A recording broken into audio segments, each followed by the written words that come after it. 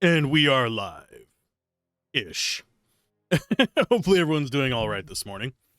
Got to adjust the microphone as usual, as that is a standard operating procedure. We have a few things we need to do. We got to retrieve some parts of a scepter. Basically, we're going to be here for a good chunk of the day. If I had to take a wild guess. But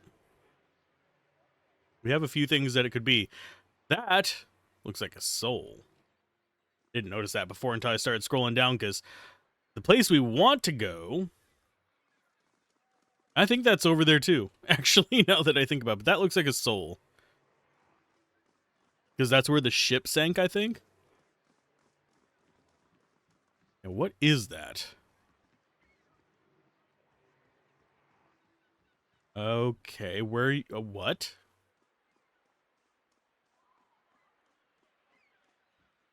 Well, I guess we're going there. I did not realize this was that shallow of water. How are they able to get the boats in here?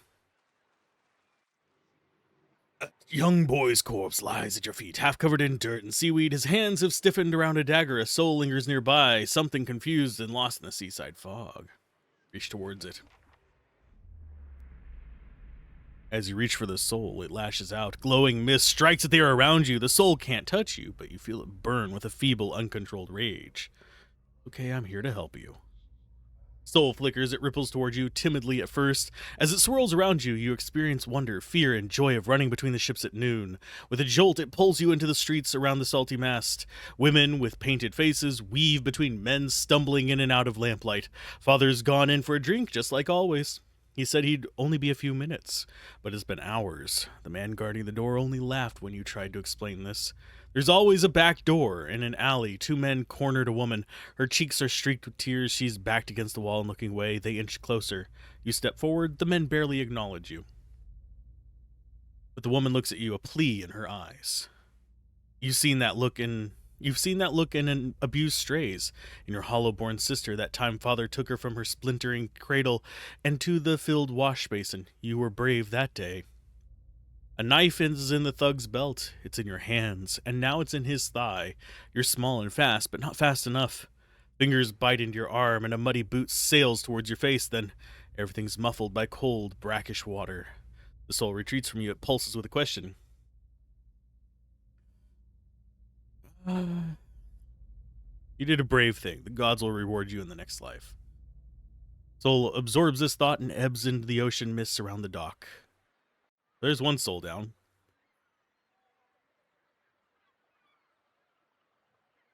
Take the dagger. But you pry the dagger free. It looks too large and too expensive to belong to him. The letter B carved into the pommel. Why are we finding these, like, marked daggers? Yeah, there's a thug's dagger. I'm not sure where the B would be.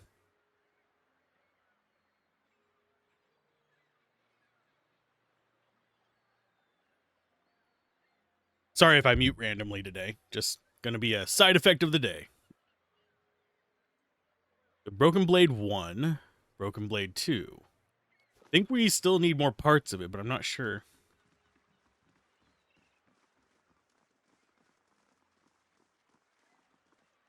Now, where is this other ship? Oh, geez. I mean, this is Eater down here. He can actually tank this. How many are there? Good lord. This place likes it's just like swarming you with nonsense.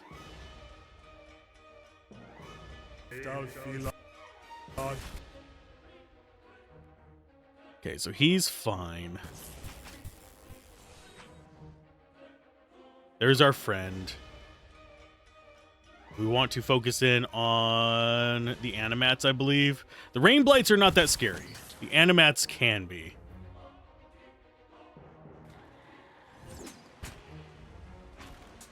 You go after that one.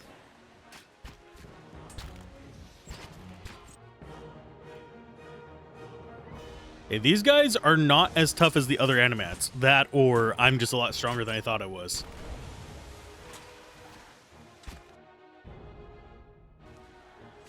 And we are actually still getting decent amounts of XP. You can spit all you want. It's not going to stop us. Getting more Ingwinthian nonsense. I suppose we could use some of it for crafting. Let's go to the inventory first. Crafting. What do we actually have that we can craft? Prayer against treachery requires 11. I'm guessing, yeah, we can do 7. Can't do level 5 spells yet, because those require level 9. But that's fine. It requires 10 lore. Requires 8 lore to use. Yeah, the scrolls and the traps just don't feel as useful as one would hope. Potion of Barring Death's Door. We can actually make a few of those. Flame Shield, Major Endurance, Major Recovery. So these are like our high level. We're already able to craft our high level potions. It's kind of nice.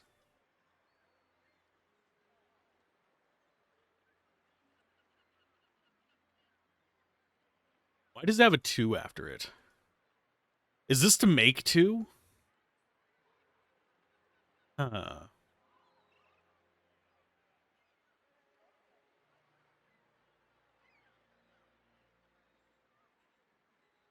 Let's see. We have 120 bones for that one, so we could actually do something with that.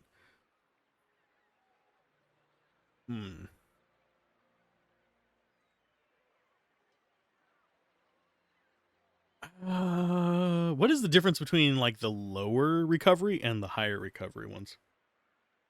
Excuse me. It's called minor recovery. So there. It's -4 and 20% duration for 30 seconds. This one is -6 and 40%.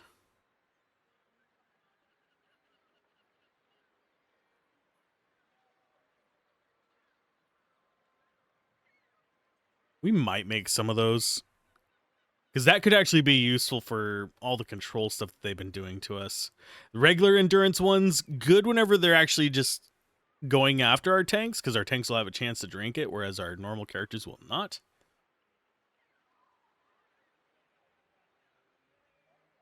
I think Major Regeneration might be better than both of them, though.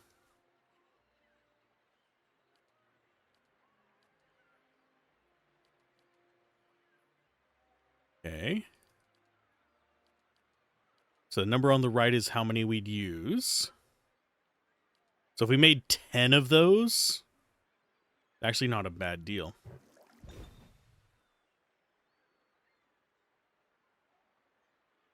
And Flame Shield is good for our frontliners, I think, but we only have very limited resources for that. We need more of those green things.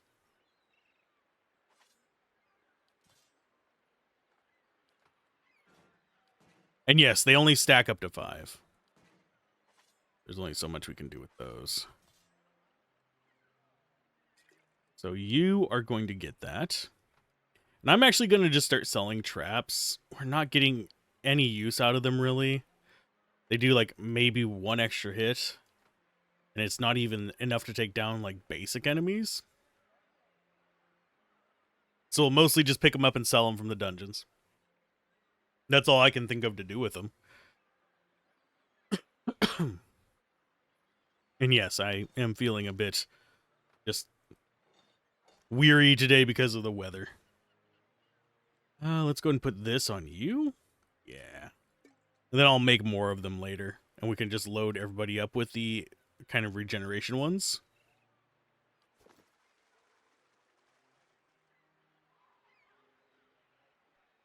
There's like a whole thing down here. That is Scepter Spike. Barnacles encrust the hull of this beached boat. Something the jagged Audra fingers most likely has clawed deep rifts in the wood. Whoever tried to sail through them must have been desperate or inexperienced. I mean, we already know who tried to sail through them. So we can just wander around here? I didn't even realize this was walkable until now. we have the spikes in the base.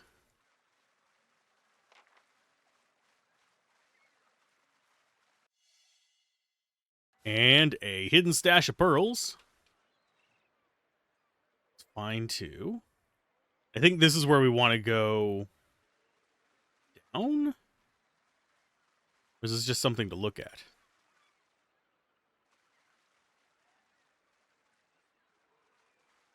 Okay, so we have more animats just standing out here in the water. You'd think that they would do something about it, but no.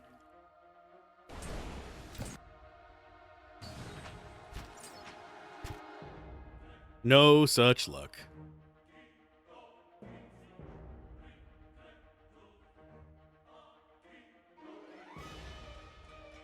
Let's see. Yeah, I'll drop chains on him. And you can't really do anything. You save your spell slots. You just do your thing.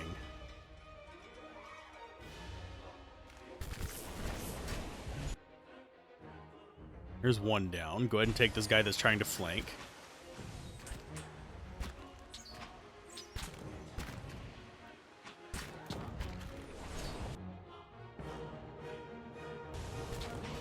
Oh no, the animats are trying to heal.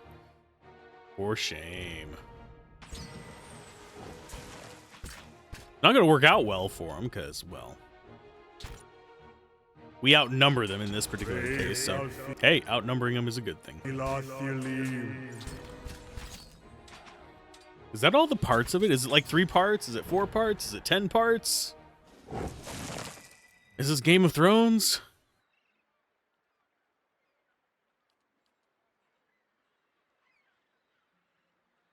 Yeah, might be able to figure out a better price of it. Okay, found piece of broken relic. It looks like the other parts are still missing.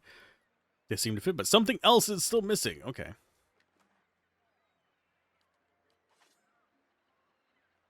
Muscles cling to the bricks and planks. Their shells sharp enough to cut flesh. Can we just... No, we can't go there. It's hard to tell where we can go and where we can't in all of this. You have to deal with me having to search around and figure shit out. Can we go under that? No.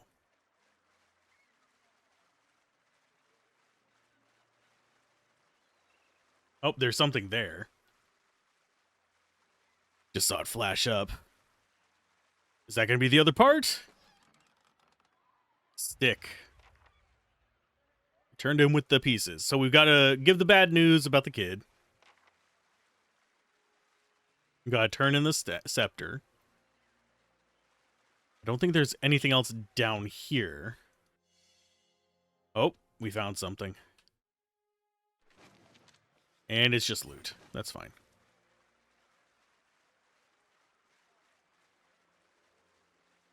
But this should get us a decent amount of, like, free experience.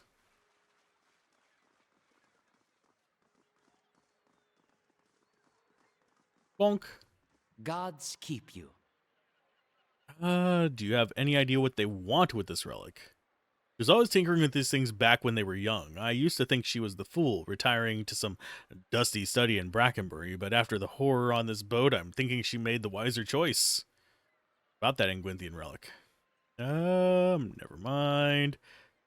Have you seen anyone come this way carrying a large chest? Come to think of it, they went that way. Couldn't have gotten far. How's business?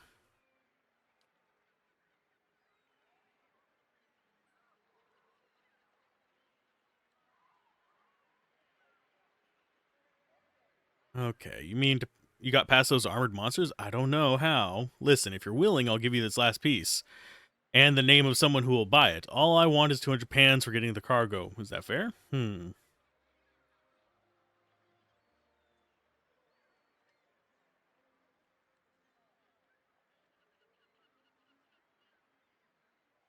What, 200 pans for locking the rest of the crew?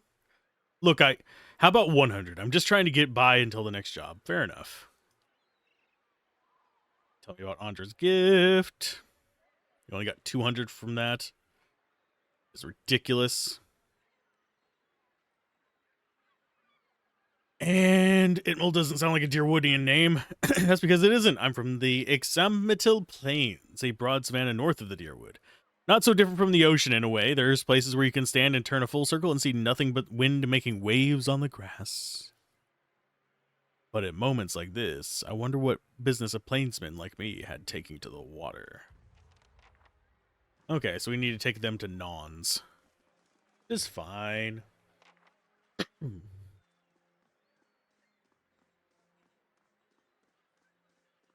He sure was taking his sweet time to get up here.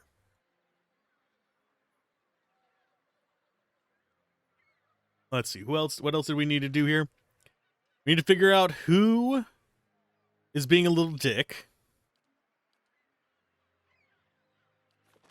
And we need to go tell her that, hey, guess what? Your son fell in.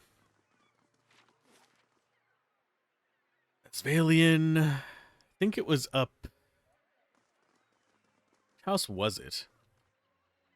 Was it this house? And also, we have a key to something here. I do like how it said up there, and it's just like, which way does that mean?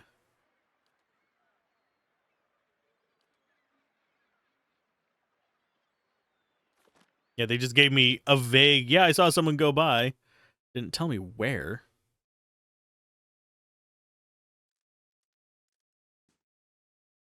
I keep reading that is just the pointless room with 2 of the Kickstarter backers.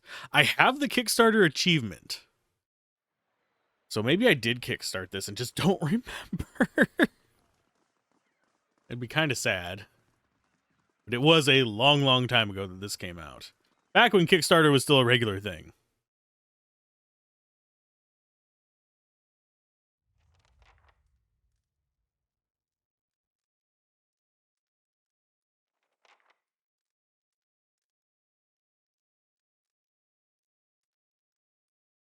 Okay, sorry about that. Go ahead and get you up here. Hail and well met. I'm here about the trouble at the Salty Mast. Ordinary Kith are angry, as they should be with the crooked Amawa toadying up to the nobles. She's using the tragedy of Waden's legacy to line her pockets. She's no better than the Adiran overlords we drove out 200 years ago.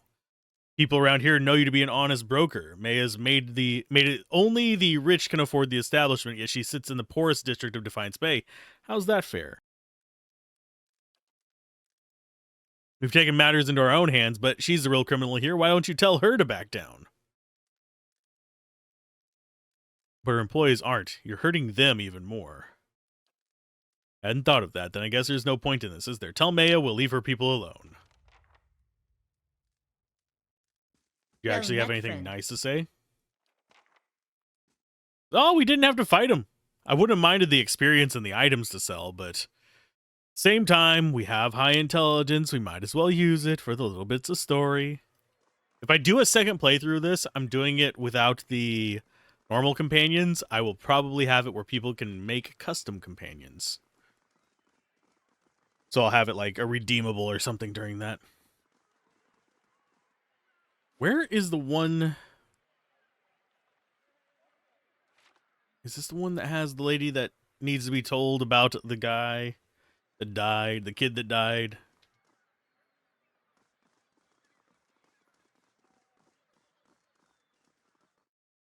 I lose track of where around here it is.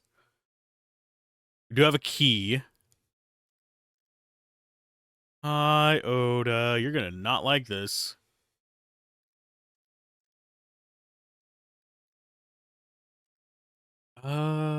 He was murdered. I'm so sorry. It can't be. What happened? Darren was defending one of the prostitutes from a couple thugs. He was very brave, and you should be proud.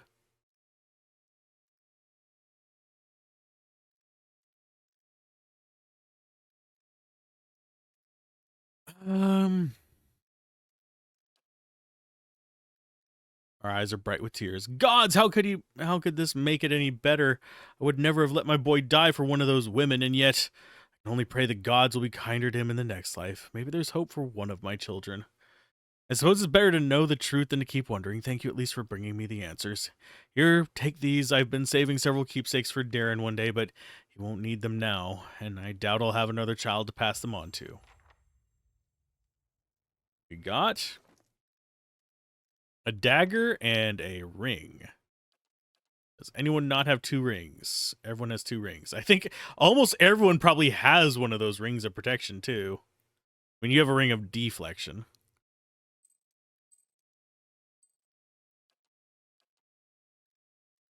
That's a ring of protection. You only have a ring of deflection. Yeah, almost everybody has a ring of protection. That's ridiculous.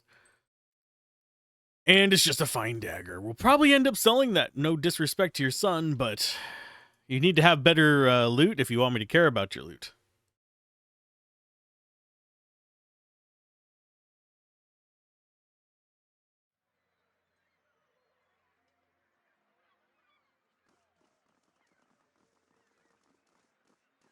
We have so many bloody auras that it fills up the entire bar just from our bonuses.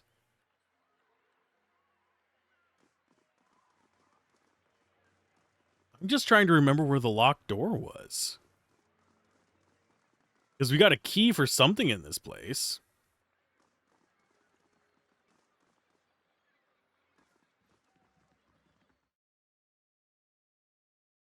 And I just don't know what. Maybe we already got it. Maybe we already, like, picked the lock and found it that way. Hail and well met. Oh, well, that's a welcome surprise and one worth celebrating. Take some copper and enjoy yourself. And if you choose to have your fun here, enjoy my special discount. Cool. So she's not baking? Now, just what can I do for a comely lass like yourself? Wow. Thank you. Shouldn't. Are any of your regulars interested in earning some coin? We can make a level 7 adventurer now. Do I just sell you garbage? I think I will. Dagger. Sell most of the Angwithian daggers. Sabers can go away. Swords can go away. We've got one of each of the shields. Take care of those. We'll keep the wooden shields because I prefer the look of them over the little metal ones. 12-4 versus 12-4. Yeah, they're identical. Yeah, the basic weapons we don't really have that much of a use for. Just because, yeah. They're not going to add much to us. And we could sell these grimoires now, but I'll hold off for a bit.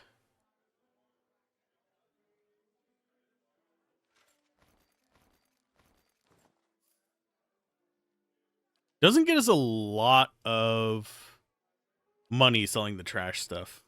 Pretty much has to be fine or better. Otherwise, we're just getting a little bit of junk.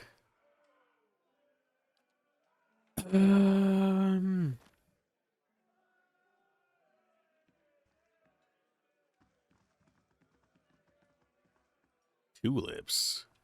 Hail and well met. What can you tell me about this place? Goodbye.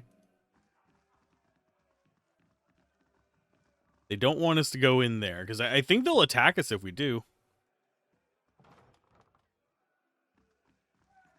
No, they're not. I could have sworn they were going to attack us for going in there.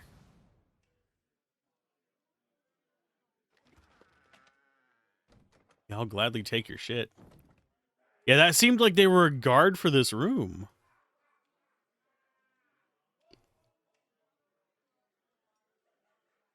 So what is in here? Besides pain and suffering. Rolled bills and receipts show amounts paid to May's staff as well as her expenses for ale, fish, and new linens.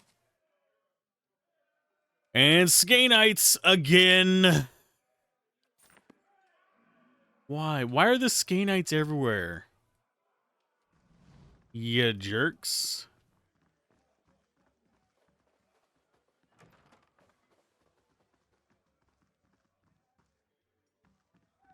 Hold up, what are you? Orland man seems to walk with a slight limp. He doesn't say anything, but he stops and regards you with interest. What's wrong with your leg? How much? I'm not interested, but okay, so they're a prostitute. Interesting to know. And yes, if I remember correctly, there is a prostitution bonus in this. Like, there's a way to actually get, like, bonus stats from them.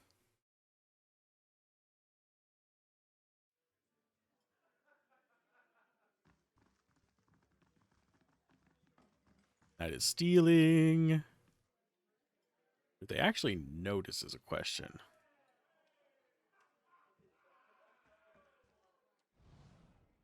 Yes. Can you distract them to make them face this way? Gods keep you. No thanks. So no.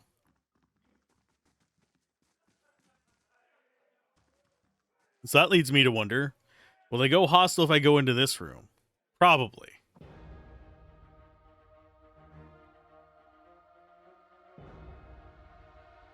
Great.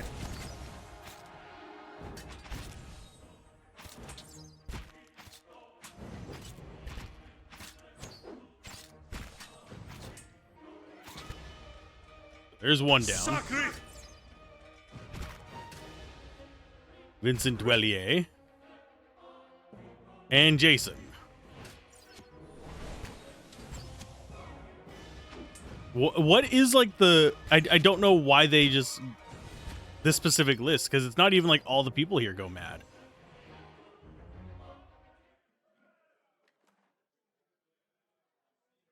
Exceptional rapier, just a bunch of junk.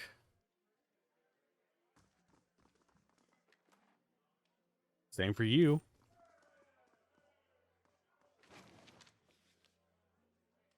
Club of Refined Prestigious Gentleman Guest Book.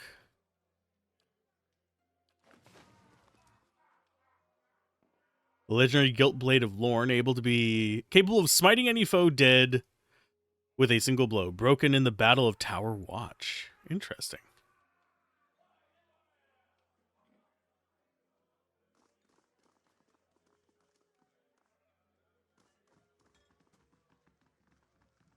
Greetings.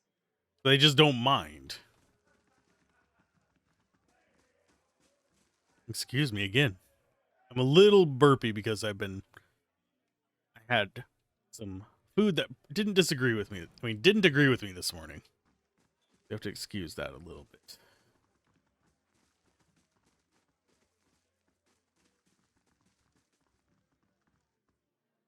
These look more comfortable than one might expect. So the question is, if we go downstairs, will people try to fight us?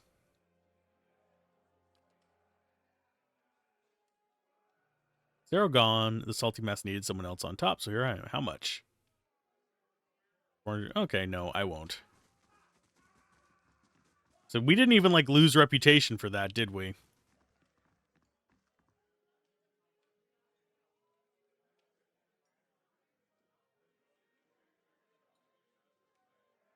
We're just seeing if...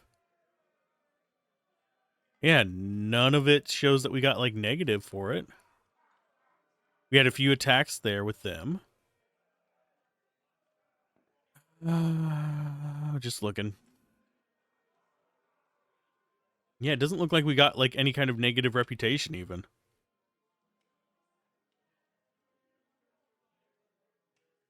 Yeah, moderately good, overwhelmingly good. Like, they're not even going to care that we just killed a whole bunch of people. I mean, they sort of did attack us. So, it's not entirely unfair.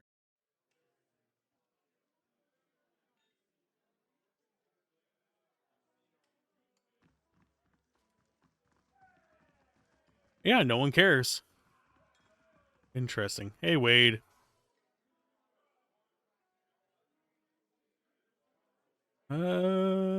Tap him on the shoulder. Eyes are filled with shame and self-loathing. What do you want from me? Your son is dead, dude. My boy died while I was here. Oda, my wife, she always said I'd come to no good, but I never thought. You need to tell Oda what happened. Son is dead. She'll never have me back. This is where I belong. Wow, my bud. No, I'm not. Dude, stop drinking for just like 5 minutes. Yeah, weird little bastard.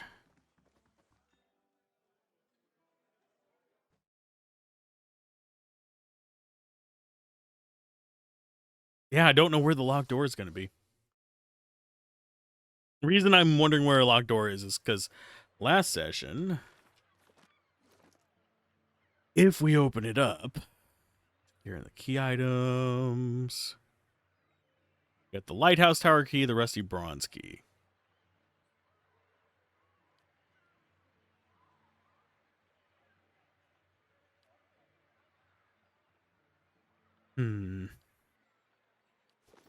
I guess it's just nothing. So what else do we have here? We got them to stop. We need to find the chest. Question then becomes, where is the chest? Guess we'll ask this guy again. Maybe he'll say more. Maybe he said something and I just didn't notice it. You would have thought it would go into the log, though. They're usually pretty good about that.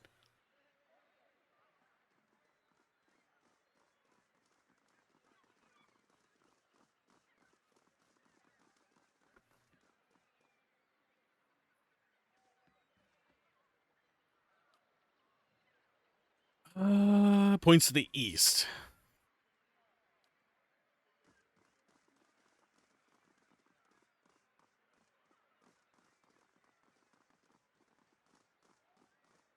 Got a couple people there.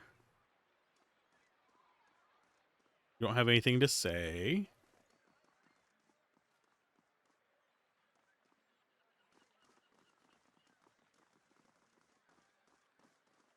There's nobody over here.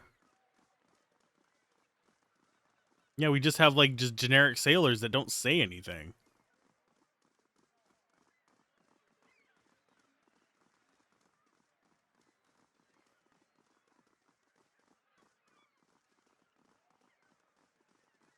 Do you have anything to say?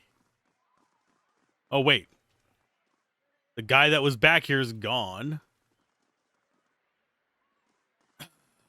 He is the one that is the fence that we can get like gems from.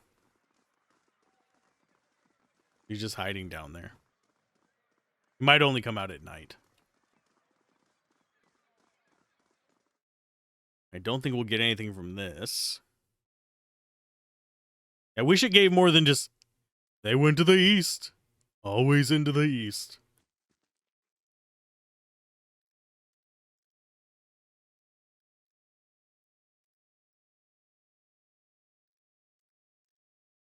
I think one of these days I need to do some work on emojis and stuff like that for the channel, and possibly remake the angry skull emoji because they cannot find my original file for that no matter how hard I look.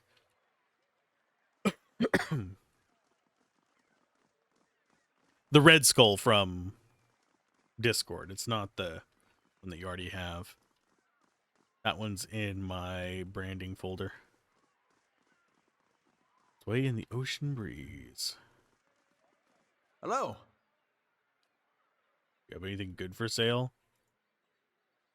No, you are the one that has the kind of class-specific stuff.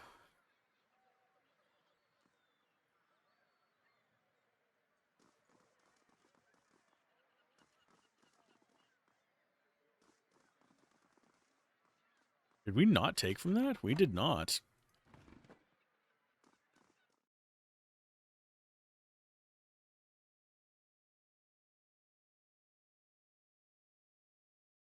Do you have any idea about any chests? Nope. I really don't know where it wants me to go for that one.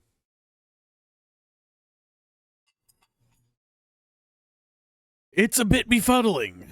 And sorry if you heard a clank. These are just normal soldiers.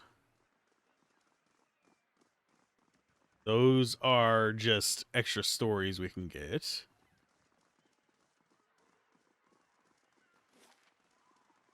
What else is to the east? I mean, we could wait until night. I don't know. I wish there was a way for me to advance time. just by standing here and waiting around. But unfortunately, it would be slow going if I just do it real time. It would waste a camp if I did it the other way.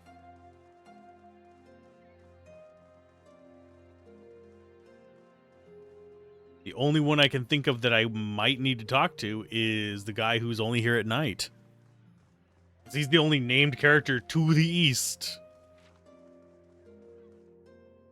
I guess we'll spend some money waiting until night. Can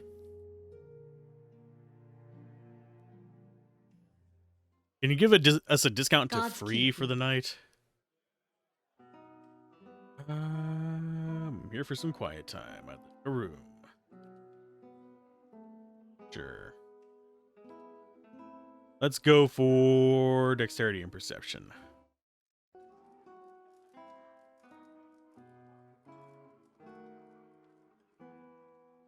Fathen's Soul Hunter.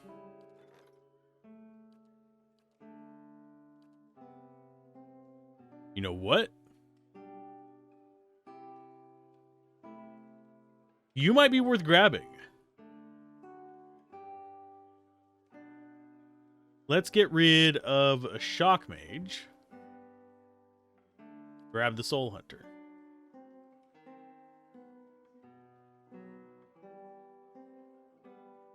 Because that's a +2 and +3.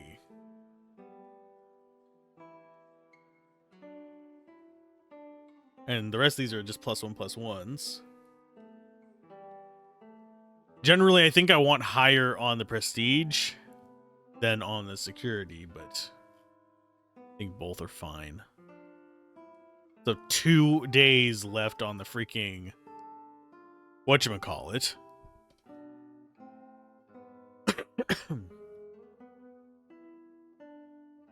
Oh, come on, no BS. Stop being a jerk.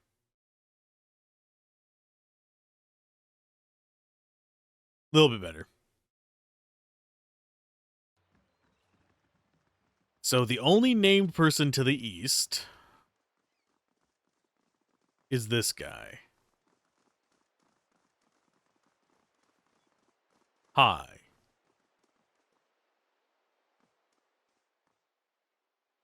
And you seen anyone carrying a large chest? Have you come carrying copper? Sure. Went south along the pier. Thank you. You're a good fellow. A lot of gems that I honestly do not need because I hardly ever craft. I know that's kind of sad, but I don't see any point to it. I have most of the stuff that I need. There's like some potions that are semi-useful.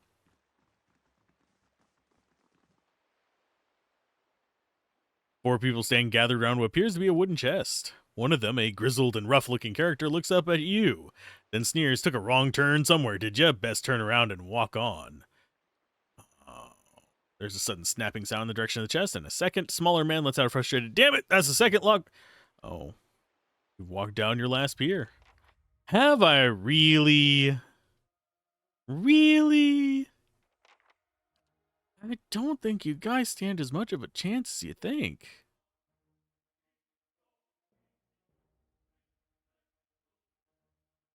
We'll fireball. We'll drop a little bit of a blue ball as well. Oh no, they're on fire! Whatever will they do? Probably perish. That thug's almost dead.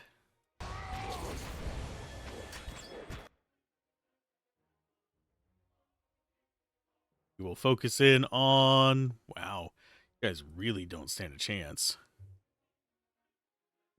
Let's do another blip. And you save your spell slots. We might need them in the other places we're going. You just go ahead and chain up him.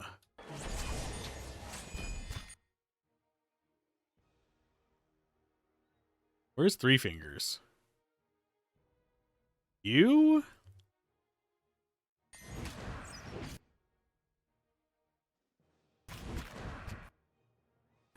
Well, Three Fingers just went down because he tried to run away and went right into our range characters.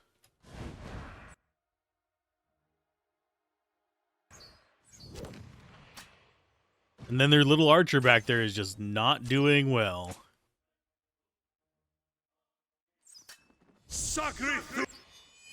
They probably should have gotten a bigger group of thieves.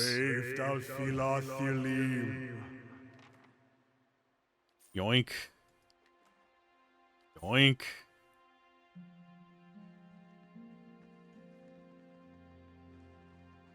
Unlocking this will require the proper key. I mean, I don't necessarily want to unlock it. I'd like to pick it up and carry it back. I mean, that at least seems like the wise idea here. Yes, I am moving these out of our stash. And same with those. I do find it weird that I can't stack them in my inventory, but I can stack them in my stash.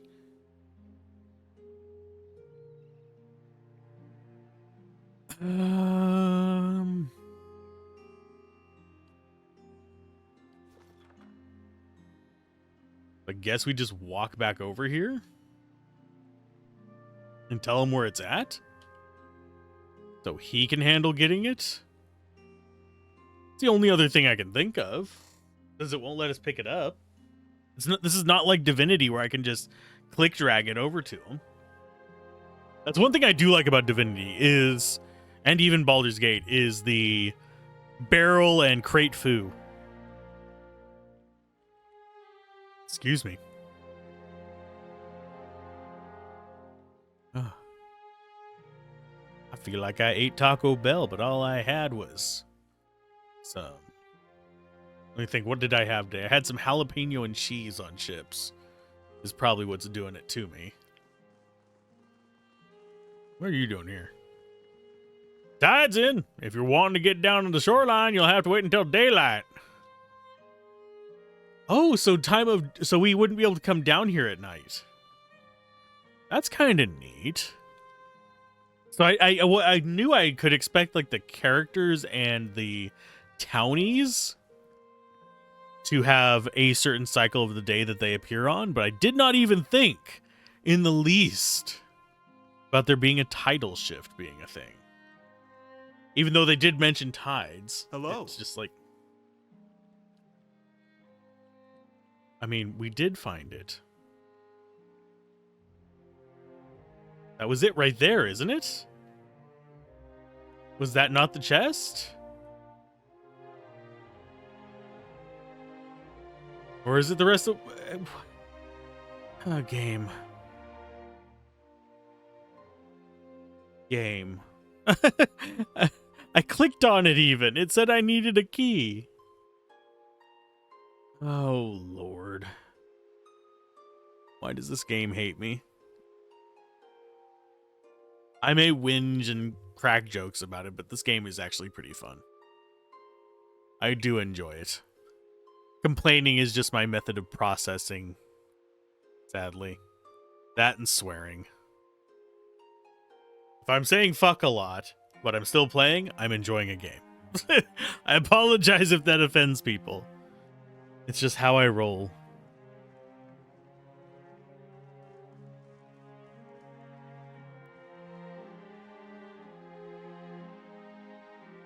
Okay.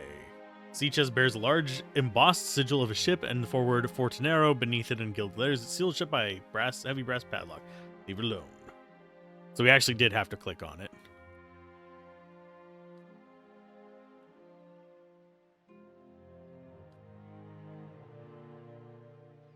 Finally, wrought rapier. Nothing else. Seems okay.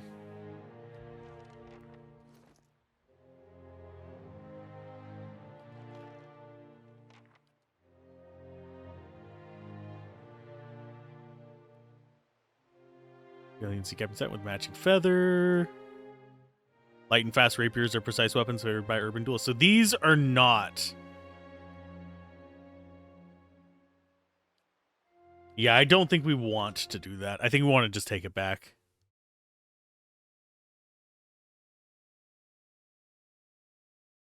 It doesn't seem right to take it. And we're playing a benevolent and honest run, so while I will steal anything that's not bolted down, this one feels like quest important for it. Take the sea chest.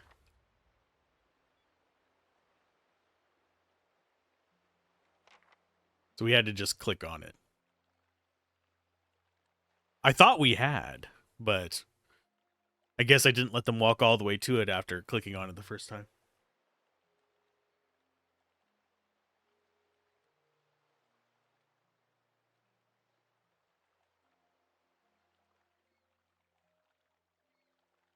And it was already supposed to start snowing here, but it hadn't last time I looked outside, which was about an hour ago. So I was mildly disappointed. If I don't have to go out in it, I like snow. If I do have to go out in it, I hate snow. Mainly because it turns to slush and that turns to ice.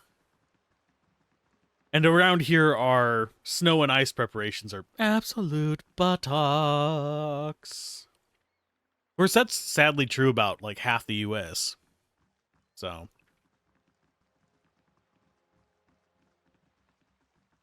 There you go. Well met, friend. Context intact. You did it. I mean, you knew you would. Oh, thank you. It's all here.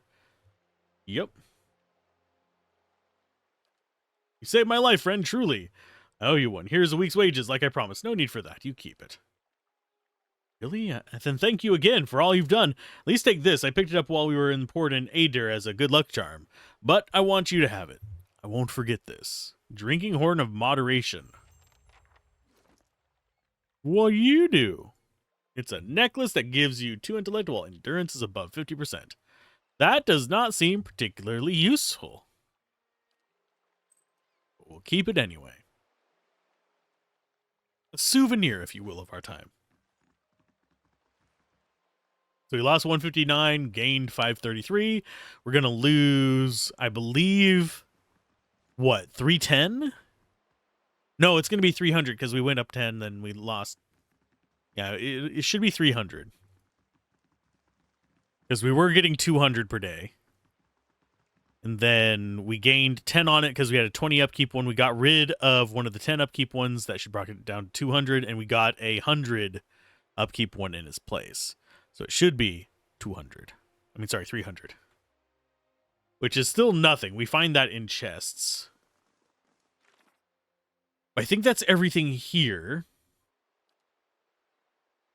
So we need to do the Brockberry Sanitarium, which is just up there. And then we need to start doing the Call to Court stuff. And then we get to deal with the Temple of Waylon Smithers. I keep forgetting their name. It is Wodeka. We're going to go see. Wodeka. Wode Nelly. That's a name for it. Today is Thursday, right? I think it's Thursday. Actually, we'll do Brackenberry first, then we'll do... That way we can just drop by, get the person's nonsense for the scepter. I think she was the one out front, wasn't she? No, that's Naden. One we want to find is... Nons.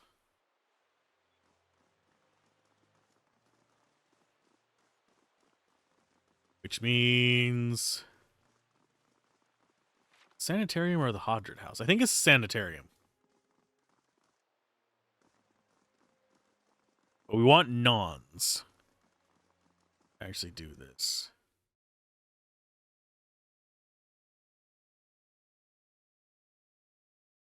Let's see.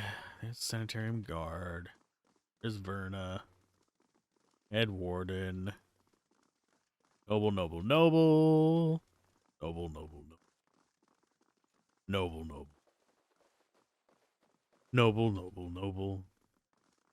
noble. There's Nons. Good day to you. I'm afraid I don't practice anymore. Child, too busy with research.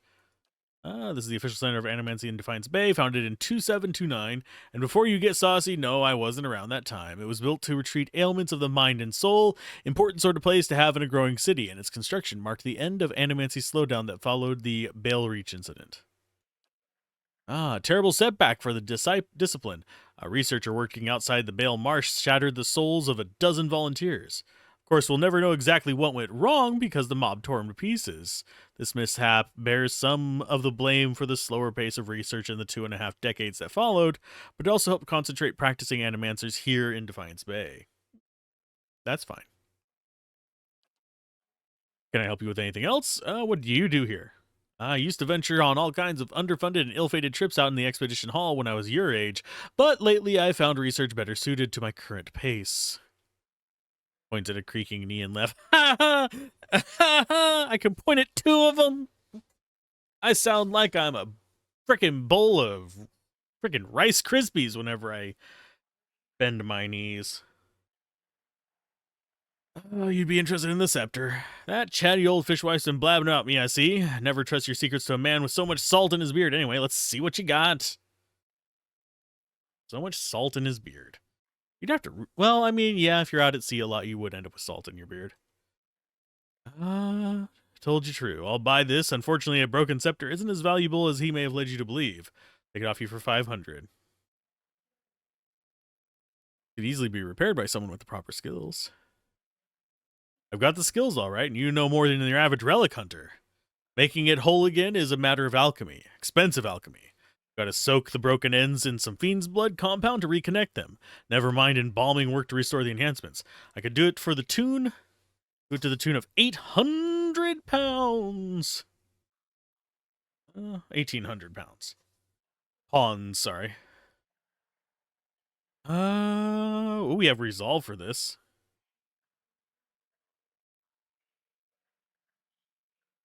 Surely you could bring it down. Aye, perhaps if you want to bargain and haggle with every Dragonblood vendor and imp horn merchant in the city, very well, you can have the satisfaction of working an old woman to an early grave for only 1,500. Sure. So you'll want to watch and see that your money's put to good use. Better get comfortable. Cool. She returns to the main hall with you and presents the scepter. Looking at it, you'd never know it had been broken in the first place. This may be the finest work I've ever done, if I may say so.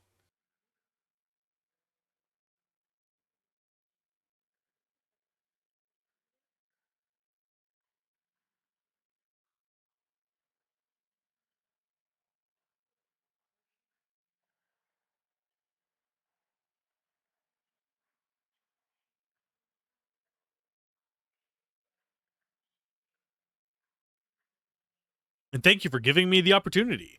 Examining a piece like that is a dream come true for someone in my field. Take care of it. Okay. Fare thee well. How close to a level up are we? We're getting a lot closer.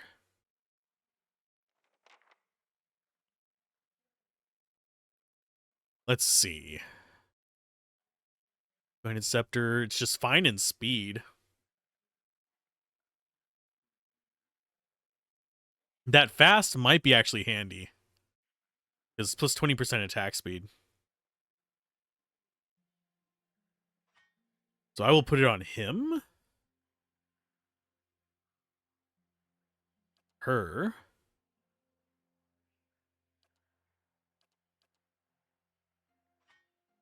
Or, yeah, it's a tough decision on who to put it on.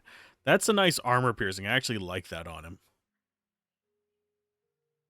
Especially since he's not terribly fast.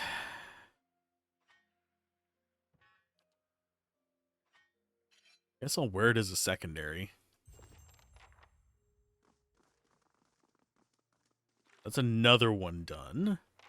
Another one bites the dust. Okay, so we need to go to the forge guy. Get the sword repaired. It's probably not going to be better than what we have either.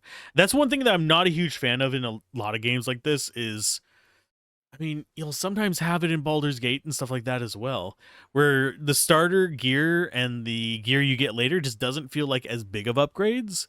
You're instead looking more specifically at just getting the individual, not necessarily individual improvements, but the base weapon. If the base weapon fits, all you're looking for after that is maybe a couple of the unique perks. You're kind of having to guess what unique perks you're going to have available.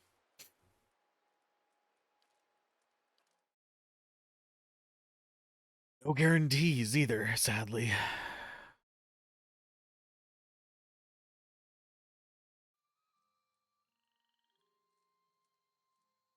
Okay, so here's where we get that reforged. Which might actually put us... not quite. Still have 1,400 to go. Split between 6 characters. Makes it what?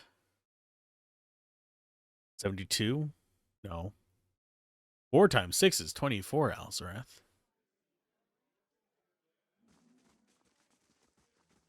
So yeah, we have a decent chunk left to go, unfortunately. So it's like 8,000 some odd experience. Oh, no, you're not the one I want. You're the one I want. Are you not the one that... I thought you were the one that could reforge it. I'm a forge master.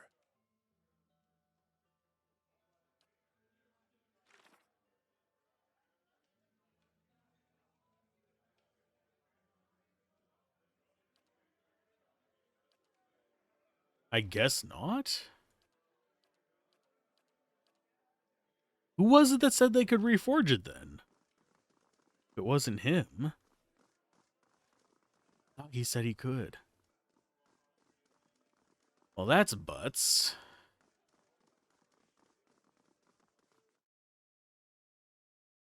That's 2 cheeks worth of butts.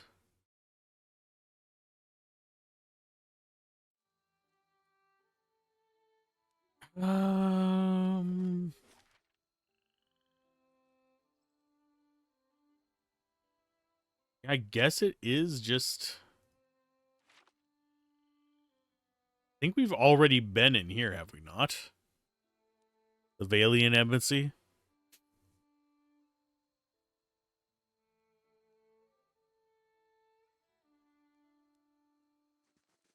Oh, and we have a...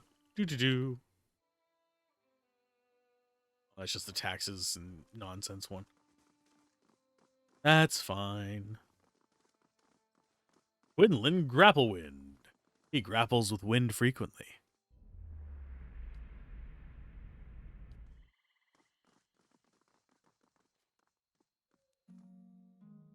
Thought we had already been in here. If not, it's fine. Oh yeah, we've been in here.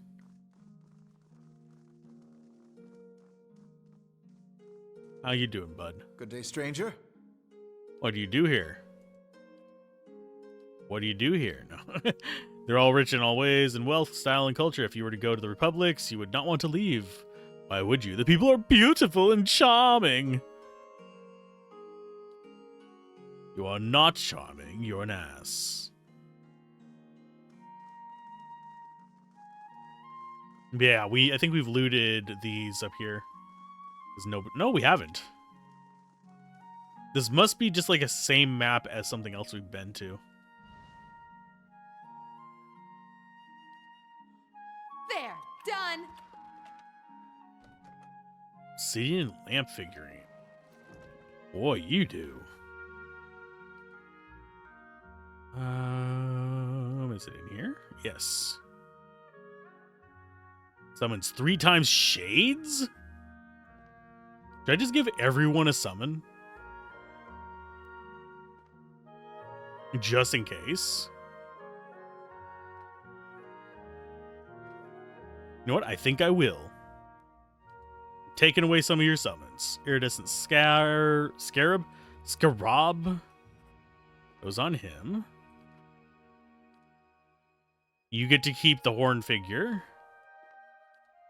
And you get to take the Scarab figurine, which is going to go instead of lightning hands.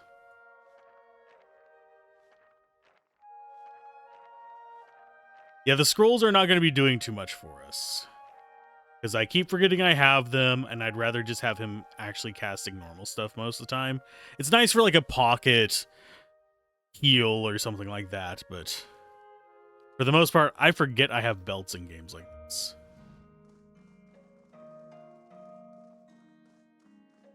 It's just one of those unfortunate things.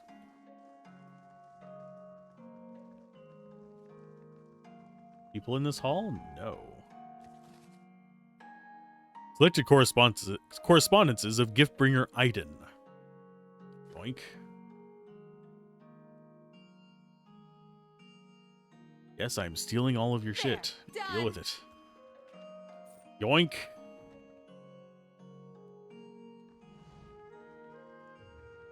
And out of here we go. Because we can't steal from the ones in the main hall. Simply because they're watching us. We have such a good reputation, they'd never believe we'd steal anything from them. Because us be evil?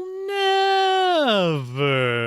Is that a house we can actually go into? That's a house we can go into. It is not a house we can go into. So yeah, just straight up here. We've intentionally been avoiding this spot up here. I don't think there's going to be anything down there. We've been intentionally avoiding this just so we don't progress the story. Oh, Justicias! Where's Lady Shaw when you need her? I will make that joke every single time I see him. If you can't deal with bad dad jokes, sorry. Can't deal with me. Can't handle the pun.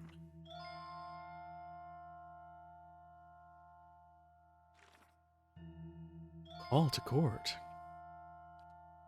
Speak to Chancellor Warren on the Hall of Records inside the palace. Chancellor Warren is waiting for me at the Hall of Records inside Ducal Palace. Oh my goodness. They're gonna judge us poorly. Hello, Sidley. Welcome. Any news to share, or are you just here to see the Ducal Palace? Tell me about the current Duke. That'd be Aver Wolfgren. Don't let the tale fool you, though. Our dukes have been elected since independence. Some find Duke Aver rather coarse. He's a frontier noble. Personally, I think a rough and tumble type. A little bit of a rough and tumble type is just what Defiance Bay needs. We got meetings, public hearings, ceremonies. That's just the stuff that happens out in the open. Tell me about... what kind of records? Mostly dull official stuff, census counts, tax records, militia registries. Now I keep my distance. I got curious one day and got drafted into reshelving half the records. Oh my god. Worst day of my life. You know what's sad? I actually don't mind doing tasks like that. Just give me 8 hours, leave me alone, and stick me in a room, and I will sort stuff. As long as there's nothing to get distracted by in there, I will sit there and sort stuff. I have organized entire freezers, entire coolers, entire, like, warehouses, just leave me the fuck alone and let me do it. It's my mentality of it. Yes, I'm a bit neurotic whenever it comes to stuff like that, yet I also have the shrine of water bottles on my desk. Because it's easier to do that for somebody else while you're getting paid than to whenever you have the world of distractions on your desk. And yeah, you can't organize that. You have the world of distractions in front of you. Their hearing going on. Sure is. The Duke Aver's been meeting with some city leaders for weeks now, trying to figure out how to address the legacy. The whole business is terribly secret, though. I tried to sit in the gallery during my lunch break one day and got turned away, but a lot of the talk concerns animancy, so there's good reason they're keeping the meetings behind closed door. Why is it so controversial? Where to begin? Traditionalists think it's a crime against the gods. There's no question that poking around in souls is risky, but the more progressive elements believe it's our only shot at restoring healthy births. And it doesn't help matters that animancy research often involves old Engwinthian relics that were illegally looted from the ruins of Einglafoth. Okay. Quick twitching motion with her index and middle fingers. What do you think about it? Me? I think the real danger of animancy is confusing a real scholar with an expensive fake. Get a new case here every day. Some poor couple in the Gift or Copper Lane who spent every copper they had on a miracle cure for their unborn child. It never works. Breaks your heart, but there's usually nothing we can do for them. And what's the legacy? Waidwin's legacy. That's what a lot of people call the rash of Hollowborn. The theory goes that it's punishment for meddling in animancy. What are Hollowborn? You really are fresh from the road. Hollowborn are children born without souls. They often don't live for very long, and those that do have generally received some kind of treatment from the Animancers. I see. Tell me about the Shrine of Mogren. Symbol of Mogren's protection of Defiance Bay. She represents the revolutionary spirit of the Deerwood ever since independence, and her involvement in creating the Godhammer bomb only affirmed her importance to us. That's also where the first of the sacred fires burn, but Firga, the Tranquil Ardent, has had some trouble keeping them lit. It's a ducal palace, seat of government in Defiance Bay. It's a hotbed of regional politics. Trust me, the gossip here beats what you'd find in any tavern or brothel in the city. Ah, Deerwood politics. It changes too quickly to be worth keeping up with. Better to strike up conversation in the taverns than to try to loiter inconspicuously in the palace corridors. And who are you? I'm a page here at the palace. I deliver messages and run errands for the Duke and his advisors. The pay's not great, but I can't think of a better introduction to politics. Groovy. Well, we'll go check on the shrine first. Hello. Empty, but the palm and fingers are blackened. I think that's Mirga. Hail and well met. Praise be to Magra, and welcome to our temple. How may I help you of service? Oh, you seem upset. What's wrong? About the fires. They're just symbols. You can't put your faith in them. Slow down and tell me what this is about. Sacred pyres all around town. You must have seen the statues of the goddess around town holding up empty braziers. I've kept them burning steadily for 15 years, but I haven't been able to conjure them for months now. People need to see them more than ever these days. So what does that mean? It means my devotions and prayers that keep them lit. But lately, when I try to pray, all I can think about are the Hollowborn all over the city. The grieving families, the refugees. How could Mogren allow us to suffer like this? What strengths do we gain from a soulless child? What strength do we gain from adversity, from trial and test? The fires don't wither because she lacks in faith. They wither because she does not understand how to be faithful to a whore. A whore wants neither praise nor devotion. She wants to be compensated for her services, and Magren is paid and pleasured in sweat and struggle and pain. Wow, you are a jerk. Durance has decided to go the entire asshole route here. Jesus criminy. And this is shaking your faith? But I believe Mogren may be speaking to me again. She just completely ignored Durance, because Durance is a dickweed. Lately, I've been seeing visions, a place in the wilderness with pools filled with sunbursts of color, strange falls that seem to rise to the heavens even while they splash into the earth, and behind the falls is a cave filled with fire and heat and danger and some token of my goddess. I know there's something there, but where is it, or how I'd get there? I've been meaning to ask around at the expedition hall to see if anyone recognizes the description. To be honest, though, I don't know what I'd do even if I found the place. Afraid of her god's test, if Mogren speaks to her, is to hasten an end to a hypocrite's life, and this vision is surely a death trap for the weak. Durance, you can just shut up, please. What's the significance of them? Hey, they symbolize Magren's power and guidance, and right now the people of Defiance Bay need to be assured of her presence. Our neighbors in the Valian Republic see us as superstitious, but we're just sensitive to the signs and warnings of the gods. I'd like to know more about the temple here. Mogren is the most revered goddess among the Deerwoodians, so it's no surprise that her temple is part of the ducal palace. Her fires symbolize trials, revolutions, and the blazing of new paths, all of which are important to us. This is the first of the sacred pyres. When it is lit, so are the rest around city. Okay, so we got a new side quest. Wow. We unlocked a bunch of stuff about this. Okay. Found a map pinpointing the location of a place called Searing Falls. It's a long journey, but at least I know where it is. Ferga didn't know where the place is. Someone in expectation all might know.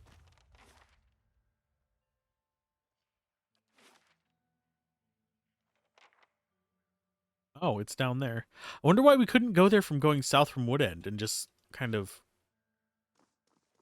do this early. Because sometimes you can in games like this just accidentally do a quest before you even run into the quest.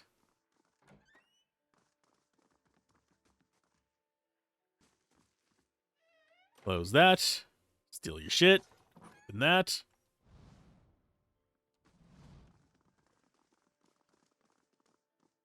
Only people with official invitations are allowed to observe the animancy hearings.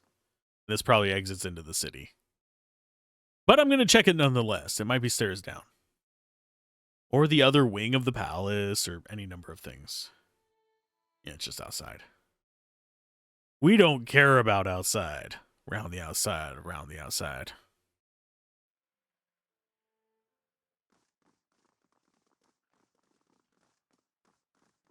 So I guess we go up. They're going to block us up here, too.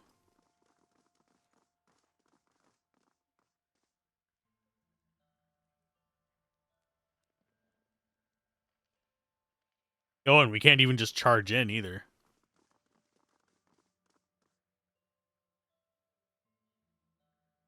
Okay, so we've got Marshal Forwin and Chancellor Warren. Which one do we need to talk to? For his...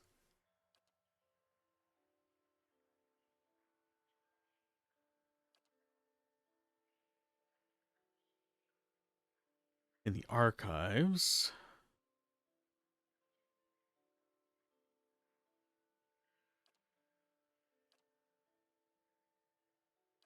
Chancellor Warren is the one that we actually need to talk to, so we'll talk to you first. I believe you have business with Chancellor Warren. Thank you for coming. I've been trying to track you down for some time. This is Marshal Forwin, Heir Bedamar's military advisor. He will serve as witness for this proceeding. Well met, Road Warden. Your reputation precedes you. I admit you've created a bit of a stir throughout the nobility with your reclamation of Caed Nua. Most are still not sure what to think of you. What's this about? The legitimacy of your claim to Caed Nua is in question. Earl Bademar has issued a ruling on the matter. Okay.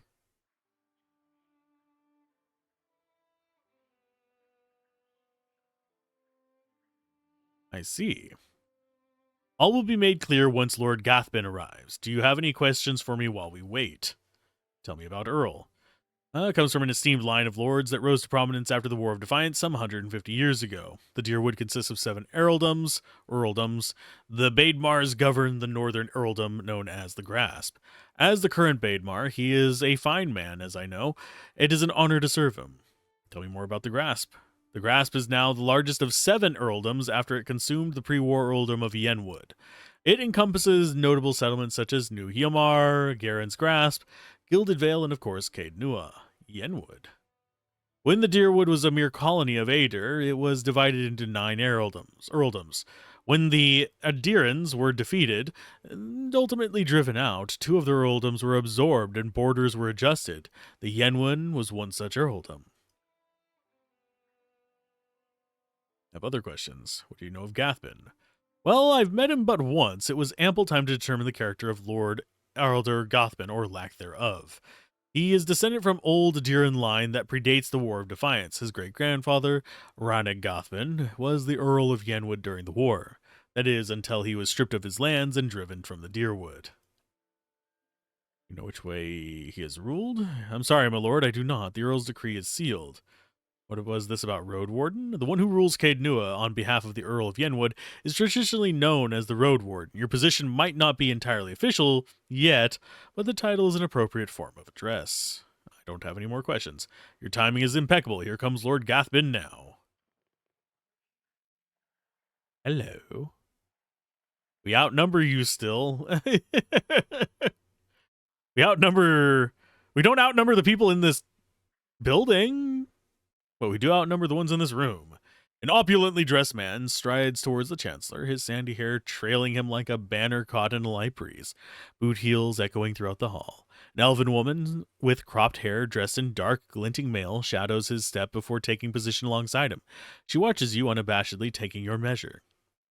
Let's move past this formality as quickly as possible. I've other matters to attend to. It's well known that Caed Nua belongs to me by right. And where is this pretender? She who murdered the Raedrix, my own sister and her husband, and steals my land. Where is this low-born wretch? Wow, he is a fuckwit. Can Can we just murder him and just get it over with? He's a jerk. The Lady of Cadenua, I thought she was just another servant, perhaps a valet or a scullery maid. Everyone who owns their own keep, raise a hand. Go on. Don't be shy. Imbecile! I hope you've enjoyed your time squatting on my land. Provoke me further, and I'll hang you from the highest wall of Cadenua when our business is finished. I built most of the walls of it, so I know which one's taller. Chancellor, read the Earl's decree.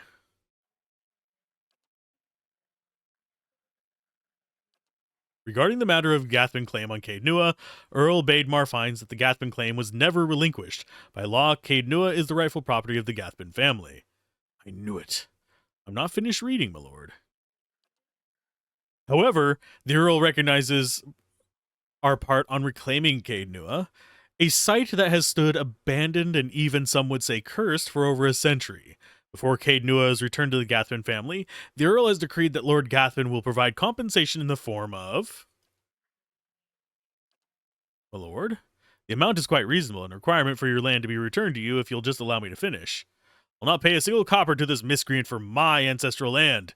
Do you think I'm blind to the Earl's motives, lackey? He thinks he can send a message with this insult. I have a message you can send to that son of a whore. Wow. Raises an open hand as the Chancellor shrinks from him, arms raised in defense. I'm gonna grab his arm. Keep your hands off me, you peasant! My lord, my lady, please. There's no need for further violence. I'll be coming for what's mine. Count on it. Come, Captain Emery, we're leaving. Well, aren't they cocky little assholes? Well, I can't say that Gathman's reaction was entirely unexpected, though no fault of your own, I'm afraid we've made a powerful enemy. He did seem a little upset, didn't he? I've heard he's always been a vicious, even as a boy. He can hold a grudge for a very long time.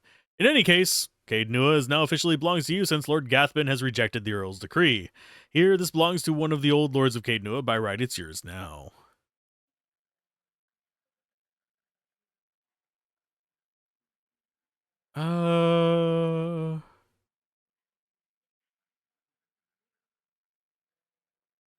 It's like, do I want to be a dick?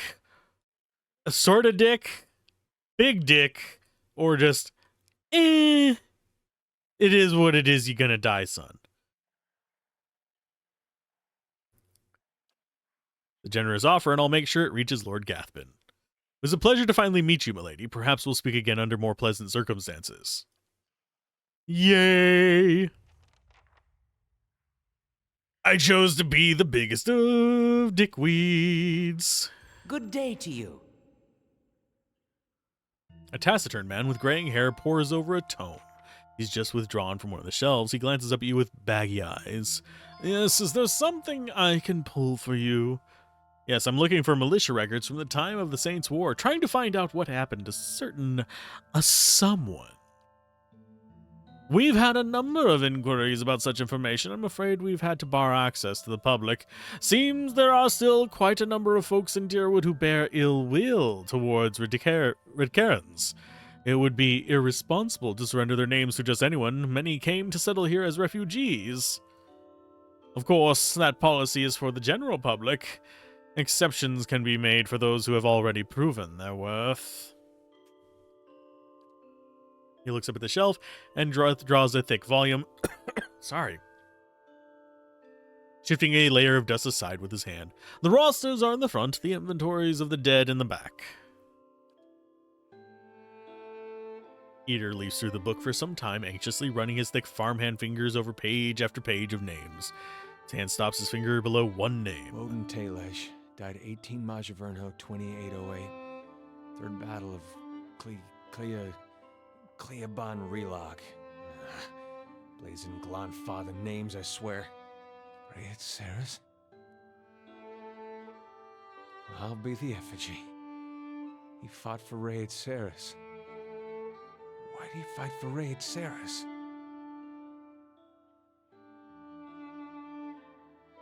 Don't know. Neither do I. But he had to have a good reason. That's just who he was. We gotta go there.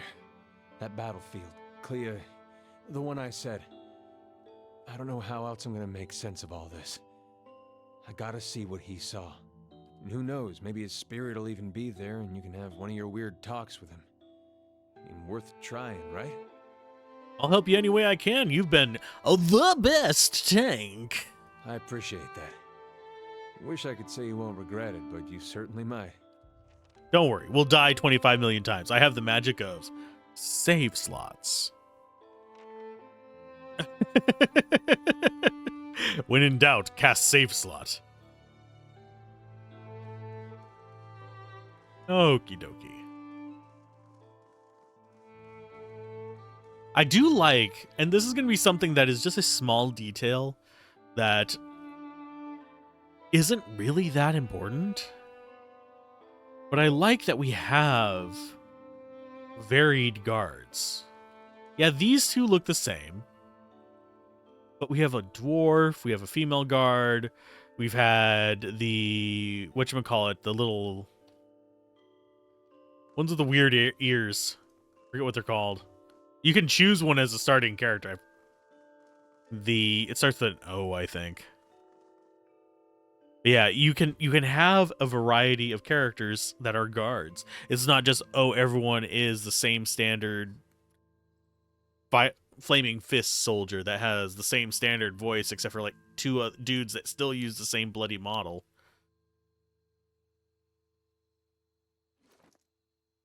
I like it. Say scepter. Bind this item to unlock the next level. That is tempting. Do we put that on?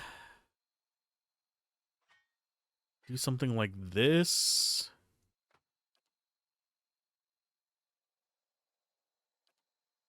Give you the other one.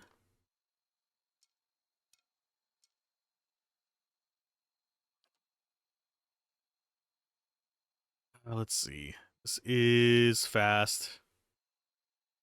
You know, we're going to go like this. There you go. Probably still use this as our main, because it does raw damage. I don't know what's special about raw, but I think it's something that might not have any resists or weaknesses. If I had to take a wild guess at it.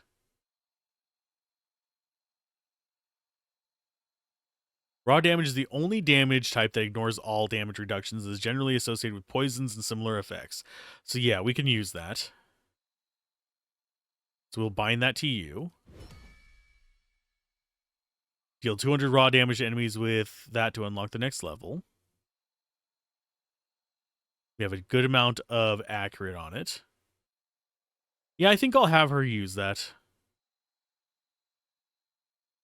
I think the one who gets this is going to be him.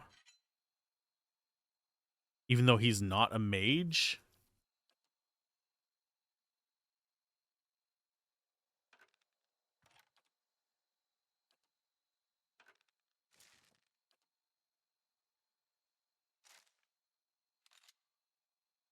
I think that's going to be fine.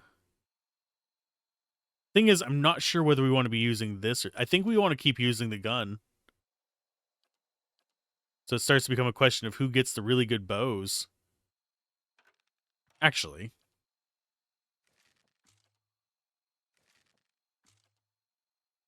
He has reliable wounding, damaging 3.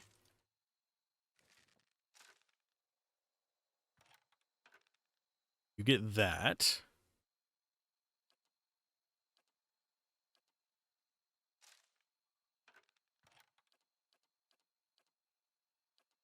I think that'll be fine. He just sticks with his gun. Yeah, I'm not sure which one I want her using. Because this one is fairly decent. This might be better overall.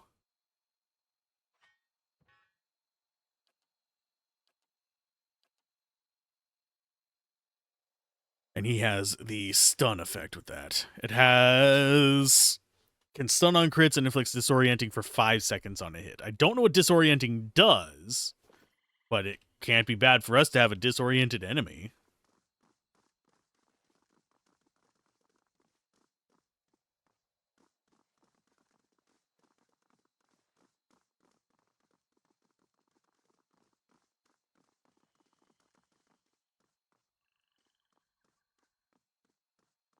So I think we'll do the Wadewind stuff now.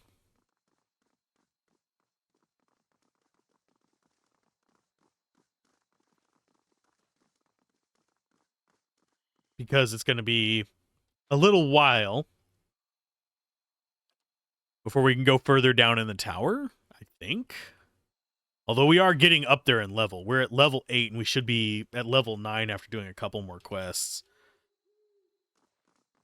And the base max level of the... oh, we got something going on here. The max level of the base game is 12. Praise to the exiled queen. May her crown be restored and her justice prevail. Come to pay your respects to the queen that was. A ghost hovers in the middle of the ruin, reciting blessings and prayers. Even as the spirit's form shifts and swirls, it retains the face of an elderly man in robes that mark wealth and status. It turns to you. Who are you? Lord Ardwellen Rugfold III, and pleased to make your acquaintance. I came to the Deerwood on one of the first ships from Adia, and unlike the yokels and hut dwellers around here, I still keep to the old ways. Truly a pity to see what the locals have done to Wodika's house of worship. Jeez. What are you doing? Worshipping Wodika, the exiled queen and oathbinder.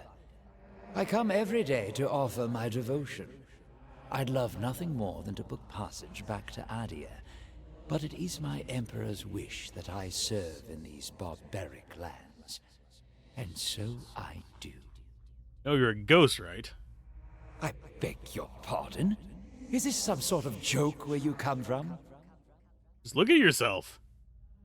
A madhouse. That's what this town really needs. Okay, what do you want to tell me about Wodika? A queen among the gods. She oversees laws and oaths. Everything has a rightful place, and Wodika watches over them all. Do you know? Of course, not everyone accepts this.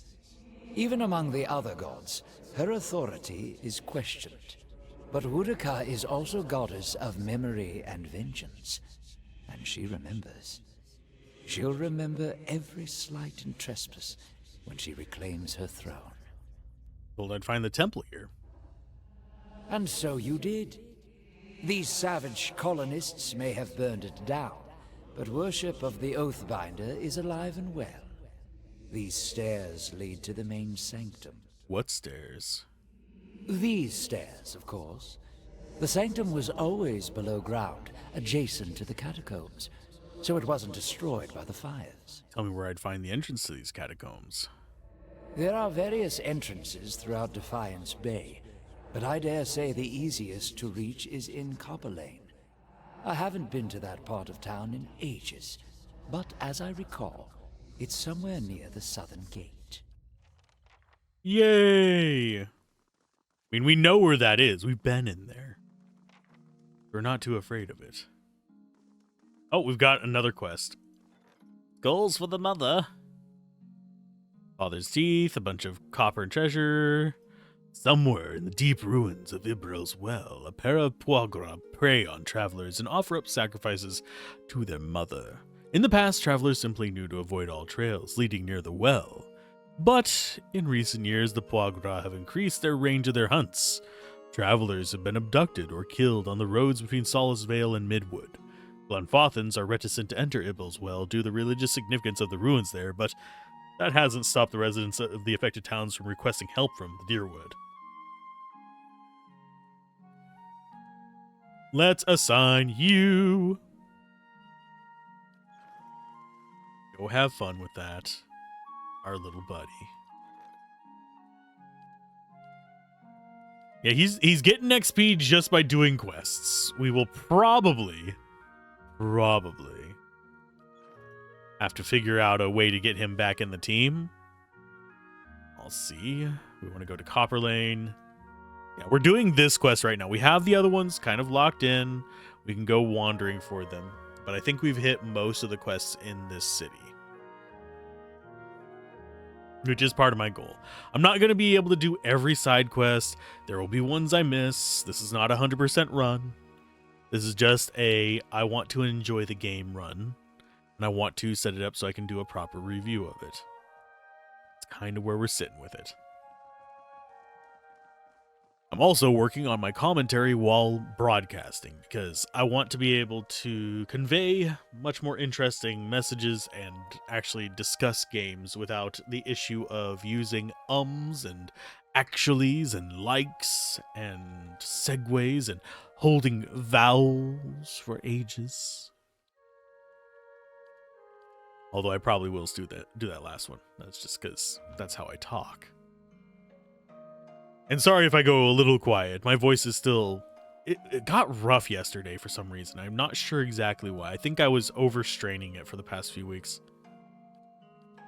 And now the cold is actually messing with it because all kinds of sniffles and barometric pressure all over the place. I do wonder if it has already snowed yet or not. It's supposed to snow today and tomorrow. Okay. Yeah, if we look at our quests, we're doing pretty good keeping on top of them. Our tasks are really going down. We have like 2 things here that we can mess with.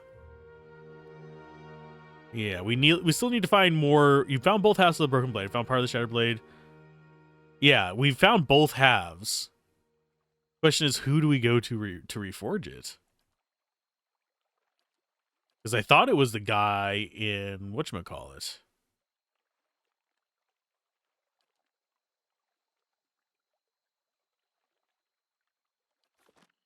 Let's actually talk to you before we go down. Your mind comes bearing questions, Watcher. How was I able to enter your dream? I do not know. What do you speak of? If you were in my thoughts, I could not feel your presence, nor do I know what you saw there. As she speaks, you suddenly feel an odd sensation in your mind, like walking into a library, a vault of books, ancient grimoires. You suddenly realize that whether she permits it or not, you could enter her dream, observe it without her even knowing. There is something about her mind where you could hold it like a book of enchantments, trying each one as you wished, and keep the memory as your own. And suddenly you find yourself back in your present thoughts. Though you were away for but a moment, she seems unaware of your diversion of thought. It may be one of your gifts, an ability to walk in memories as easily as someone walks upon the ground. Perhaps you'd like to hear what I saw in your memories? Mixture of curiosity and fear wells up between you. She raises her left hand, the chiming at her wrist quelling the rise within her. She's frightened, but curiosity anchors her. What did you see in my memories? I would hear you speak of them. The dream, the memory I saw upon meeting you, it was you helping give birth to a child. There is silence, and your breath falls still. You hear the faint cry of a child in the distance, a newborn child, almost exactly like what you heard in the dream. As you listen, the grieving mother raises both her hands, as if weaving, her wrists chiming as she does so, in a semblance of the gentle turning as she provided while the newborn... in a semblance of the gentle turning she provided while the newborn was crowning. To your surprise, you recognize the motions and the words from the memory, even as they are new to you. As she weaves her hand through the air in front of her, the child cries grow still, yet the sound of the chimes weaves almost hypnotically into your thoughts. The sky seems sharp and clear, and you feel as if you are towering over your surroundings, as if kneeling atop a great pillar, just as she did in the memory. To your surprise, the grieving mother falls as if her strings were cut, and her knees crack hard against the ground. Her hands never cease moving in the air, the chimes echoing her movements. In a ragged voice you hear her speak. The voice is that of a much older woman than the one before you, harsh, almost desperate. Tell me what you saw. Show me what you saw. Her Where eye- were you? Her eyes, now terribly sharp and real, are filmed with white, silver white like Audra.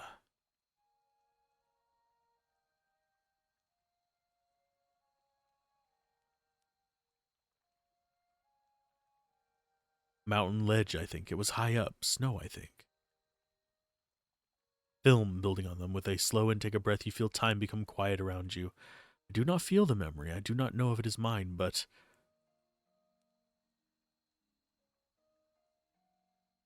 Her hair falls across her features again like a veil, and she nods. Not with her chin, but with a push in her mind. But thank you for trying. I want to see if I can help you recall it. Tell me what you saw. Show me what you saw. Where were you? Huge forest stretching out beneath a great rock. She kneels before you on the ground. She whispers to you hoarsely and even fainter with the distance between you. Stone of the plateau. Its color. Tell me its color. Copper? Okay, so it's like, remember the details. I Tell don't me what remember you the saw. details, though, because it's Stone been of the days. I have plateau. slept since then. Its color. Tell me its color. A silver Audra, its surface warmed by the sun. As you watch her hands raised before her, she clasps them, then cups them, as if feeling them for the first time, and stares down in the cradle of her hands.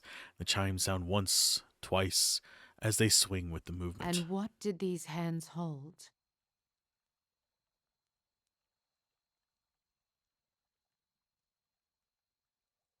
Held them. Same chimes you hold now. Oh, we've got to keep going until we figure out a way through her little list Tell of me what you things. saw. The stone of the plateau. And what did these hands hold? They held a mother while she gave birth. She leans back as if looking at the sky. Her eyes are closed, the film building in them. With a slow intake of breath, you feel some time become quiet around you. Okay, so is it the last one? Tell me what you saw. The stone of the plateau. And what did these hands hold? There was a sudden intake of breath and then a release. Her eyes blur closed, forming into slits, but in the brief glimpse you have of her changing expression, the rippling pain in her features seems to have smoothed. She swallows once, twice. Then you feel her once again in your thoughts, the rasping husk of her voice swallowed and drawn within her. It was the birthing bell you saw. Has it been so long? Have I forgotten so much? With the words comes a river of impulses, thoughts, as if loosed from a breaking dam, and your mind wraps the impulses into words. You realize it is her muscles and her hardened thoughts relaxing and breathing again. There's such an intensity that you almost want to step back from the flow. But you find the wave of impulses cause questions to float to the surface. Among them is a name. Watcher. What is the It birthing is bell? a plateau formed of the spirit stone Audra. At its top is set a great bell, cradled in the reaching arm of the plateau. It stirs in the wind, and it sounds for leagues when struck by kith hands. In distant times, the great bell served as a Glanfathan watchtower, perhaps. Why they abandoned it, I do not know. Other men came in time, settlers, and claimed the tower as their own. I, in turn, claimed it from them.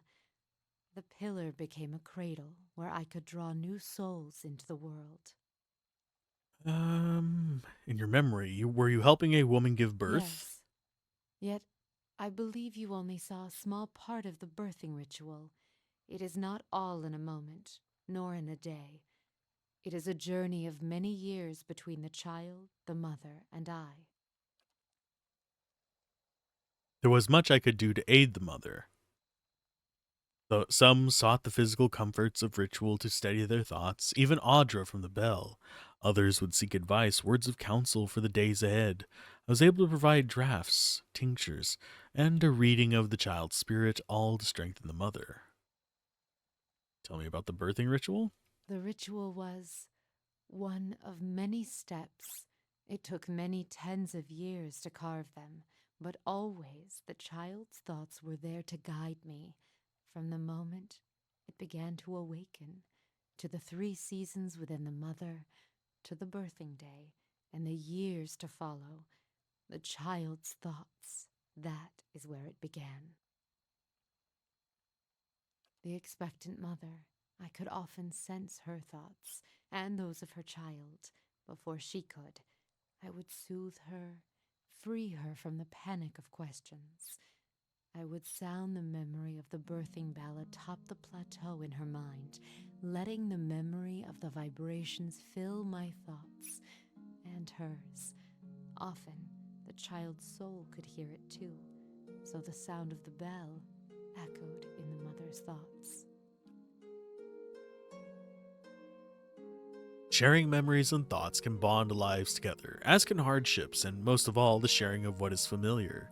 The bell itself provided shelter for such thoughts, opportunities to see deep into the crevice, hollows in the rock where one could find shelter, clefts where you could feel the Audra all around you. Such shared images can bond souls even tighter and allow them to draw strength from each other. What would happen after the birth?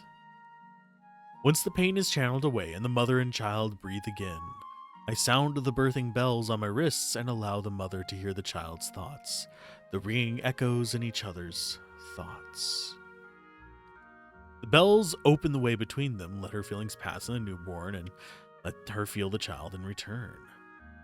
And when the feelings meet, that is when I weave another memory and leave it tied in their minds.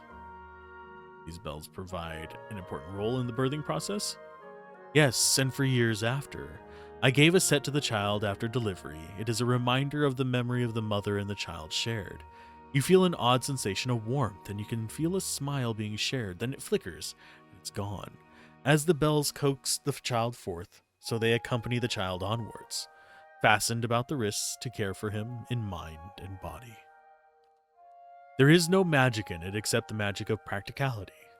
If a child sought to leave their cradles or escape their cribs, the mother could know through the warning of the chimes alone. At times, if the bond was strong, so would I. If not watched, children, much trouble may be had from the tiny hands. Chimes are kept until the child needs them no longer.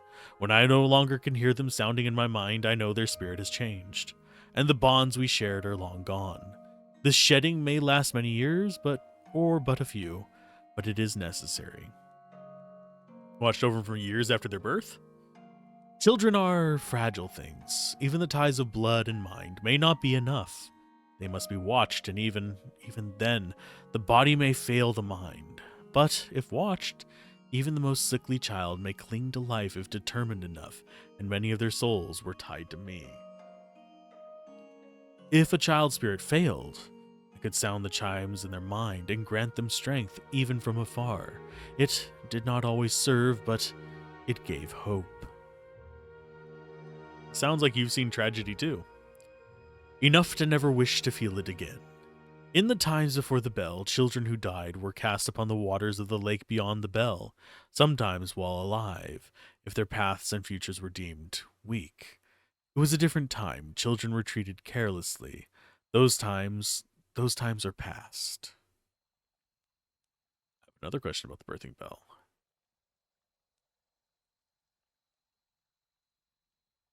Why would you give a telling of the child's... Many would come seeking their child's future, or a reading into the child's past, the lives its soul is said to have lived. I thought you'd have more to say then. There is a slow chill, and for a moment, it seems as if she's going to fade from your vision, if she can't bear to be seen, and there's a spike of fear, alarm. Such things are not mine to see. I meant no offense. Oddly enough, it feels like she's not speaking to you. It feels like she's speaking to an audience. The air takes on a curious edge, a chill, which persists for a sharp moment, then fades into a dull fear. You feel the word watcher resounding in her mind. Now you're frightened, something about watchers. As the thought of watchers crosses your mind, you feel sharp pain, stabbing, and then the sudden burn of lashes across your back and shoulder, and then it's gone. And you feel the grieving mother before you, silent, almost fearful, wary. I was something else, but because the title Watcher was cast on me, the word carried a weight I had neither earned nor deserved. The world seems filled with such titles. They distract, I think, from the actions of the person, from their strengths. Why did you believe you... Okay. Why did you believe you were a The watcher? world has many corners, and in some corners the name Watcher is more known. It is an easier title than others, and at times it is easier to wear. Placing a title upon what is unknown can dispel the fear of it, and I did not fight it.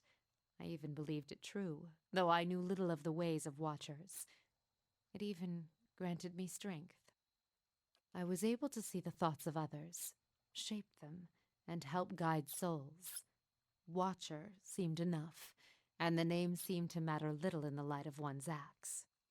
But if they came to you to read their child's souls, what did you tell them? I drew upon the present.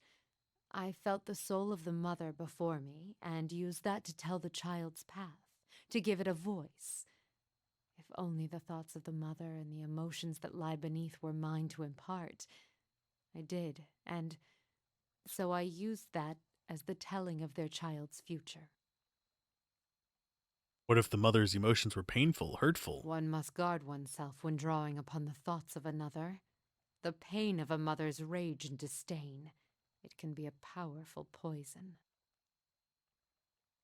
So you shaped their thoughts and made the readings true. This is my calling, to show them the life I see before them, and even greater, make them believe it. That is not what we do not shape minds, we see them as they are. Even the most strongly worded tells may not be enough to save a child and allow it to be born.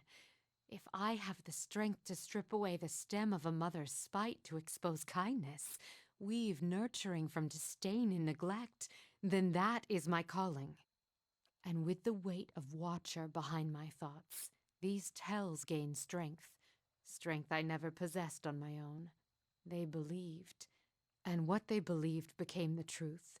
With each child that was set upon that path, the title of Watcher became stronger. You must understand, without such weight upon my words, many lives would have been lost, drowned, cast in the lake beyond the bell. Now the trail to the lake is lost and reclaimed by the forest, as was meant. A Watcher was not there to look over us, but it was a Watcher that saved them, and with a Watcher's strength, children were born, were cared for, and grew strong. It seems your readings were What necessary. use is a frightened will when a spirit is at stake? Would you let the fears of a mother end her newborn's life? You felt it in the memory, the weight of it, the importance of the child's life. It was a memory we shared. It's not the truth, is it? And suddenly there's a rasping cry across her consciousness. She raises her hands, and you see the chimes draped from them, yet they make no sound as she A moves. greater good was done, and children were saved. It is a choice you may be forced to make one day, and when faced with it, you will make the same one. Yes, I am certain I will. That is good, Watcher. Want to discuss something else. Heard the name Watcher in your thoughts when you remembered the birthing bell. Why? It is because I once believed I was one, and others believed I was one. And we already did this line of questioning.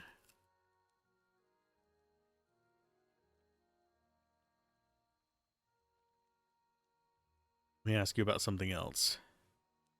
How is it no one can see you? Their eyes see me, but their minds will not remember past the call. A call? My face is like the call of a newborn, hiding the face beneath. And for my body, I am able to wrap myself as a mother cradling her child. I am here, as you see me, but to them, their eyes see only the cloak that I wear, a peasant mother, dirty, shabby, not worth knowing. As a Watcher, you see more than others. To the eyes of most, I am as unseen as the spirits you share memories with. How are you able to affect minds? I divert the flow of their senses down a different path, to a place easily forgotten. It's not unwelcome when one does not desire the presence of others. The surface of their minds register a figure, but the memory slips away. They see a woman, but there's no desire for conversation, no desire for any questions, and I have none to ask. And I want to know more about And you. In asking, we reveal ourselves to each other. Are you called the Grieving Mother? The air seems to go still for a moment, and time stretches it as it did before when the two of you first met. There's a wash of uncertainty from her mind, slowly shaping into questions that swirl and do not coalesce. She does not move. She seems paralyzed, as if you have just wrapped her in a cold blanket. That is a question for you, not I. That is not my name, although if you wish to hang the title on me, I cannot stop you. Is that what you see when your eyes fall upon me? So I named you? As a watcher, you may see what I do not, or your mind shapes the thoughts and I project into a new meaning. There is truth in that title, but it is not all I am. So what do you grieve? You must have felt it, seen it. It has as many names as the pain it has caused. As the words take shape, you seem to tumble from her, and the wave is great, rushing into your mind. To your surprise, you feel as if you've been touched by the Biawak again. And behind it, cutting through the torrent like a knife, are the thoughts of the grieving mother. There is a wound cut across the belly of the world, a jagged knife that has stripped the stems from men and carved furrows across the wombs of women. There is much I have forgotten, but I can feel the wound all around me. It will not let me rest, not let me be.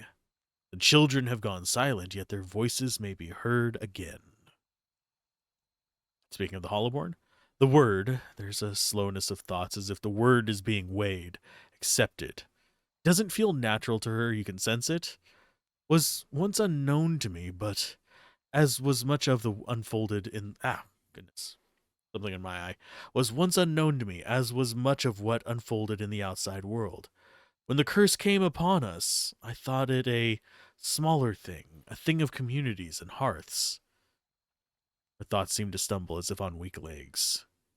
It was only when I walked did I feel it stretching out around me, in all the cracks of the world. Children have been cursed. I do not think it was something they caused, nor something deserved. That which is inside them has been torn away. I do not know how, but this wound must be stitched closed.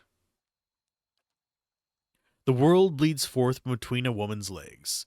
If this blood is not stemmed, the world will die and grow quiet. You know the cause?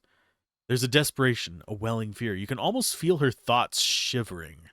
You realize she's as lost as you are on the matter, and then suddenly a sharp clarity. I shall know it through you. Your eyes will track the cause, find the path, and I will be beside you. There is no wound that cannot be healed, and if you are truly a watcher, then this wound may be seen for what it is. You saw me where I hid. Whoever's hands have stilled the world, you shall see them too. And if there's no way to heal it, what then? I will be there, and you will do what must be done. You were given your sight so that you may watch the world, and you will tend it. The children shall have their voice again. If your will is weak, then I shall strengthen it. Lean upon me. You feel a weight in her words as if her hands are on your shoulders. You feel the questions in your mind lose their edge and become merely words as I lean upon you. You shall be my eyes, as I shall be your hands when the time comes. Let's continue on our journey. So we got a bit more out of her. Quite a bit more. We got a lot more out of her than out of, what's his face? Durance. But we can dive deeper into them as we progress in the story. They do seem like the two story characters that actually have an influence on it. The rest of the story characters so far just don't feel important. I know that's kind of mean to say, but they really don't. They just feel kind of extra. It's very strange. So we want to come down here and go to the Temple of Wodeka.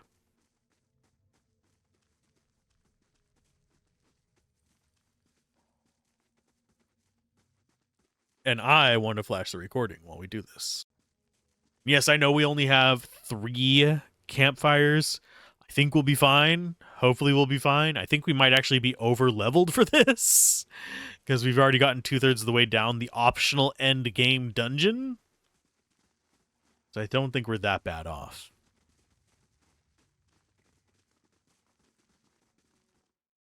Into the temple we go.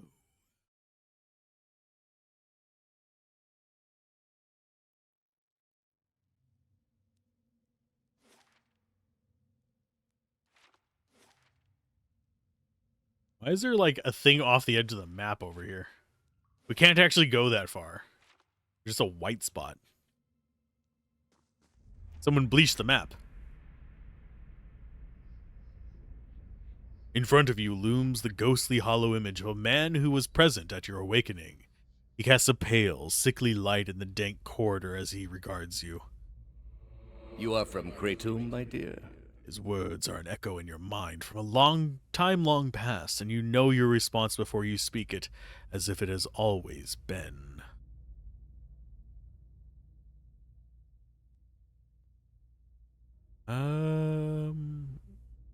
Rietum, I would say...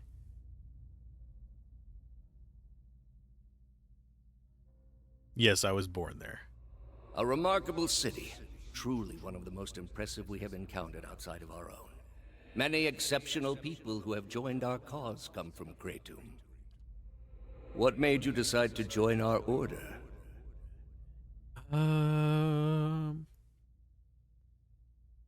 Teaching spoke to me. The world needs to know about the true gods. The gods have been good to me, and I wish to repay them. Went through dark times, nothing made sense. That all changed when your order came to my homeland. Saw the gods grant miracles to your order. The gods have been good. I went through dark times, nothing made sense. We'll do that one. Little makes sense in the false contexts much of the world has lived under for so long. It is by the mercy of the gods that our faith has been able to reach so many of the heathen in more recent times. Are you ready to take the oath?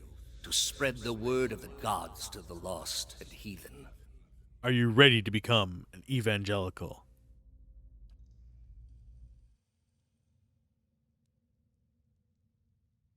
Okay, so this is going to be ghosts. I don't know if we're actually going to have proper fights here.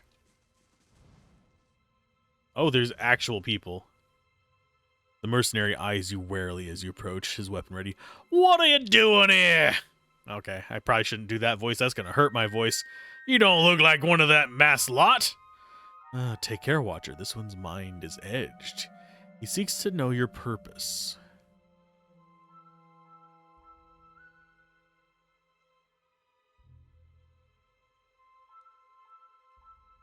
How would I know to be here if I didn't belong?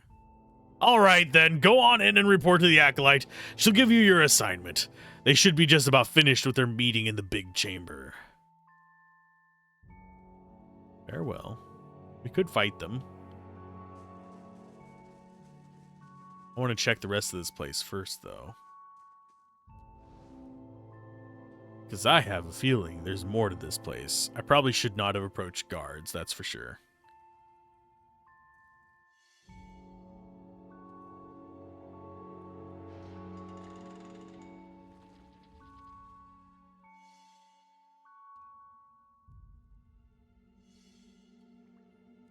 Detecting all the traps.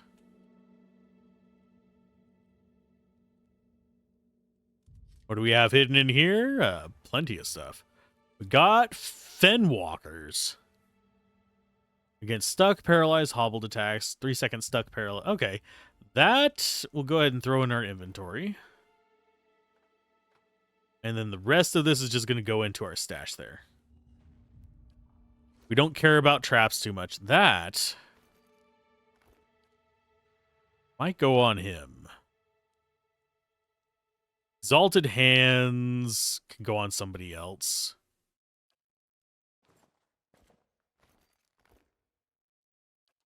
I think we will put it on... What do you actually have?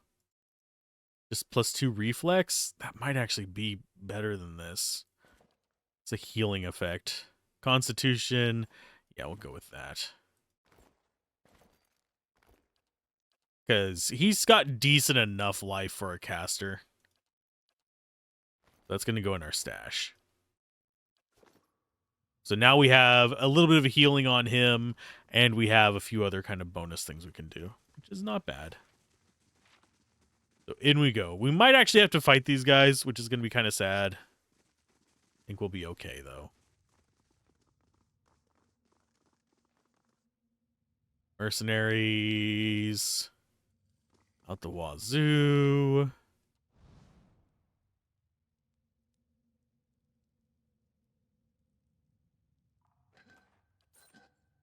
I'm sneaking because I'm watching for traps. It's not because I think that it'll actually get us anywhere stealthily. I'm not feeling like a very stealthy individual. I'm just trying not to have my crotch blown off by a bouncing Betty. Okay, so those are just mercenaries as well. We'll go ahead and loot that. Get a gun. A nice rod. Would you like a nice rod? Or would you prefer a nice Todd? For those of you that don't get the reference, The Simpsons.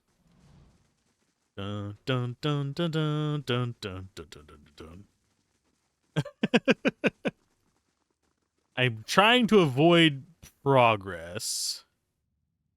This is just mercenaries in here. Oh, we got cheese. We have the Skyrim potions. I haven't really used much of the food. I might end up getting rid of it, but cooking stuff does not cost money.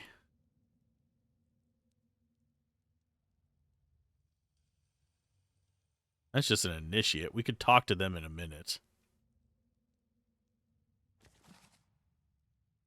The queen that was and still is. Dear sisters, do you remember your first deliverance when you strangled your first wrongdoer?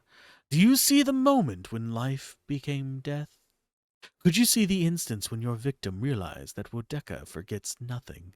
When Wodeka takes back her throne, will you face her with pride, knowing that you've held your own oaths, or will you be amongst the word breakers? Wodeka teaches vengeance and memory, and while she is in exile, we must be her eyes and ears that let no injustice slip from records. We must be clenched fist that we must be clenched fist that silences the lying breath. I think there's supposed to be a "the" in there. It's an interesting question. Should games have both food and potions if they both serve the same purpose? I actually agree with the divinity system on this. I think potions should be refined magic that do a very specific effect, and I think food should be a pros and cons or a more diluted kind of X, Y, and Z together effect that's not really quite as refined. If they are both going to exist. If they don't both exist, I don't care if they kind of skimp a little bit, but yeah, I don't see a point in having them both be like, well, cheese restores 45 HP and this potion restores 50 HP. Why not just have the 50 HP potion and cut some of the loot clutter out, basically? But yeah, I think this was supposed to say we must be the clenched fist that silences the lying breath. When Wodeka takes back her throne, all of the injustices that have slipped through the cracks of history will be righted. The villains hiding in plain sight amongst the innocent will feel the burned queen's choking grasp. Pray that you live to see the day when you will join our queen in this cleansing of the wicked. But know, my sisters, that we must be ready to see the end of our days without the return of our queen. For she will take back her throne, but it may be our daughters that serve the restored court. We must continue to live as we have always lived, hated by the other faiths, even though we place justice above our own well-being. At least the Empire of Ader still holds our creed in proper esteem. It is a proper sign of respect that, by imperial custom, our clergy must oversee a contract for it to be legally binding.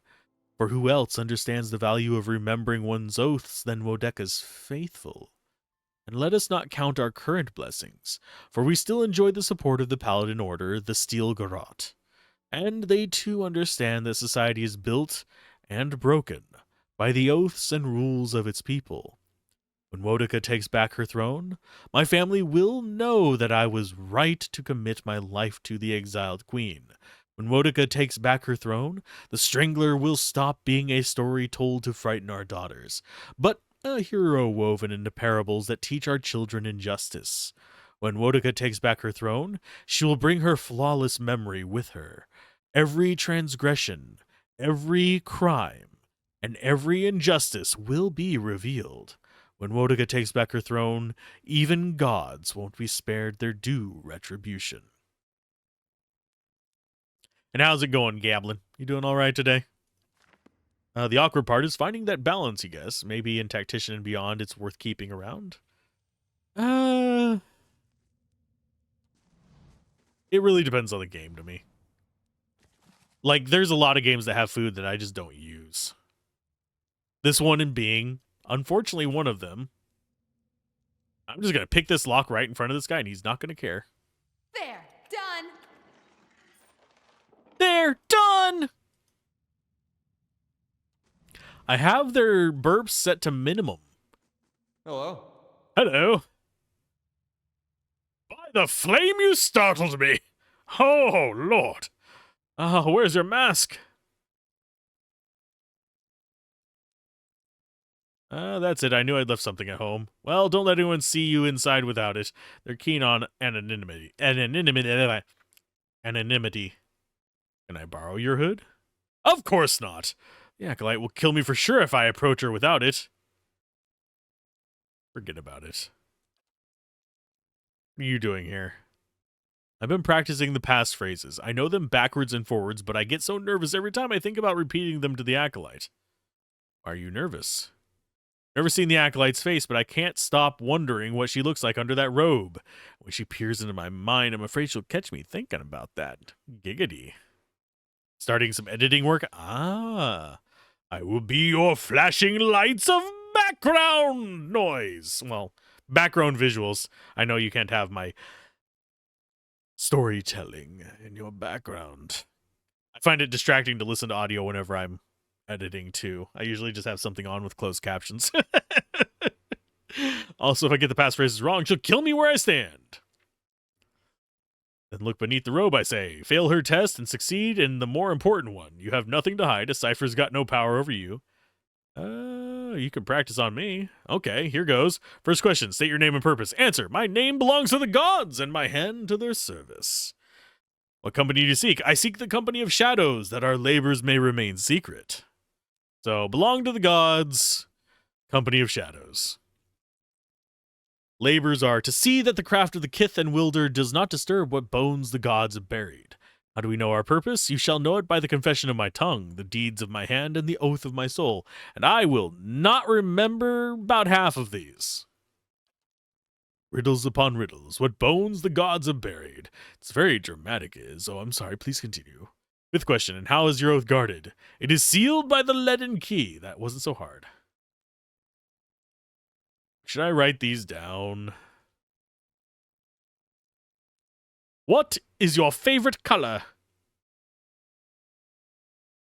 Let's see. Name belongs... Okay. Belongs to gods, hands... I'll wing it. I don't feel like writing that down. Sounds like you got it. Tell me about the meeting. The Acolyte communicates with each of us individually to hear our progress on old tasks and assign us new ones. It's a unique process. She's a cipher, so she can speak to you without words. Fascinating until you realize she can probably read your thoughts so easily. What do you know about these tasks? Only what I absolutely need to. We protect the secrets of the gods, so discretion is essential. We receive our instruction from the Acolyte, just as she receives hers from someone else, and so on. Right up to the Grand Master. Our role is to obey, knowing as little about the overall plan and each other as possible. Tell me about your secrets. Shouldn't even be asking. Whatever they are, they're secrets for a reason. Our job is to guard them, not know them. How can you be confident you're doing the right thing when you know so little? That's easy. The Leaden Key has been around for ages by the blessing of the gods. You only have to look around to see the perils of trying to usurp divine power. Killing a god in the Saints' War was cursed us all, and the heresy of animancy has only worsened matters. Try to replace a soul and you'll inevitably end up with a monster. It's all been a warning. There's some powers you just shouldn't have.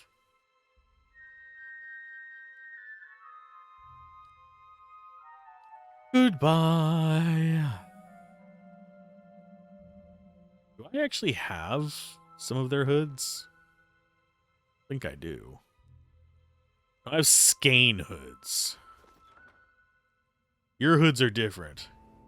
Can I borrow your hood? Really, if you don't give it to me. Just don't tell the acolytes you got it from me. Goodbye. Yeah. But we gotta get weaker if we want to do that.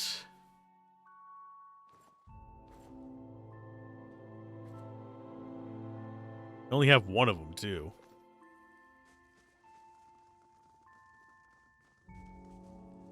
And none of the mercenaries have one, unfortunately. Otherwise, I would steal enough for my entire team. But sadly, we did not succeed on such things.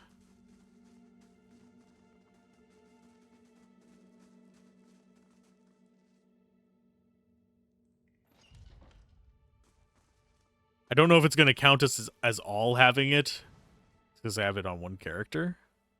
It might. And loot all your shit.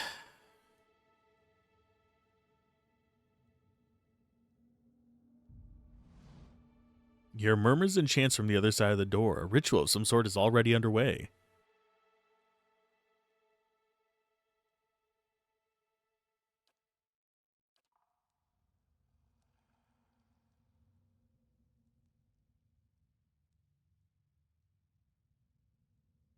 I will do a proper save here.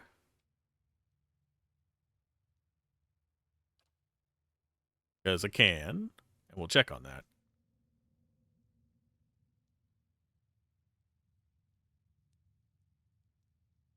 How brave am I feeling, folks? Not particularly. Continue into the chamber alone. If we fail horribly, I can just bring my whole party in. And a different option.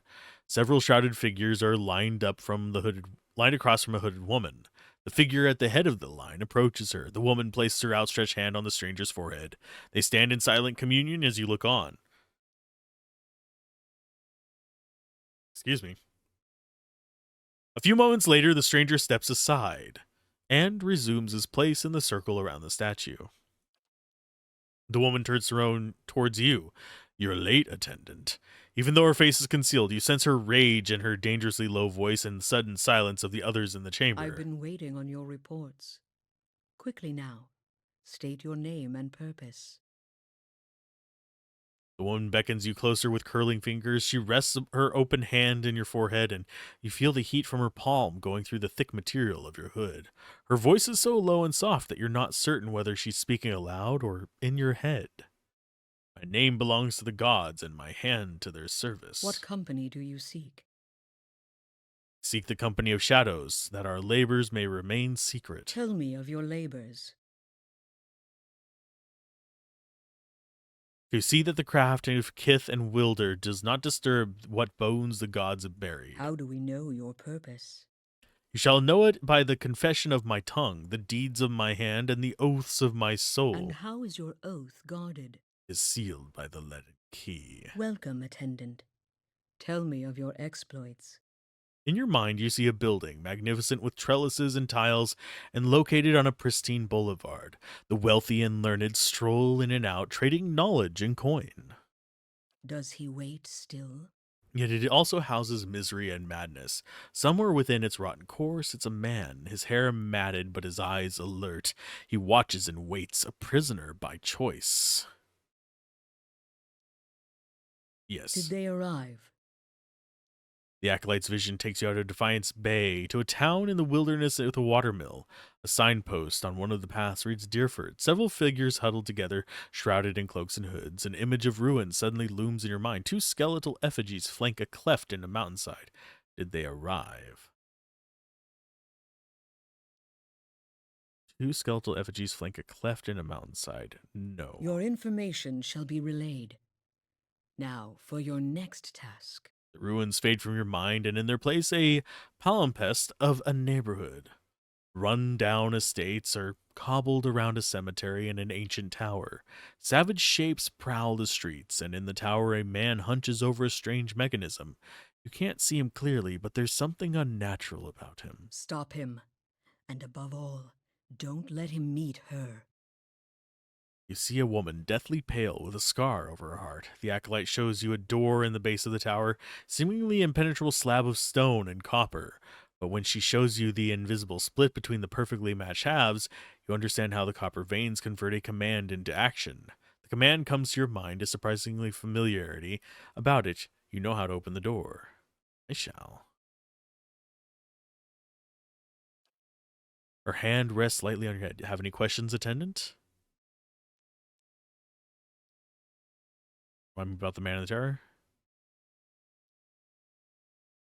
Run-down estates are cobbled around a cemetery and an ancient tower. Savage. Yeah, this is going to be the tower in the graveyard. I see a vision of the ruins again. Takes you out of Defiance Bay into a town that somehow know is called Deerford. Several figures huddled together, shrouded in cloaks and hoods. Image of ruins suddenly looms in your mind. Two skeletal figures, effigies cleft in a mountainside. You show me the prisoner.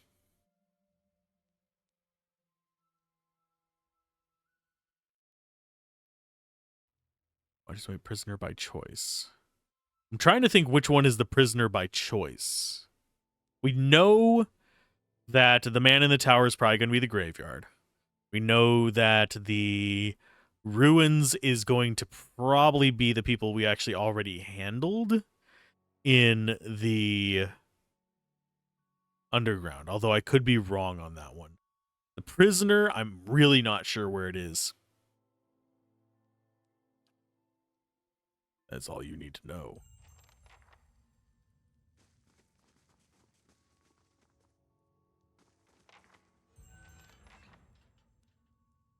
Okay, I'm going to save. Got a decent amount of XP from that. I want to see if she freaks out when we enter. If she does, we can probably kill her.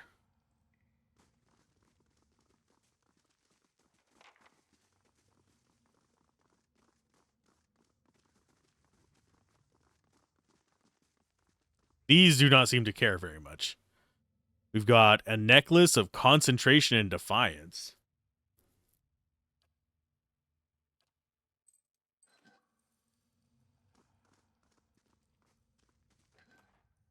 Got a bunch of money.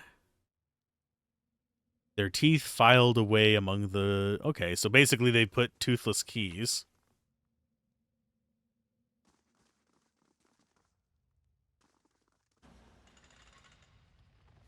And this probably comes out in the temple. Like, in the actual city area. If I had to take a wild guess.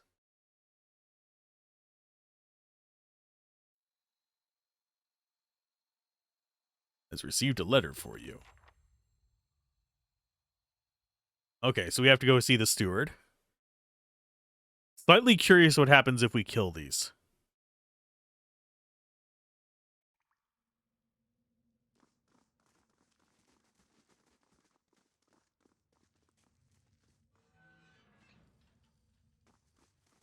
Does she try to escape? You get over here and get on them. You come right here. You go there. So we want you back here.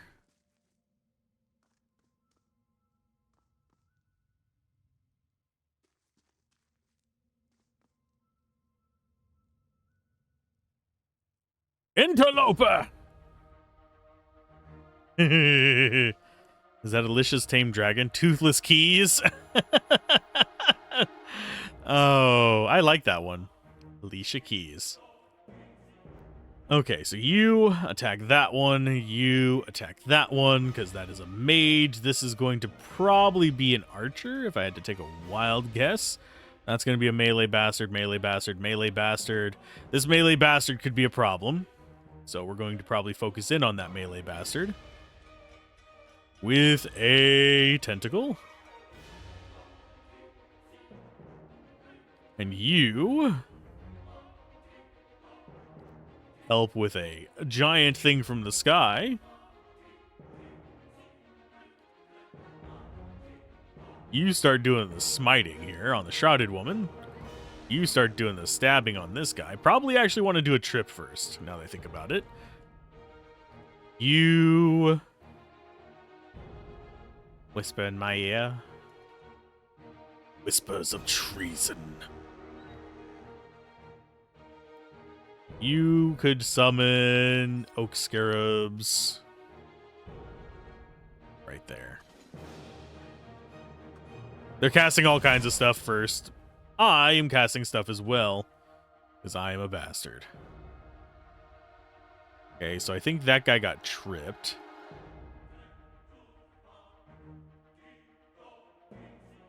You're barely injured, which is not good for me. He's still doing her whisper. We got our friend going. This one, being barely injured, is a bad thing. How's it going, by the way, Locke? Is your day going well? We will summon ally for her. You should be fine dealing with those three guys.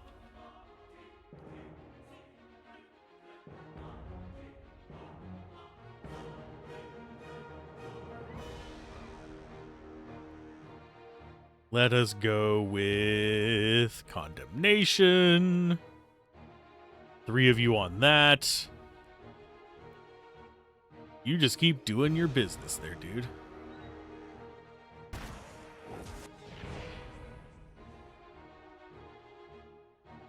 Okay, so she is going to try to move away. You're going to try to attack him. I think, yeah, we just killed that one. So you want to come over here and deal with that.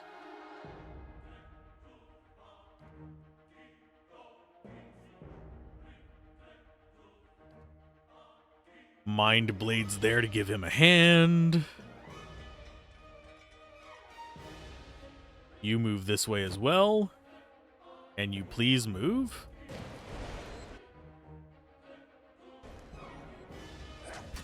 Well, she's mentally broken right now because she can't seem to figure out how to walk in a straight line. That's awesome.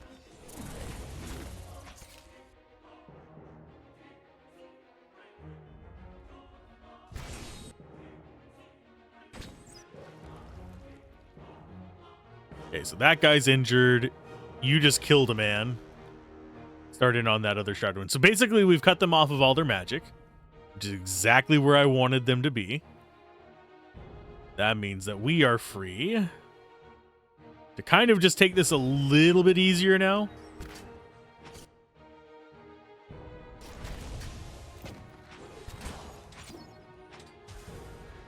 Okay, tentacles are gone.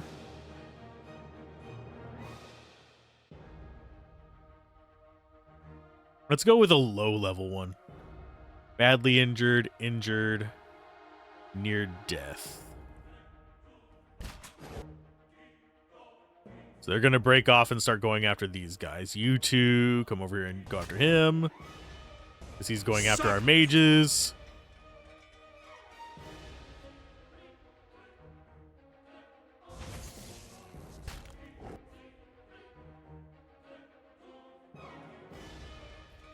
Okay, all of you take this one out because they're going after Wizard. I thought this was going to be a much harder fight than it is. Simply because, you know, it was a group of high-level enemies. It's not talked about today. Someone had to stand outside in the snow and rain. Oh, ouch. I'm sorry. That is unfortunate. Got more Wodica hoods though.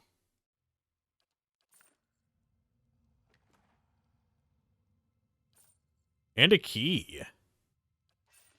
Got a lead key. As we steal from all the people. Defiance and of concentration could be kind of handy. I'm gonna go ahead and think I'm gonna put it on him. It's bonus healing received, but that's not gonna be that important. Not usable by a priest. It's only usable by a ranger? Ugh. Blech. That's just gross. So now we actually have Wodica hoods that we can use to kind of obscure our identity. We have Skane hoods, which you can use to conceal our identity. We have Skane robes. We do not have Wodica robes. We do have Baratheon priest robes, though. Got ourselves a new book. Novice's Grimoire. So you need to look at it, see if there's anything we want to learn. Curse of blinded sight. Shrouds the target's vision in total blindness. Yeah, we'll learn that. Displaced image. Sure. We'll even learn the combusting wounds. And actually, now that we have a good chunk of money,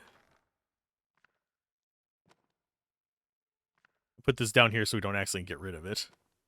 I'm just going to learn all the spells I don't know from these books and then sell the books.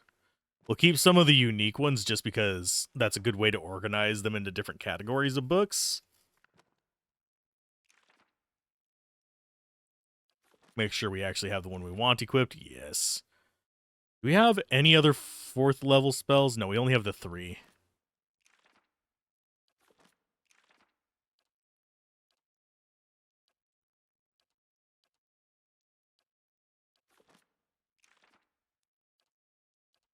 And I know this is a bit of a waste because I'm probably not going to use most of these spells, but I might as well learn them and then sell the books just to get them out of our inventory.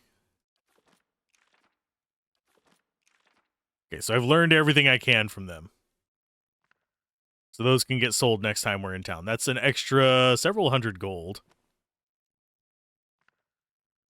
I think we'll go with those 2 books as our kind of like optional alternative books.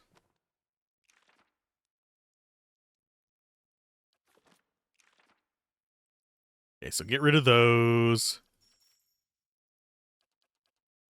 We can learn... Oh, there's no spells in the 10th slot. I'm guessing we can only, like, learn 1 or 2 of those if I had to take a wild guess. But yeah, being stuck outside when doing any kind of construction stuff or anything exposed to the elements really sucks. I still remember being asked to drive a freaking forklift in the middle of a, like, hailstorm. I've been asked whenever it was lightning outside. I've straight up told them no because it's not safe. I revoked my own license eventually for it. Just so they wouldn't be able to use me for it. Which I know, not necessarily the nicest or best of ideas, but if they're gonna be shitty about it, I will do such things in return. Whether by design or by consequence of the sputtering candlelight, the hooded statue's face almost seems impossible to see. So, we're going to fight our way out of here just so we have more loot. And we'll probably level up from it. I'm going to take a wild guess. Although we might not actually have to fight. Why is he not coming? Come on, bud. Oh yeah, they are all hostile.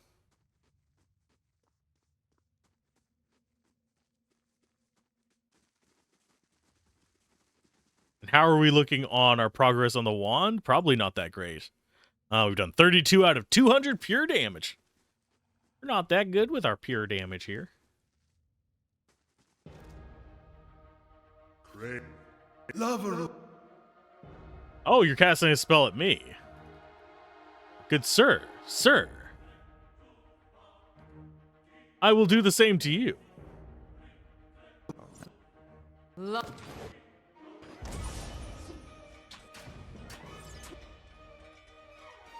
Barely injured. You can move up here, bud.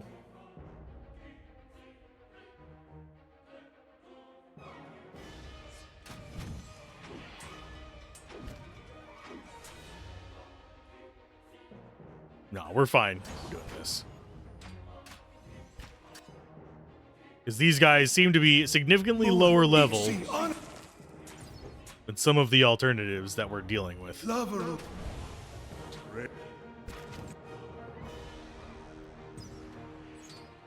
And no, our skeletons are never going to get in there.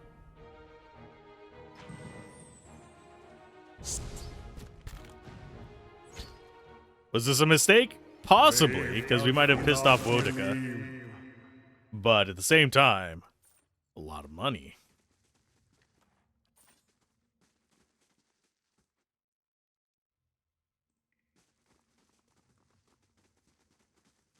For relatively little effort. Okay,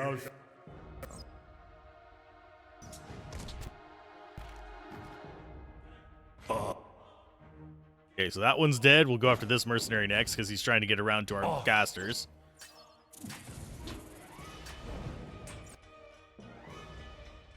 That one next. Wow, I'm really surprised we haven't really taken any damage from this. The humans just don't do crap. The humans fall flat. Oh, references. Not the best references, but they're still references. Oh, we got 2 more books.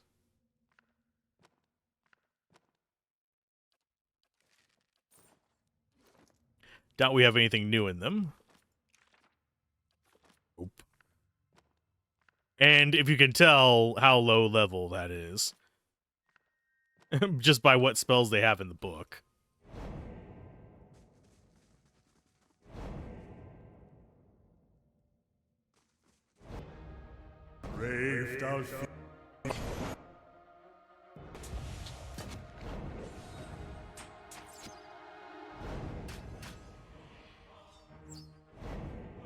Ow. I'm kind of surprised they don't come from, like, adjacent rooms as well. It makes sense if they did. Hey, did he get a new hood? We get a second hood. We do get a second hood from him. So we can just murder them for more hoods. Cute. Very, very cute.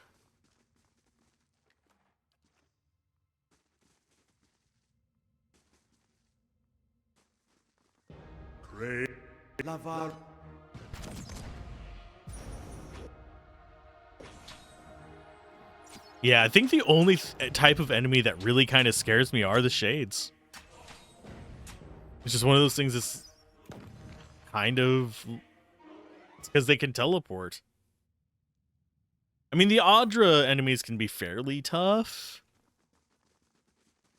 But really, it's not that big of a deal.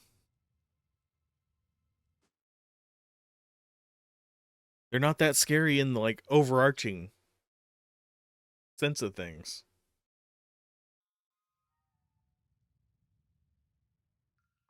I do not recognize that avatar on Twitch.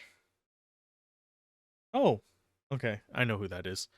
They must have changed their avatar. That would be why. So everything here is done. So all we got to do is leave. Looking okay on XP. Probably get a level up as soon as we find one more quest, if I had to take a wild guess. Which means we'll be level 9. We have to go back and to the steward, which will probably start the White March if I had to take a wild guess as well. White March 1 raises the level cap to 14. White March 2 raises it to 16. Which I have a feeling will make the core game a little easier. But we shall see.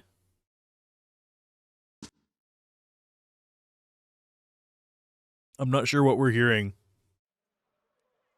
The little noises. But I am going to reload just in case that was it. Initiating the footstep bug. Because the footstep bug is a pain in the butt. Yeah, the goal today is to stream at least for 4 hours. Voice be damned. But as you can tell, I am taking it a little bit easier on my voice. Okay, so the question becomes, do we go check on Cade Nua first? Do we deal with Searing Falls? There was somewhere else that we were supposed to go. I want to say it was Deerwood. Because we've gotten information. Through Death's Gate, travel to Deerford Village, Undying Heritage, find the tower.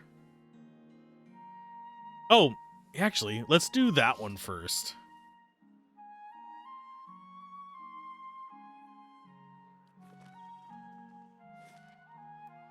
Yeah, Heritage Hill. Seems like the better choice. For now. For now.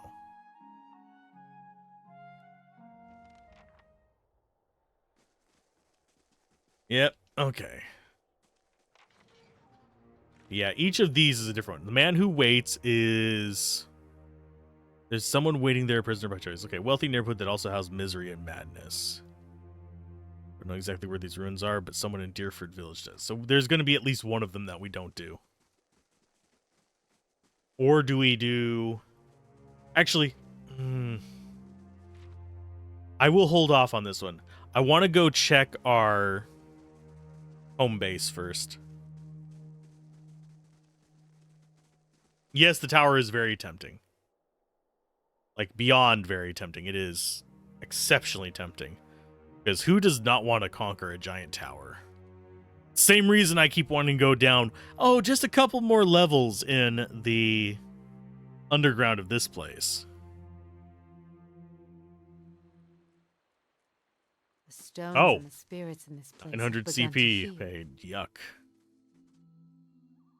Fellow of St. Waidwin has arrived, seeking employment. We have so many alerts. Okay, so we get rewards money and Father's Teeth, which is Rot Skulls.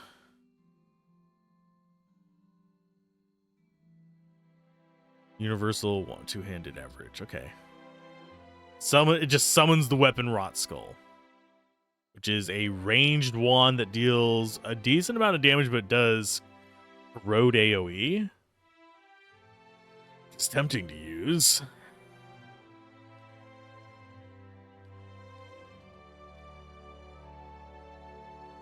Fellow of St. Waidwin.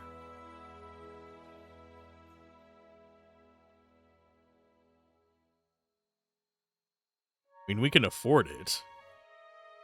He is a 1/3.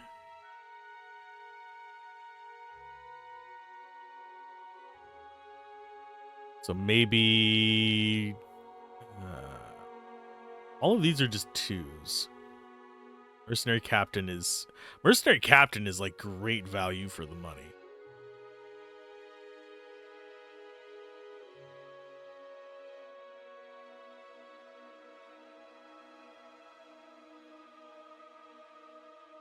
I think we will get rid of the Warden.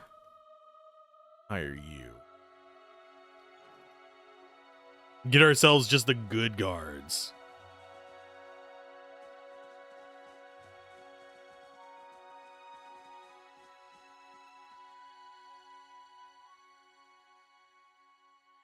But they said somebody was here waiting for me, or that there was a letter or something like that.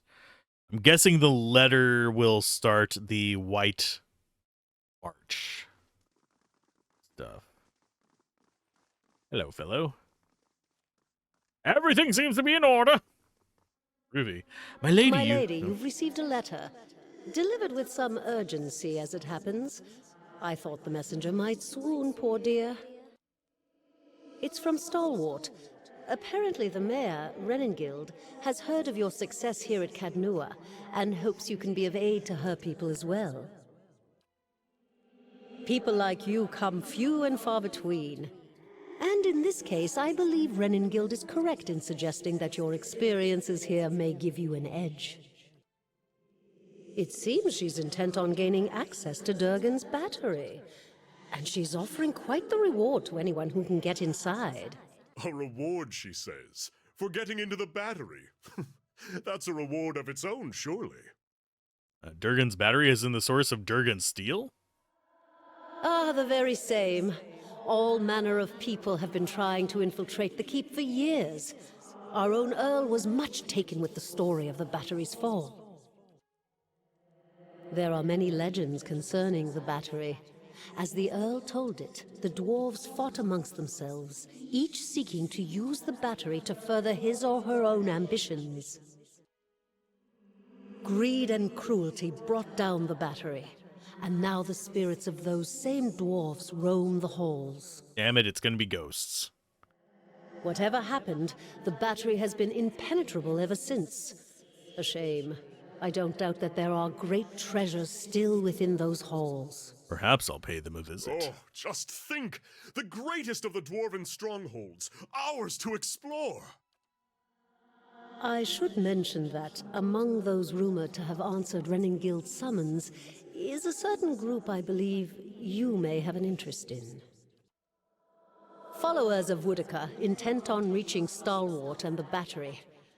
I do not know what they seek there, but I thought it worth mentioning, given your interest in the ruins at Defiance Bay. Now that I've delivered Renengild's message, there is also a local matter of some concern, my lady. A mercenary band has been sighted to the northeast. I believe they mean to take Consul Hot's tower, and I don't expect the Archmage will go quietly. The Torn Bannermen are a deadly fighting force, and Consul Hot himself has sent many travelers to their graves. I would caution you to stay clear of the region if you do travel to the White March. It's not that I doubt your courage, my lady, but Consul Hot alone boasts power of a different scale altogether to those foes you have faced thus far. Given more time, perhaps you will match him. If the Bannermen succeed in their efforts, I fear they may turn their attention to Cadnua. I will keep you apprised of the situation, my lady. Who is Counselot? A famed archmage. I am given to understand that the Brackenberry Sanitarium puts much stock in his work, as regards the manipulation of the soul. His spells are widely circulated. But he is poorly regarded in many circles. Some call him a madman, or else cruel and barbarous. He must be very old by now. Perhaps that is why the Torn Bannermen believe they can best him. And what about these Bannermen? Little enough, I'm afraid. The Torn Bannermen are well supplied and well organized, and there are rumors that they are backed by an unknown benefactor. They have proved remarkably effective in the past, and they are certainly a threat now. Fare thee well. Okay, so we need to just travel to them. And we have the footstep bug. I'll deal with it after we get our loot. Yeah, this is just from just time passing.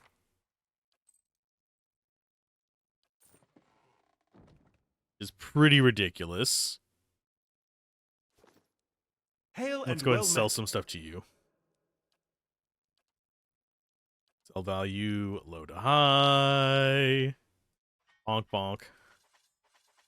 Keep one. Yeah, we're keeping one Egwinthian dagger. Probably won't have any real need for it, but at the same time, waste not, want not, and it would be very expensive to get back. Sell a bunch of the extra books. We don't need the stilettos. We don't need the rapier. We don't need the fine rods. Or the fine crossbows. Yeah, pretty much the only thing we're keeping is the Egwithian scepter as far as the blues go. Because that strikes me as something that maybe have something remotely useful about it. Oh, I didn't mean to sell all of it. There we go. Let's undo that. We can get rid of some of the full plate. Fine brigandines we'll get rid of. We'll just get rid of a bunch of these fine items as well.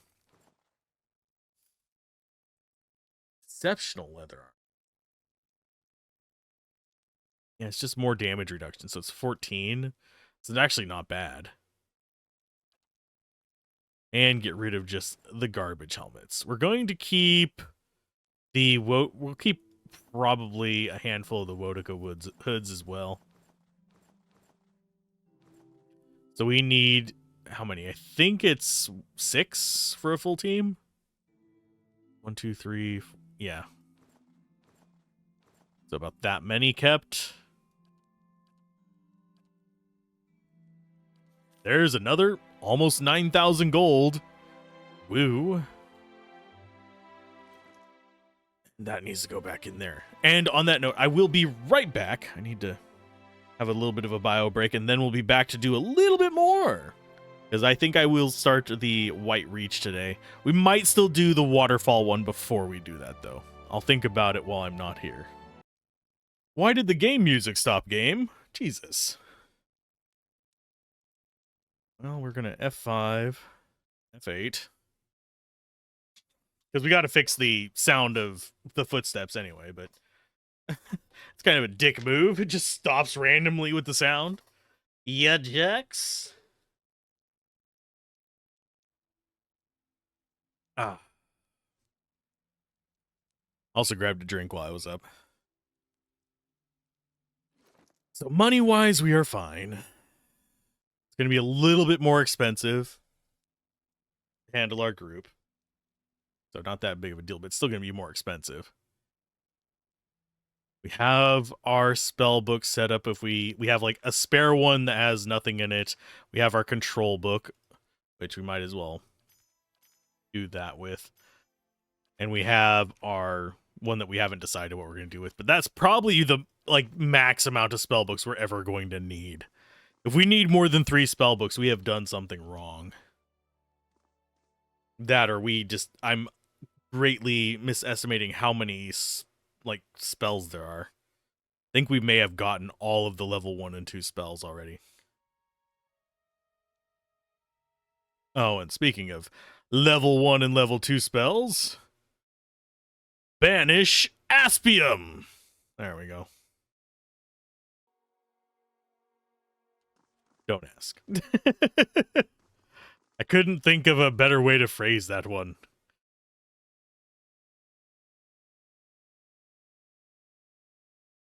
Oh. Let's see. The stones and the spirits in this place have begun to heal. Do we want to rest before we head out? Might as well. It's free. So we'll get 2 mechanics for the next 3 rests. I'm sorry if I was a little tactless before, about your being a watcher. I didn't really understand what was involved. Is it hard, hearing the spirits all the time? It can get a little overwhelming. I imagine so, all the gathered dead clamoring for attention. Sorry, at any rate, we're bound to find a solution. You can count on my help until we do. I don't think we ever do get a solution, do we? Do we ever stop hearing from the dead? Pulling the socks up so my legs don't get cold.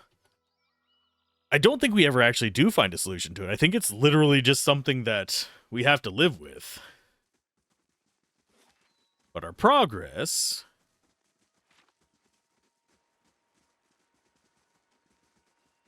We're going to go do the waterfall first. And then we will go do the White Marches. I want to bring him with, but I can't think of who to replace with. She's not useful to us, but she is feeling like one of those characters that chimes in a lot, along with Durance over here. So we would lose a lot of the story if we didn't bring her with. The rest of the characters don't really chime in very much unless it's based on their story. Even Aloth wasn't, but Aloth is a stronger character. We can't multiclass to make any other one almost as strong as him. Because that would make life easy. I would just leave her at I would reset her stats and make her a level 1, whatever the hell she is, a Cypher, and then boost her a wizard level if we could dual class. But nope, that's not in this game. There is sort of a similar thing to dual classing in the second game, but it's more like interim classes. And thank you for the follow, by the way. Sorry that I was late on acknowledging it. Oh, and I forgot to check if they show up on the map. I think they do in the northeast. Messenger from Defiance Bay has arrived in Caed Nua. Wonderful. Just what I didn't want to hear. Yeah, the White March. We have the Craghold Bluffs there. Okay, so we're going to do this one first. Then we will deal with the messenger. How long is the messenger there? Okay, they're just there.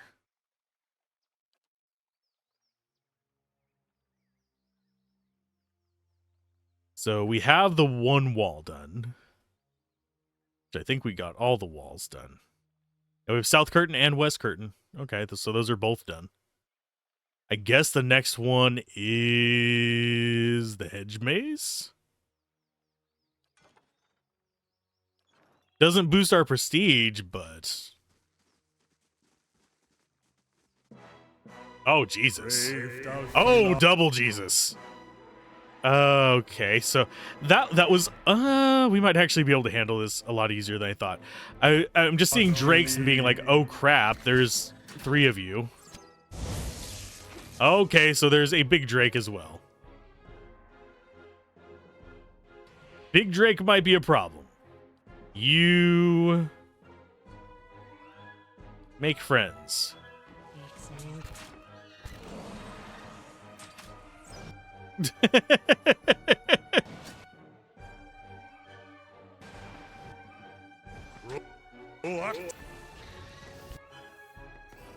I say, make friends again?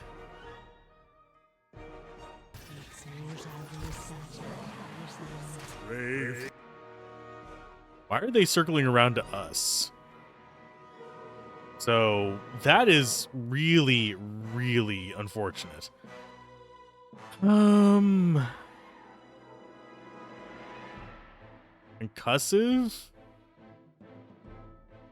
On the small flame light, I think.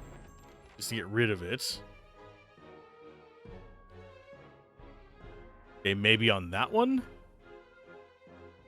The 2 of you are heading this way, because that one's going to lose its charm and just...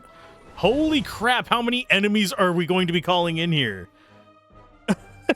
It's aggroing things like screens away. You jerks. Oh, ballsack. Okay, so you need to cast that there. You need to do big AoE heal. You need to charm again.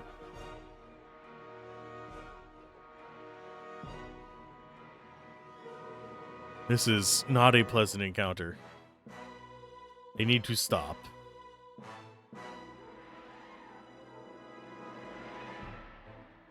You have an AoE heal just in case we need it.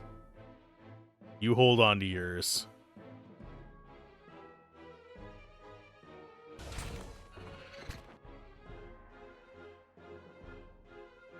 You pull back this... Go back this way, you dumbass. You are next.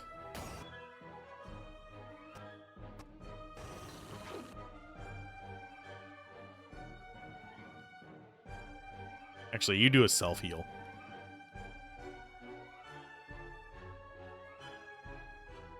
And we will do orb?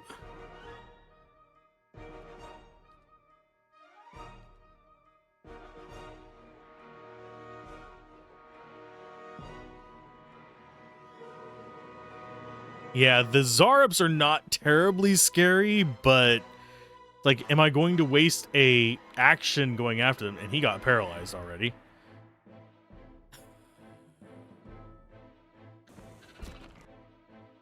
And they're still just determined to go after her. I can't really break them off of her.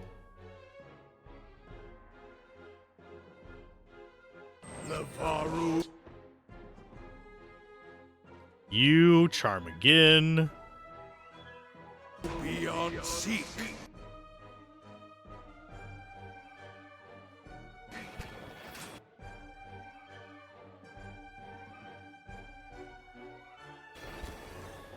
And yeah, we're boned. Okay, so let's reload. I'm actually not sure how to deal with that. It's just too many enemies at once. Maybe we should be higher level for that? Oh, I saved back here. That's fine. Yeah, it's just too many enemies at once for me to really deal with. So the Drake is to the left. We're going to go ahead and rest. Looks a little healthier than before. I'm sorry if I was a little We've got the damn footstep thing already. Yeah, all I have to do is reload, but it's an inconvenience. Question is, do we go that way or do we do the White March? Looks a little healthier than before. I'm thinking we try the Drake area again, but we go down first.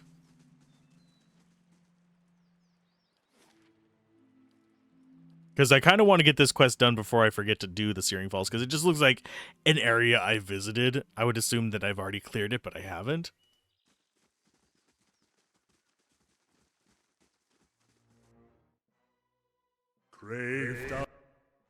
Okay, so there's just a bunch of drakes down here, too. Lovely.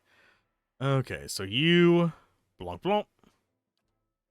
You drop out magic meteors on the priest. Because the priest is a dick. You go ahead and chain up Eater, because he's probably going to... Yeah. I guess you come after him? There we go.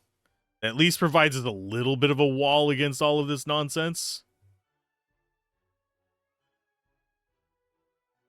You go ahead and do your orb again.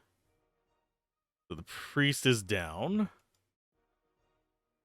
That means that you can do your big missiles on the Drake.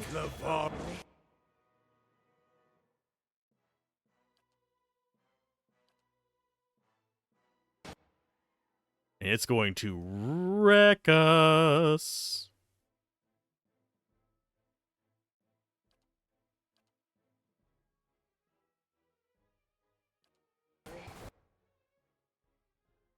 Okay, so that's going to be knocking down probably the entire lot of us. Means interrupt. Big AoE heal. You're at 2.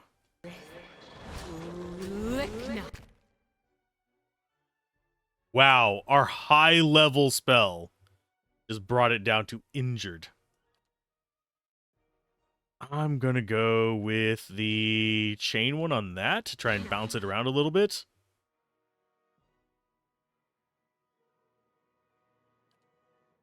You drop out.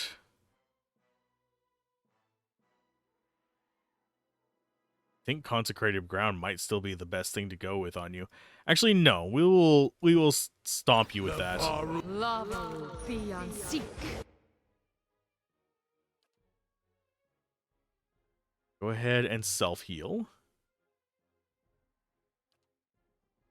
And you pop out the AoE heal. Did that knock it down? Oh, no, she destroyed a target. Sweet. And I will go with a lance on him. And you are going to chill with your spells. You're going to hold on to some spell slots. She's going to hold on to some as well. We've taken out all the little Zurips out of this group.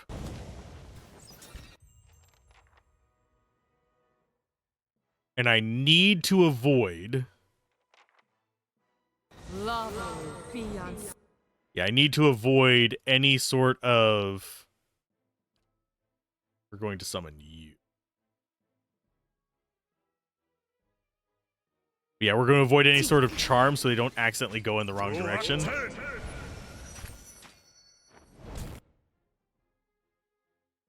You two go after him.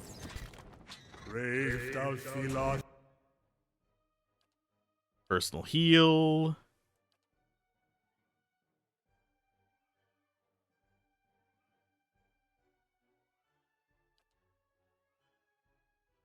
Blind him.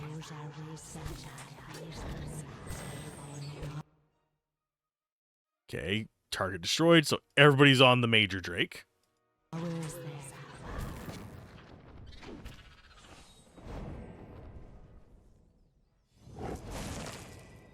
Yay! They dropped Jack Squat.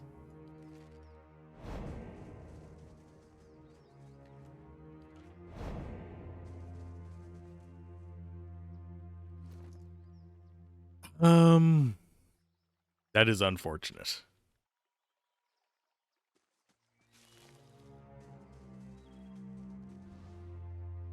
So we have the group of drakes to the left, which we will probably still want to deal with for the XP, because we are almost leveled up.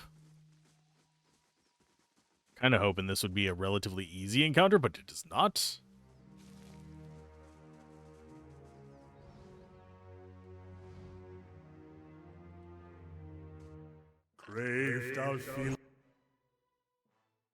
Priest next.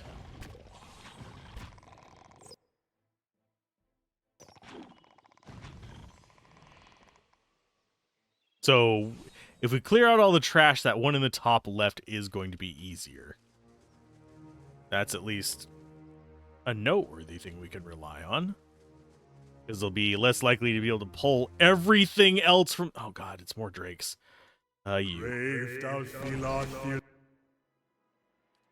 We might have to do a rest. And just go... Full ham, tentacles there. Actually, full ham, tentacles there. You go like this with the bolt of balls. You drop chains on Minsk.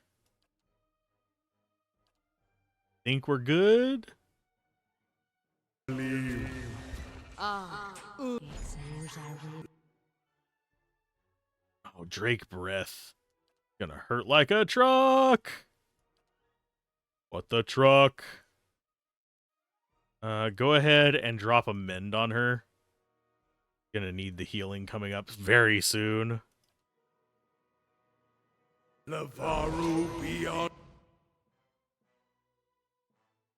We got tentacles coming out. They're immune to stuck.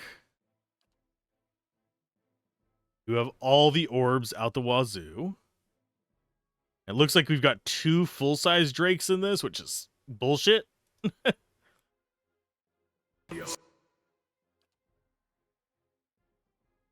We just need to thin their numbers. We'll be fine. Seek.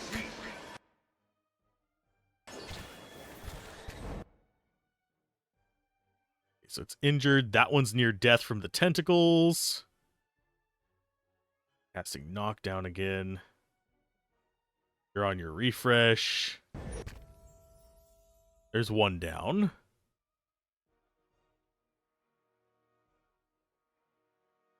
Crit with some additional effect. I don't know what it is. You keep on the Drake. They're all relatively injured now, at least.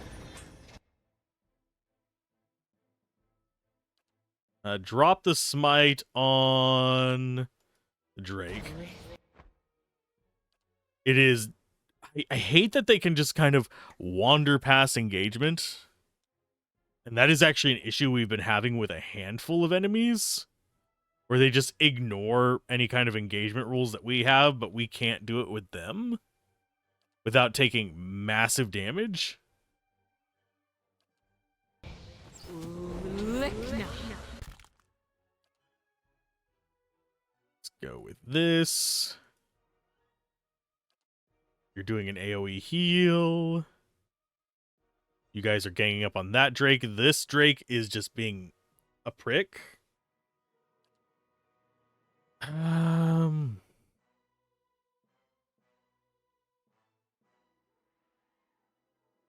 allied target's soul into energy, releasing electrical bursts around them, characters standing in the area around target take shock damage.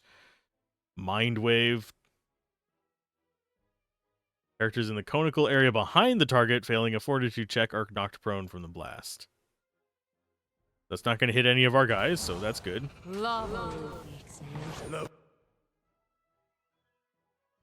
Okay, so that's near death. We have killed a tentacle. I mean, our tentacles killed another one of them. You guys are going to focus this one down. And now you goes after that one. Okay, so badly injured little friend there. You go ahead and heal yourself. Pillar of Fuckery on you.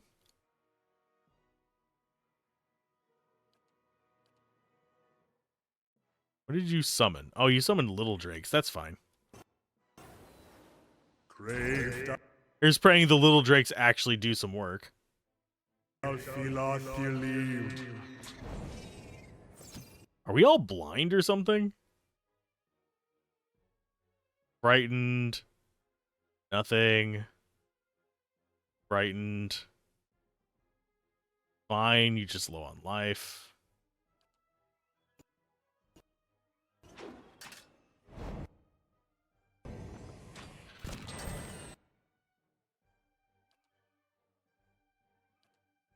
You already did AoE heal. You do an AoE heal. You do an AoE.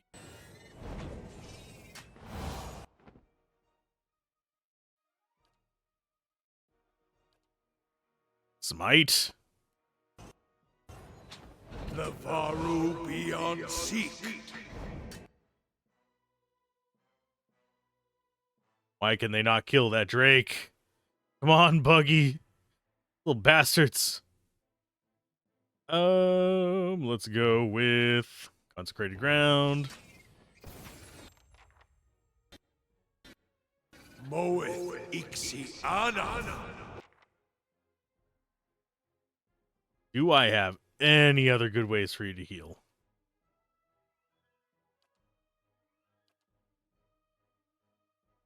Everybody should be on this one. It's near death. Please don't knock one of our characters down while we're dealing with this.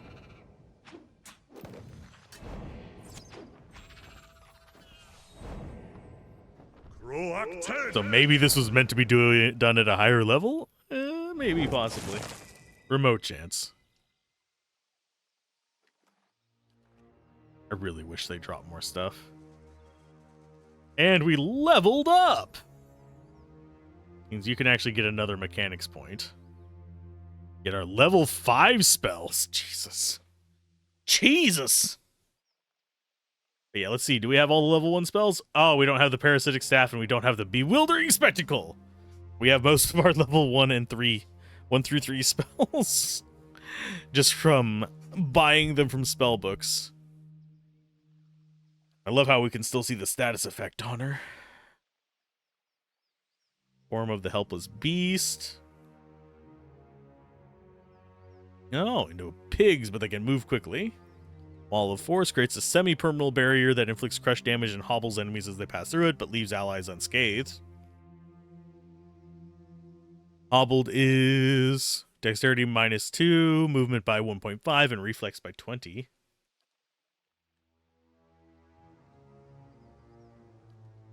Oh, we don't want everyone nearby damaged. Causes enemies in the area effect to envision their worst fears, causing them to be weakened and terrified. Moonring is a stuck affliction, becomes the anchor for a frigid ray of energy from the wizard that does freeze damage to creatures in its path. Malignant Cloud, virulent poison, inflicting raw damage to anyone in the cloud every few seconds. That's good if the enemies didn't just like gang up on us. Safeguard is Insidious Magical Contingency activates when the caster hits 50% endurance. He or she immediately knocks all immediately close enemies prone while gaining a damage reduction and defense bonus for a short while.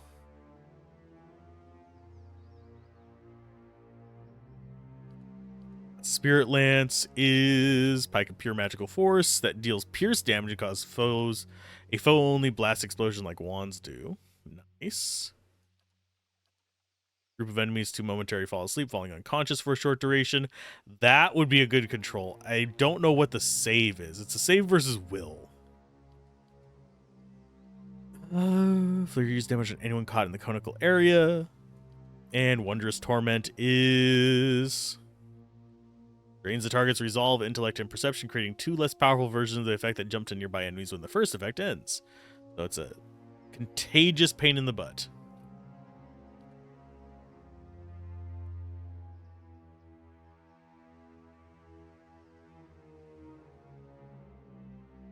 Two-handed pike. Doesn't really have a great range. It'd be like if we were going to do a tank wizard, which seems possible in this. It seems entirely possible. I'm just not going to bother with it. The Wall of Force seems like a good one. Torrent of Flame. It would be fun, but it doesn't seem like it works well for us.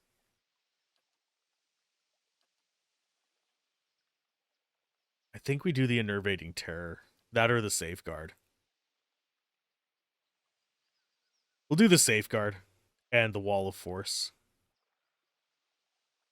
Oh, we get Spell Mastery. Mastering a spell allows free use of that spell once per encounter. Wizard master spells do not need to be used at their grimoire in order to gain the free use.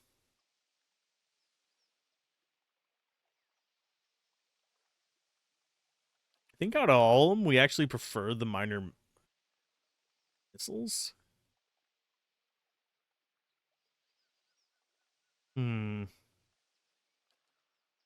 Tattered Veils is not bad either, but it's only got the 1 damage type.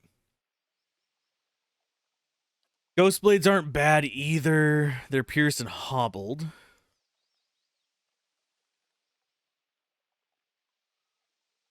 think out of these, we go with the minor missiles, though.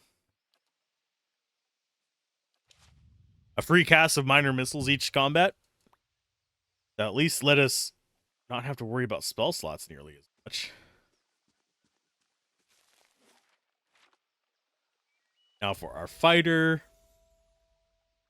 I'll take more athletics on him. He gets... I think we want to go ahead and grab Ruffian to give him the damage boost on the club that he's using. That's a very uneventful level for him, though.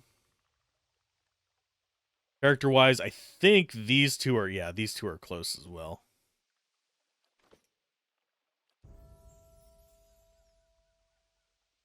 You stick to stealth.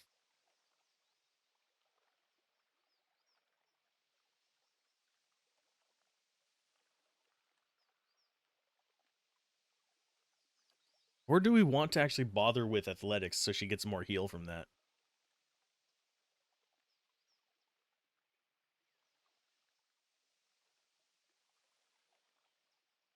No, we need a stealthy character. She'll be fine. Level 5. Gives us Imprint Insidious and powerful compulsion to obey the cipher across all enemies in the area effect, dominating the target and charming all others. Borrowed Instinct ransacks an enemy's intellect and perception for energy, causing damage to those enemy attributes while boosting the cipher's defenses and accuracy. Splinters the target's soul with sheer force, inflicting raw damage to them. Targets with low endurance explode, causing crush damage to all in the area effect. And connects the mind of the cipher with an ally to gain the ally's knowledge of his or her enemy, bestowing an attack bonus upon the cipher towards the enemy the ally is attacking.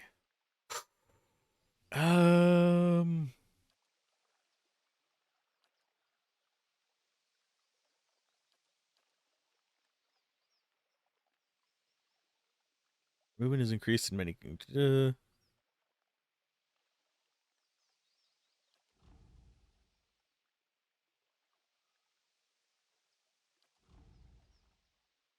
I am thinking...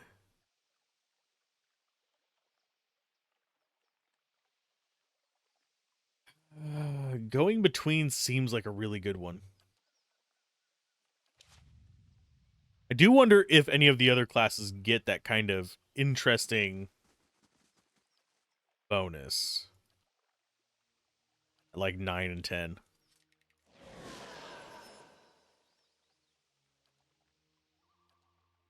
You go and mend him. We should be all right to take on one more fight. Hopefully. And that'll get them their levels.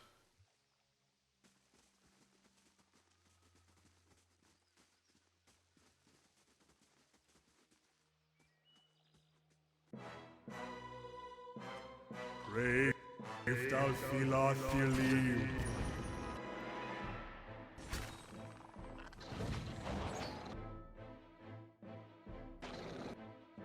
Priest next. Yeah, the priests are just way higher priority. That's why we focus in on them first. The champions and stuff, yeah, they can do some damage. I think they can knock us down. But the priests are what keep them alive whenever they are all squishy as hell. Brave thou Philoth, dear Lee. Unfortunately, that was not enough to level up. How close? A freaking mouse fart away from a level up. So close, it hurts.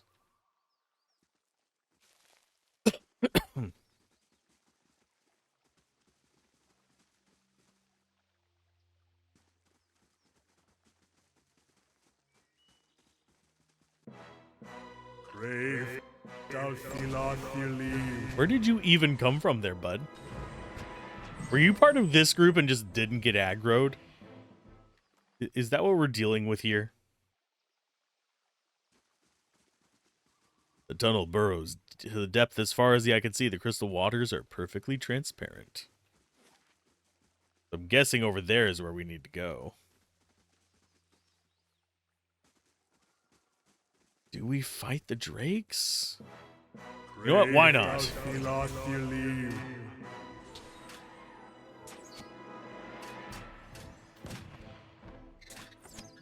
One drake versus all of us? I think we can handle it.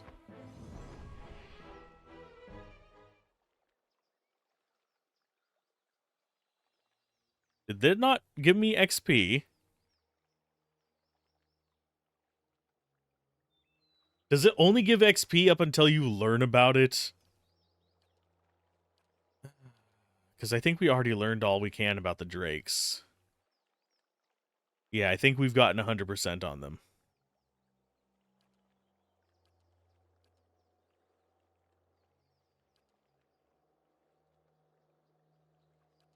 Oh, butts.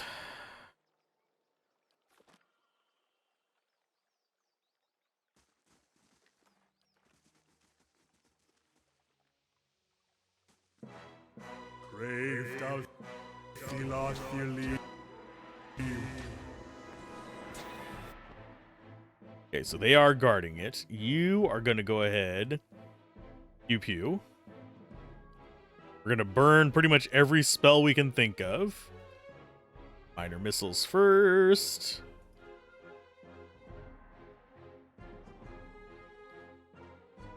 And some chains over on you. The Baru beyond seek. Yeah, choke points, super important.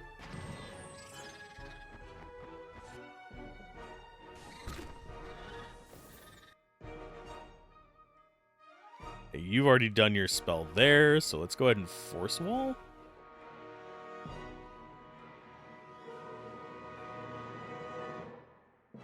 Yeah.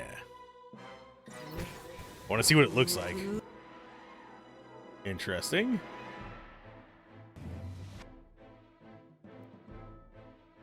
There's another Drake. Oh, no, that wasn't another Drake down. That was the elemental thing.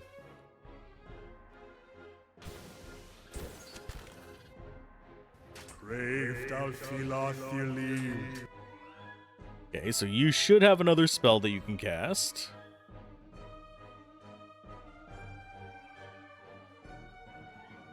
And it's based on orientation from the caster.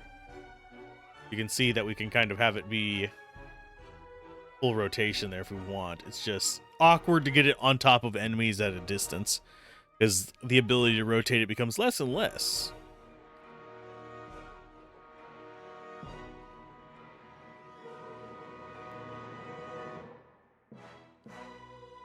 Boop. Deal with some phantom foes.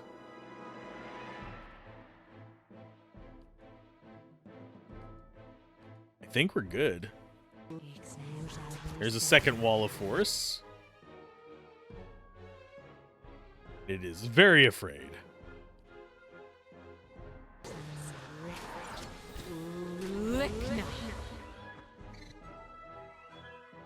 See, we can clear areas if we have patience.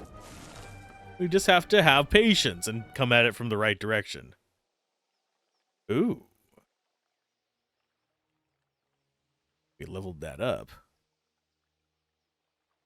Deal 300 damage to dazed enemies with, or to unlock the next level, or deal 1500 to the enemies with that to hit the next level. Okay.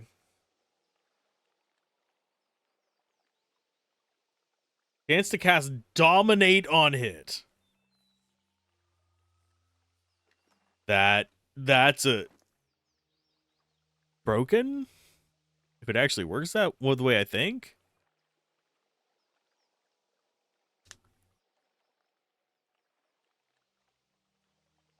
Dominated is exclusive, meaning a character can only have one dominated affliction at a time. A newer one will dispel any older one present.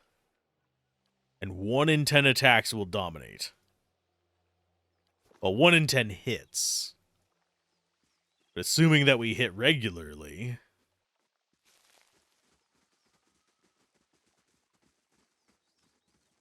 And we still haven't leveled up from it. Good Lord, game. Oh yeah, because they didn't give us any XP because we've already maxed out Drakes. Which is really weird to me, that you can only get XP from killing something that you don't have experience killing. We still get experience from, I think, killing humans. Regardless. I need to grab something real quick before I forget. These actually work. Thank you. Didn't know that was going to go on their free rotation. But I do want to play it on the channel at some point. Turmoil is free over on Epic, for those of you that are wondering what I was grabbing. I will forget to grab it if I don't grab it now. Prestigious Visitor. We have construction we still need to do, which is going to be the maze.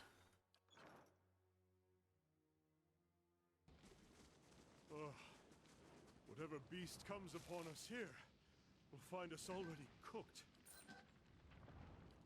Let us rest for a damage reduction, which is not a huge amount, but it's enough that it will make certain battles easier.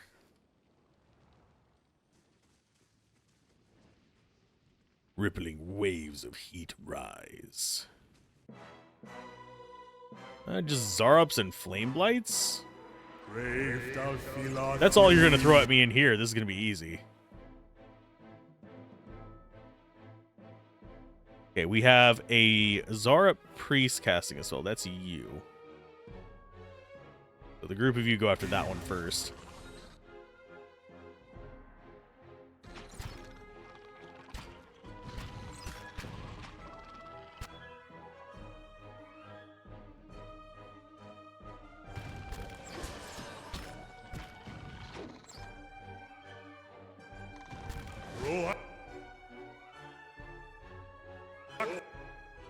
Okay, so the champion has Lay on Hands. Could be a little problematic. I do like being in this cluttered, kind of choked off area, though. That Dominated can bite us in the ass a few times, I'm willing to wager.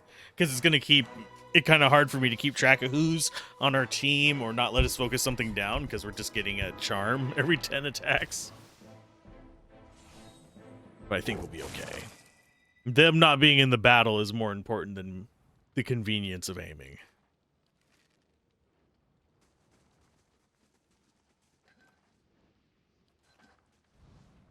We're going to be crouched, so we are more likely to see traps and stuff.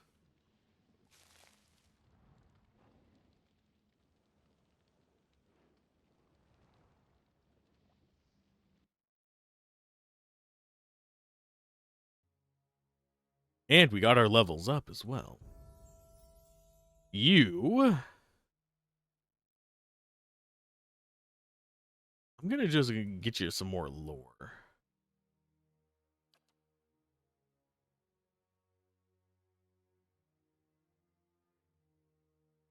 Can I have one of these for level 2 spells already? There's a level 2 spell that I like more than any level 1 spell. Let's see. As far as the actual, like, worth of these...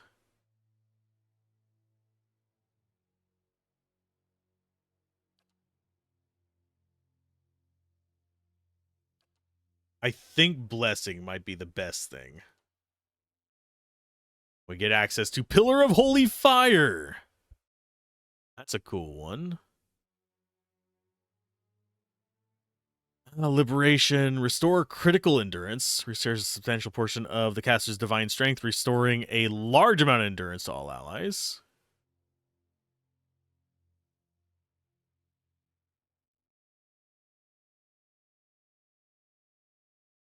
Deflection bonus, and we got our Blessing Mastery. Not really great, but good enough. And you're already at lore 10.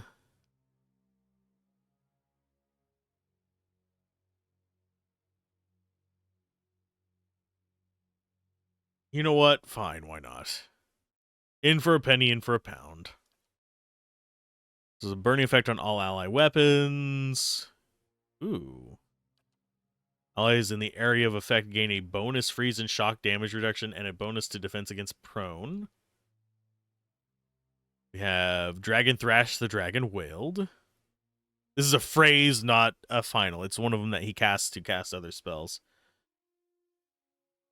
To enemies. Oh, causing a burn and slash damage to enemies in the area of effect.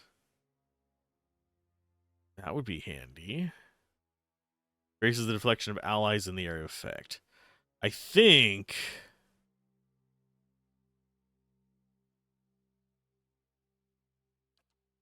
it's either the Dragon Thrashed or uses Mythfur. I think it's the Dragon Thrashed, because that's just going to guarantee burn damage and slash damage. This requires us actually hitting.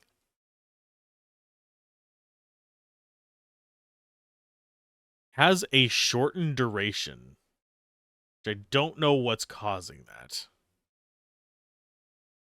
The linger, however, is longer.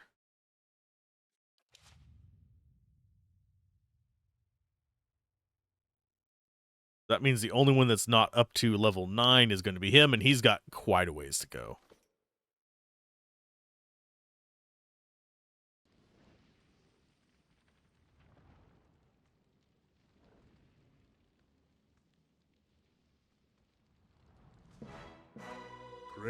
Get him!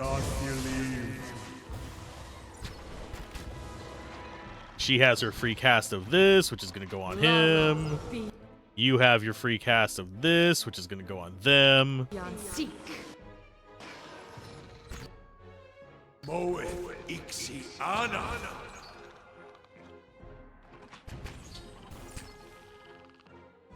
Okay, so there's that one. The champion goes down. I'm glad they didn't have a priest on this one. It would have been hard to reach him. That's the only downside of choke points, is they work against me as well. Hey, Kian, how's it going?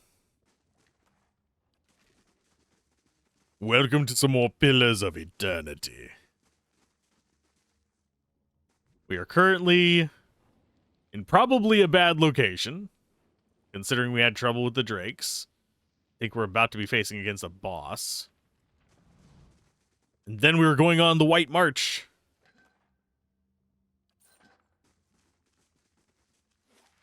Yeah, this feels like we are getting close to, like, whatever the end of this weird little hidden area is. Oh, God. Hi.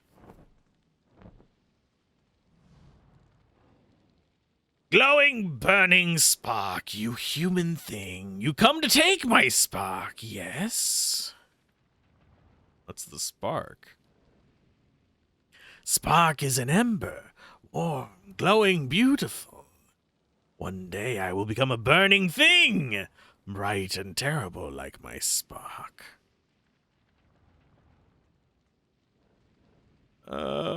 Sure, enough of this. No, you come to steal it with your cold, dirty paws. I shall protect it. I have a feeling this is going to end very poorly on our first attempt. Let's get a giant wall. And you you're ready to smash the crap out of it. You smash the crap out of it.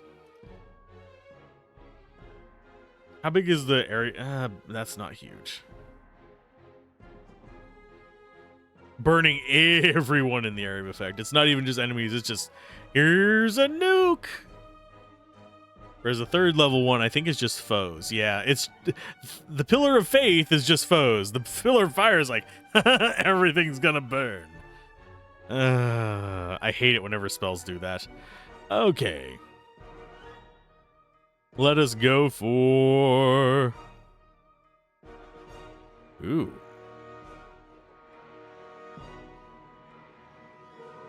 That's going to be welcome. Revive the Fallen is going to be very nice for us. Let's go with that area. Because that's going to hit most of us, I think. I want to get the very back line of us with that, but I also want to get the guys that are rushing forward. You just chill. You drop chains on him. Yep, we should be good. They're casting all their stuff.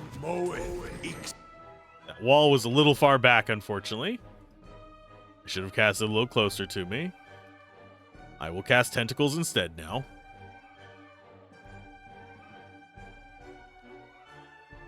And we should be good just to start beating the crap out of things. Yeah, Kale the Silent scares the crap out of me. You go after the... Okay, so you're casting Flames of Devotion. I forget what that does. I wish I could hover over it here and have it tell me. But it's not going to right now. You guys should be fine. So it's time for... Ball of Doom. I love that spell. It's not doing as much damage as I wish it would, but... You can't really beat it for just dealing with the nonsense that's up here.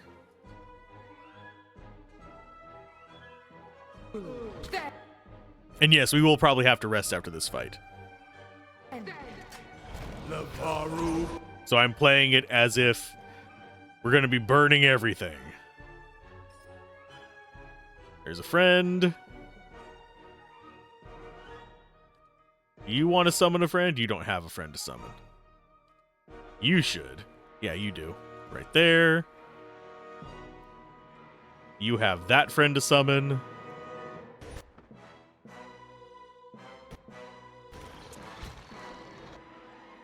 Okay, so now we have a decent number of friends. Now, once he gets to 4, I need to stay on top of it and make sure that I get him to cast what I want him to cast, which is going to be, whatchamacallit?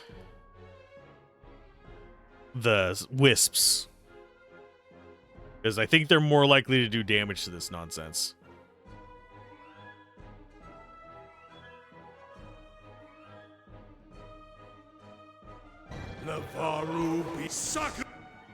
Okay, so we now have a crap ton of stuff, and he cast out drakes. I mean, those aren't the worst thing for this, I guess.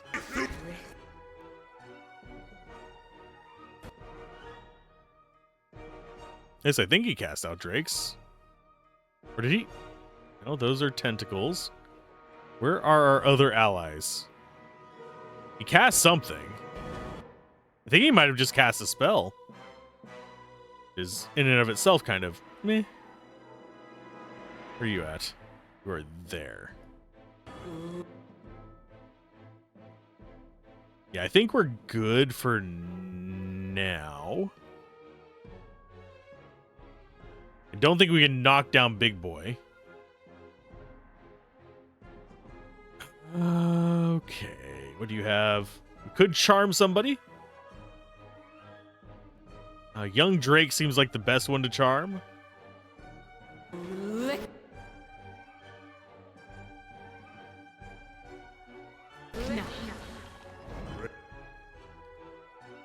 We do need to just get as many of these other things out. That priest is going to be a royal pain in the butt until we kill it. Because it's going to be able to just keep healing people. Which is never good for me.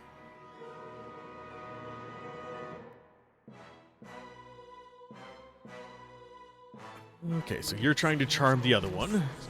That'll give us at least a friend for a little while. Let her use up her blast. I think that's just enemies. Yes. We'll drop that there.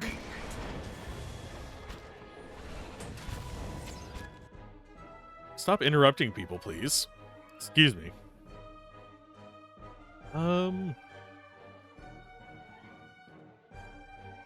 Yeah, we'll take him out. I think we got this.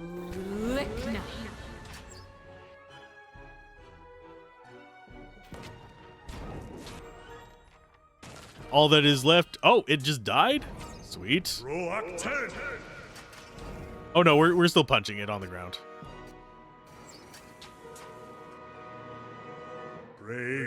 Poor little Drake.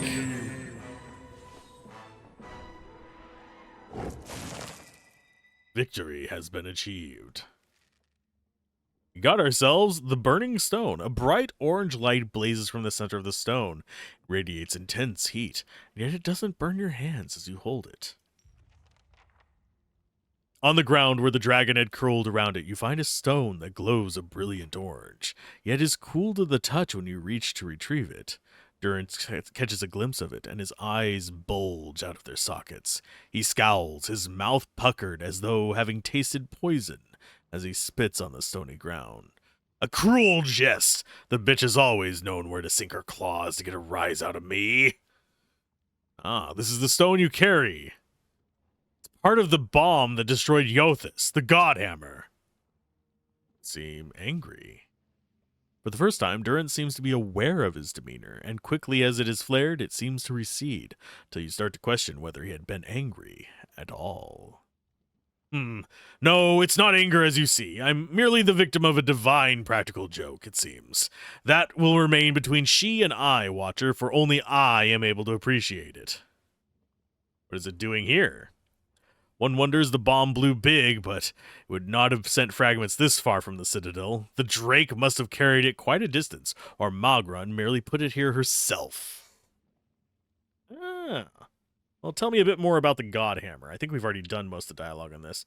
Ask me on the road, Watcher. I'm in no mood for it, with the bitter perfume still clogging my senses. Is it worth anything? Ah, ask Yothus. If you mean in terms of copper, there was a time when it might have been, but the market soon became flooded with pieces of the God Hammer. Most of them no more than trivial enchantments of swindlers dabbling in wizardry. Counterfeit. As there has never been a reliable way to judge a fragment's authenticity, and the would-be judges are often watchers, questionable as the artifacts themselves, their value has plummeted considerably. Ask any shopkeep if he's interested, and he'll try to sell you his fragments instead. Cool. So we got Cinders of Faith.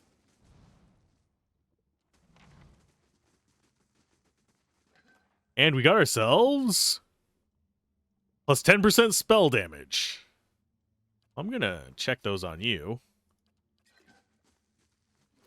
What gloves do you have right now? Might and Constitution. Do we have another source of might? I don't think so. We could put another source of might on her. I think we do have one. It's of intellect, resolve, of intellect. You don't even have a helmet? Why have I not given you a helmet, my bud? I know we have some. Do we not? It appears we do not actually have another helmet. Oops. I thought we did. Maybe I should save up and buy one for you, my friend. Do we have another source of might, though, is the real question. Don't think we do.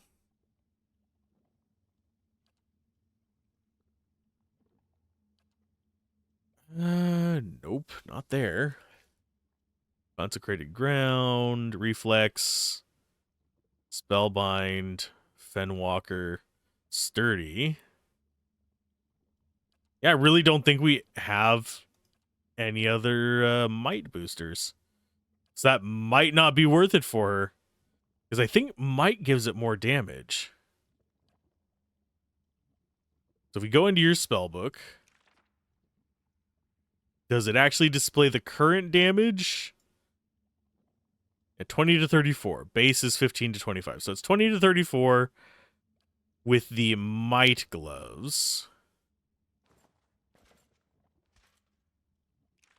And it is 20 to 33. So yeah, the might gloves are just better. Spell damage on you then? So your orb does more? Maybe it boosts healing too? Don't know. Still not the worst thing ever. I do wonder, do these different magnifying glasses give us different info? Rippling waves of heat. Nope, they don't. So that is one of the quests done.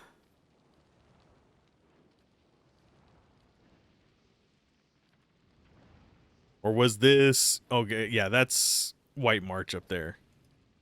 Cinders of Faith. Virgo was correct in both her predictions. I found a strange glowing stone and a massive drake guarding it. The beast seemed almost reverent in his spark.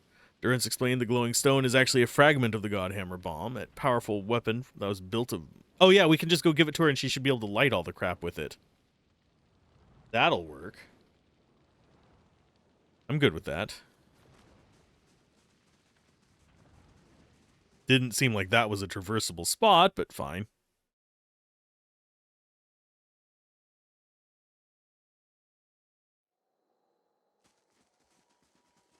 Do we need to rest again? I don't think we do just yet. We can wait until we get back to the stronghold, because we're going to go drop this off to... I think she was in First Fires? I think? Could deal with the wizard or the little buddies. The crazy guy and the mercenaries. Out of the two of them, I'd rather be aligned with the crazy guy. Simply because he's a wizard and he could probably teach me things. But if they're both going to fight us, I'm fine with it. I don't think the mercenaries would really have anything to do for us other than maybe being guards. And I'm not concerned about that.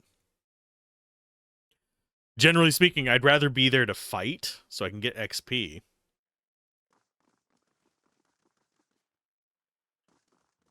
So hey, give me more XP. Welcome.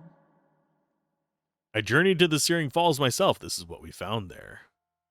Are you still having visions of the falls? Yes, and the cave, and something within. Something small, bright, ember of faith guarded by terrible danger. I only wish I could go myself. Present the stone. By the flame, do you know what this is? It's a fragment of the Godhammer bomb. Yes, the very weapon that Mogren herself helped us build to defeat Waidwin in the Saint War. We all want XP, yes. It's weird seeing it right in front of you like that. Before it was just stories, never seemed real. So why don't I feel any differently? What good does this do? Hold a part of the weapon designed by a god. The very existence of such a thing should fill you with awe. Mogris is the goddess of rituals, and yet you sent me to pursue the vision she gave you. You proved yourself faithless. She entrusted the Godhammer to her followers. Perhaps she's trusting them again to end the legacy.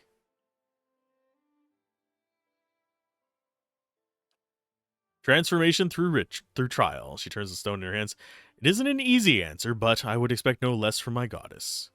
This woman hasn't been tried at all. Would that we were alone, I would take it upon myself to instill real transformation. Jesus, my dude. Chill. One of the things I have always loved about Malgren is her affinity for fire, how it grows and spreads. You've given me what I need. I'll make sure to give the people of Defiance Bay the support they need. And now we're extraordinarily positive. Now let me give you something you might need. A weapon worthy of the goddess herself. Please accept it as thanks for your service to Malgren and to me. We got the Unforgiven. Is it the Unforgiven 2? No, it's just the Unforgiven. Yeah, I think everybody just wants XP. Oh, attack speed, accuracy, grazes converted to hits. That... Oh, man. I really like the weaken and stuff that is, it lets him tank better. I think we might end up giving it to you. Because while this one... They both have Burning Lash. They both convert grazes. This one has more accuracy, more speed, more damage.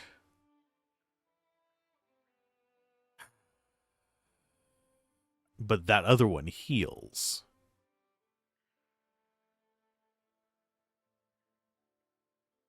I think we just... Yeah, we definitely... I'm pretty sure we want the healing one. We'll take that and give him a spare shield.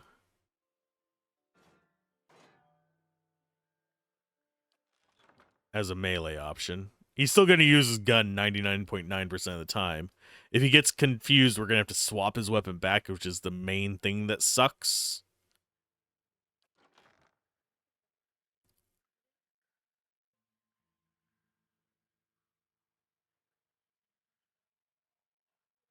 Okay. You can have this as a melee option. We're going to be getting melee options back on him for now. You're going to go with that.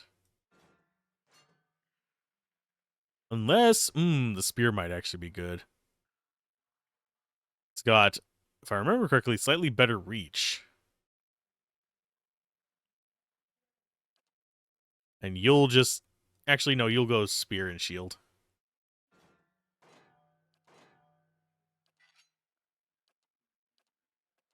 Now everyone has a ranged and melee option again. So whenever we get mind controlled, we'll have to look at our gear. About 1 million times. Okay, so he's almost leveled up. I do find it sad that he just stays a little bit behind on level. There's no real good way for me to bring him up to speed with the rest of the crew. Unless I kick everyone else out of the team.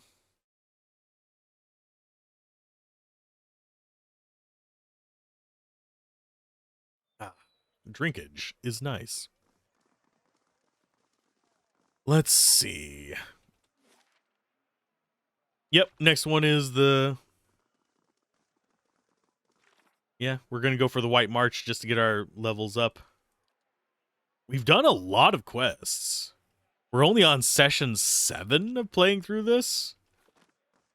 So, I think we're making pretty good progress. Considering how long most CRPGs are and how long this one's supposed to be. Especially with the White Reach content. I mean, sorry, the White March. We're going to stop by there first. We're actually going to stop by home first, then we'll go there. Because we want to do a rest, and we also want to figure out what this visitor wants.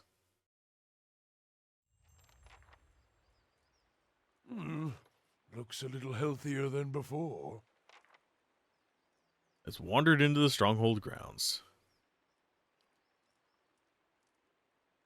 Asking for help with his accumulated debts. I mean, we can deal with that. We have money to give them. Really what I want to do, but... Oh, and we've got the footstep thing again. Did it fix itself? I think it fixed itself. Yeah, there's a bug that... And it's not just with the footsteps. It does it with the other things as well. But footsteps are by far the most annoying of the batch. Okay, we have 2 visitors. Let's deal with our visitors. Can we not just be, like, antisocial and say just send it in the mail? Text, don't call. Hello! Greetings, Lady Alania. Oh, if only I could do a good Farnham impersonation. Oh, hello! He just does crying, though, so... I mean, I was hoping to talk to you. I'm in a spot of trouble. Very well, let's hear it. Okay. What do you have, drunk man?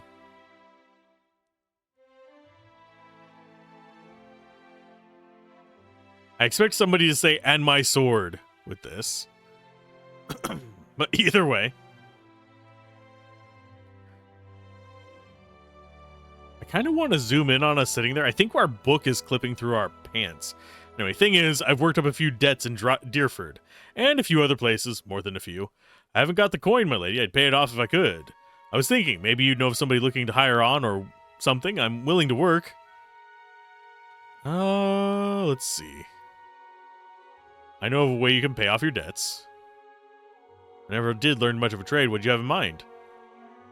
Talk to a Bella Sage in Brackenbury Sanitarium. You can help her with her research. Actually, on second thoughts, perhaps not. We're not going to have you have your soul ripped out. That would be a bit much. Don't worry, I can settle this. And you know what? Fine, I will just pay it off. The gods keep you. I'll set out for Ina's rest. See about paying out what I owe. Wouldn't be surprised. Cool. I mean, positive relations is fine. Now we have the palace messenger. Pardon the intrusion, my lady. Chancellor Warren urgently requests that you meet him at the Charred Barrel in Brackenbury. Is it about Cade Nua again? I don't know. My apologies. I am merely a messenger. Why isn't the Chancellor meeting me? Perhaps the Chancellor is meeting with you in an unofficial capacity. It happens from time to time. I'll meet with the Chancellor when I can. Okay, so we need to go and meet with him again. I don't want to proceed with that because we already have... If I proceed with it too fast, things can actually happen negatively down further in the story.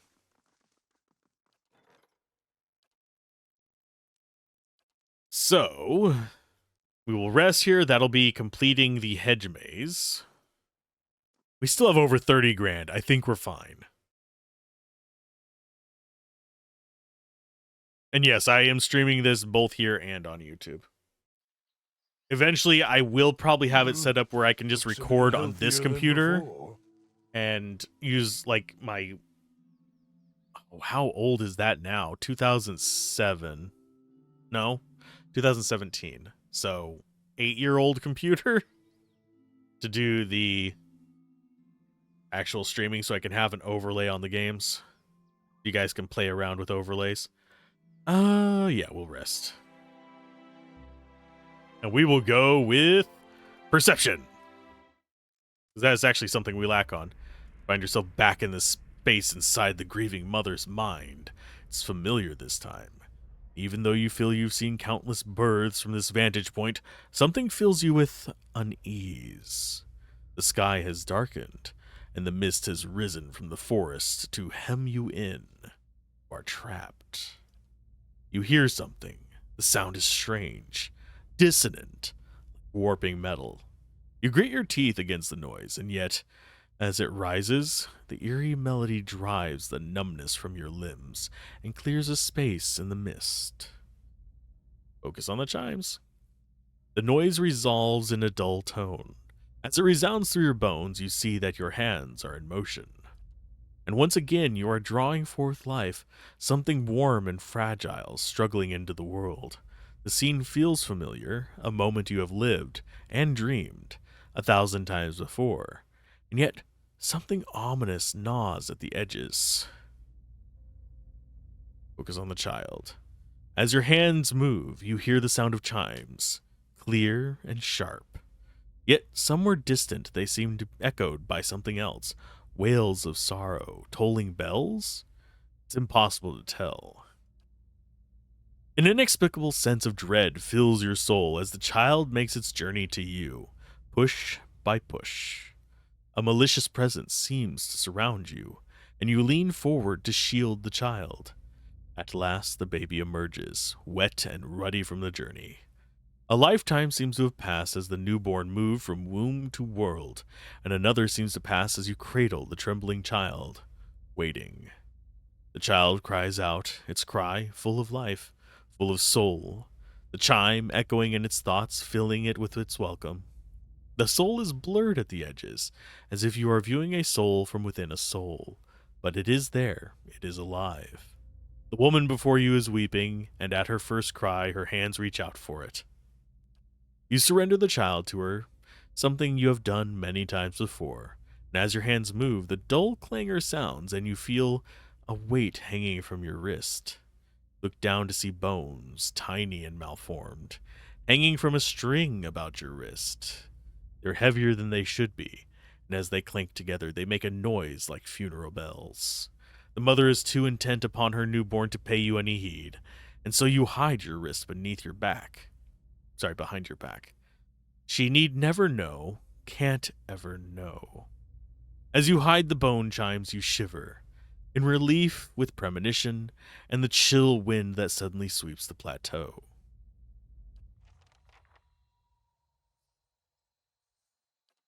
We got more discussion with you.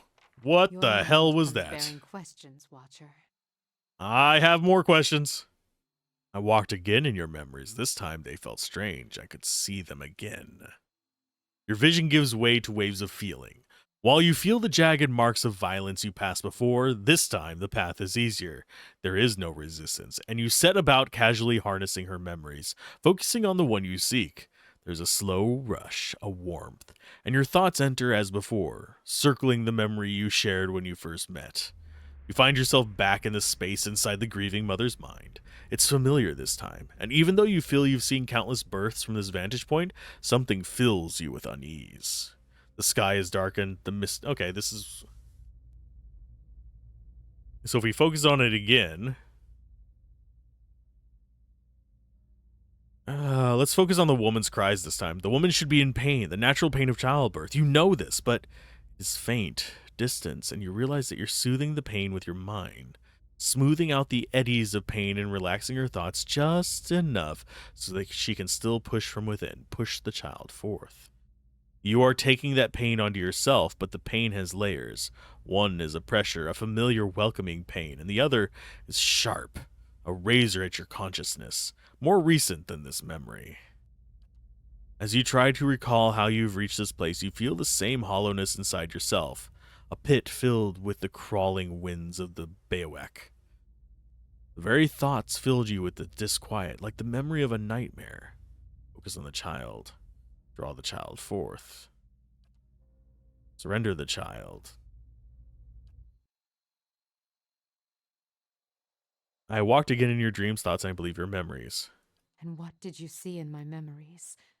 I would hear you speak of them. We can't actually talk to her about it? Your mind comes bearing... What's that you're wearing on your wrist? Small chimes on her wrist, sound and motion, they just sounded of your memories. Chimes are finely crafted. Why do you wear a set of them now? Because it's for child. And suddenly there's a rasping cry across her consciousness as you see her flinch visibly as if struck. She raises her hands and you see the chimes draped from them, yet they make no sound as she moves. In your memory, they look like bones. And carry the weight of 100 deaths. I know, Watcher. This is about the Hollowborn, isn't it? The Hollowborn. The same chill you felt before is stronger now, as if it's welling up around your feet to your ankles. You feel a sudden urge to draw away, as if from an unpleasant memory. The Hollowborn have a future. They can be saved, and the tells spoke of such. How would you know? Have you seen the future? They can be saved. They must be saved. You have seen the beauty in childbirth. What good came into the world there on the plateau. You helped me recall it. It is a memory we shared. It is the truth. You hid the chimes on your wrist from the mother. Why? It was not what I hid, but what she saw. She couldn't know. The grieving mother squeezes her eyes shut and brings her hands to her ears. What really happened at the birthing bell? And what would you consider real, Watcher? The truth that was experienced and remembered? Or the one that burned out only to be swept under the rug and forgotten like ash from a fireplace? I suppose what was lived and remembered was more real, or what happened mattered. Forgetting it doesn't make it less real. For this is what drives us forward, motivates our actions. Remember this, Watcher, and remember the memories we have shared. They have shown you what we must save, and what will be lost if we fail. Just he's driving us towards figuring out a way to not necessarily cure Hollowborn, but fix them. We're getting more and more addendums on that one. The dream and memory. She's getting a decent press of these things.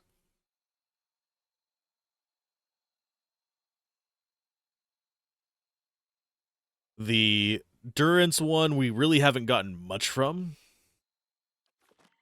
And I don't think we're going to.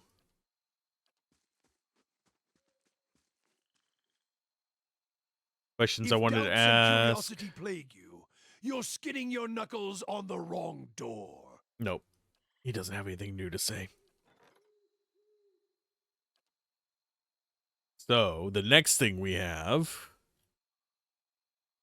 those all done. We could do the library, do the forum, the training grounds, or we can do some of these like cheap ones that do in a day. Actually, how is our map looking?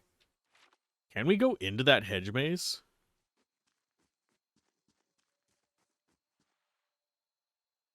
I don't think we can.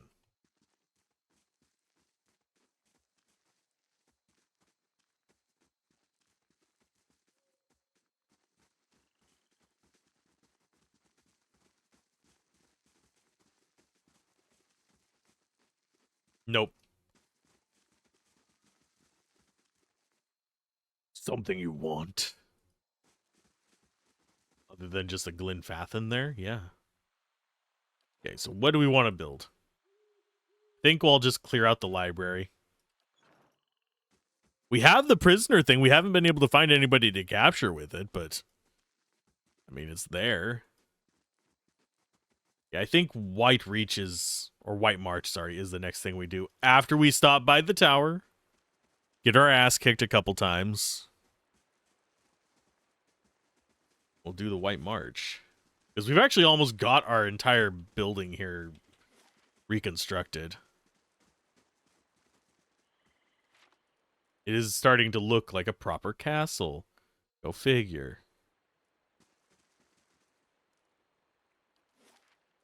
Okay, so let's go there. And handle the wizard. The wonderful wizard because all of the creepy things he does. Of course, the wizard is a cruel person, so we might not want to actually align with him. Bubbles rise from the depths of a murky, sludgy stew. The few bones in the pot have been picked clean, and they float amidst the swirling globules of grease. Stop there. Where do you think you're going?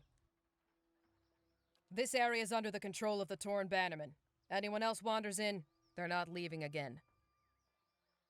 What's going For on? starters, I've got orders to put a sword through your gut if you don't turn around and run back home. Let me pass. I'm the Lady of Cade Noir. Cad New is a fine keep. You ought to get back to it, my lady, and wait until we pay you a visit. Do we let them take out the wizard? Or do we deal with them? I don't know how good or bad they are.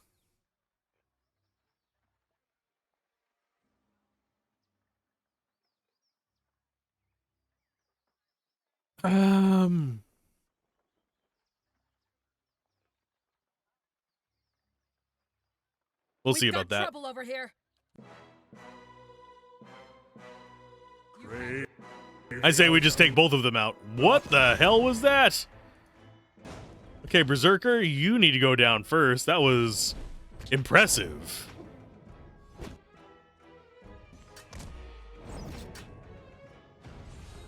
But unwelcome.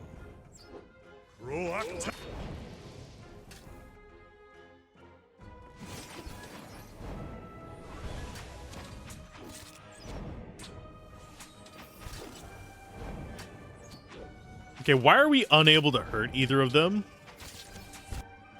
I don't know what is with this. Yeah, he got like barely injured, and then neither of them has it going to any kind of injury whatsoever, even though we are doing damage. It's showing the little red numbers. This place, as beautiful as it can be with the absence of children.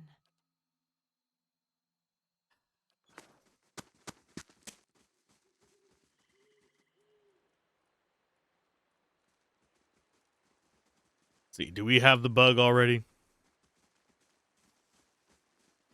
No, it fixed itself.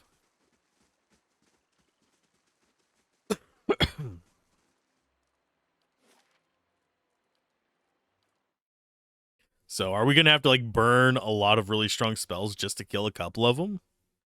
Because normally the human characters did not give us near this much trouble. We'll be fine, but...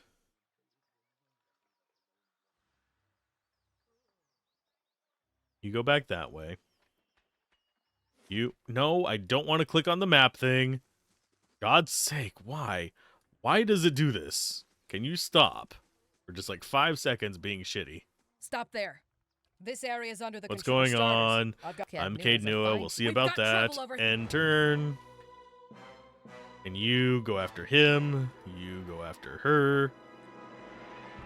We'll actually start casting spells because why not?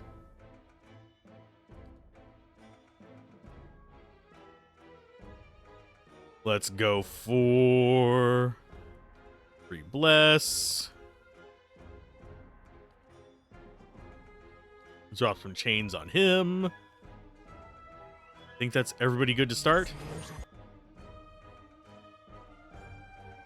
Yeah, he's gonna go after them. We're gonna focus in on the mercenary soldier first. Yeah, barely image damage reduction 10. That's not that high.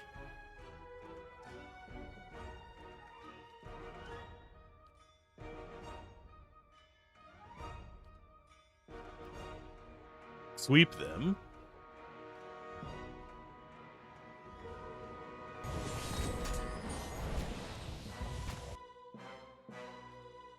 You go for tentacles.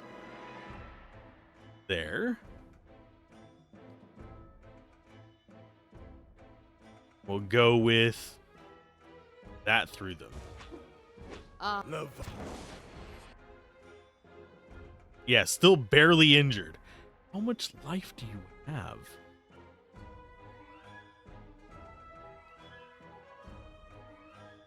Yeah, if we can't get them past just barely injured, we might as well just move on to the next part of it. It's just saying, hey, you can't actually damage us. Congratulations.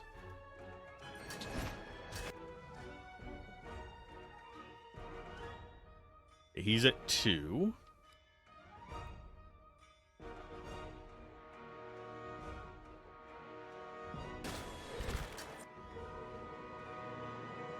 Yeah, and those aren't even doing anything to him. We got you down to injured. That's a start. Not a great start, but it's a start. Slam. And we will do this one on you.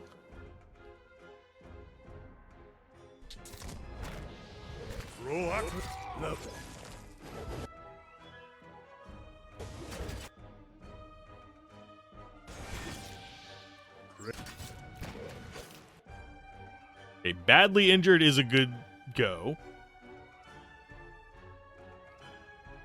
Lance them. You heal yourself. We will go with Barbs of Condemnation on you as well.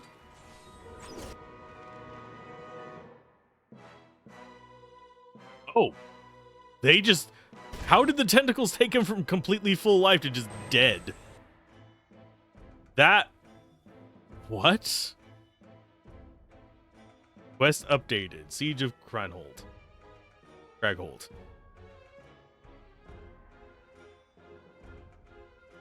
I was forced to defend myself from their aggression. His manor is located northeast of Caed Nua. It's the top of the blow. Yeah, okay. Probably gonna have to deal with all of the above.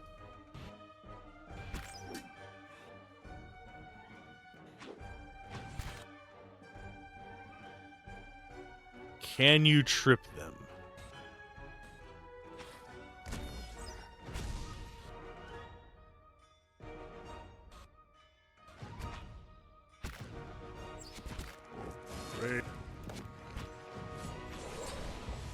Good lord.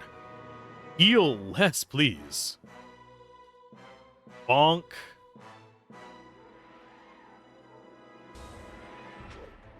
Low.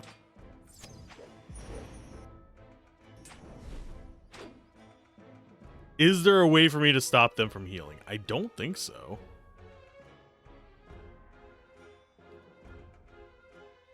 I mean, I will cast that to try and pierce through their defenses.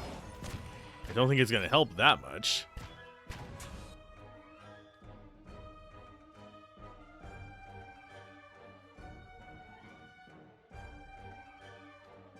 Drop another condemnation on you as well.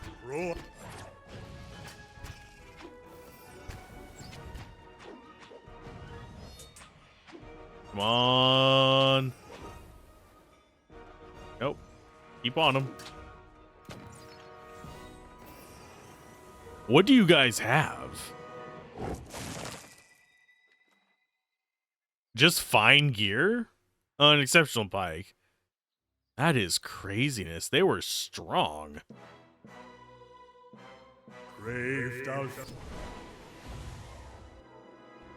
Our fighters are trying to find their way around to it.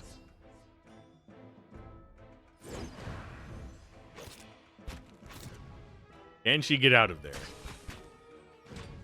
Yes.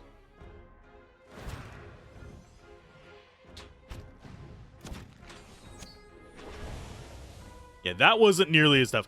I think it may have just been that one character being a beast. I don't think it was the enemies here are particularly strong.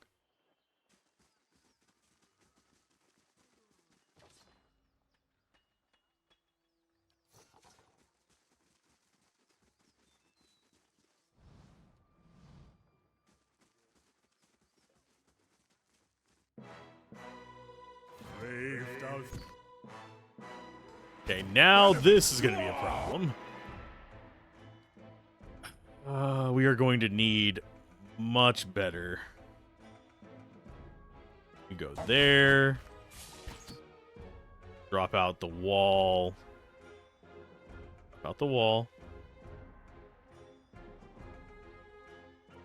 Like that.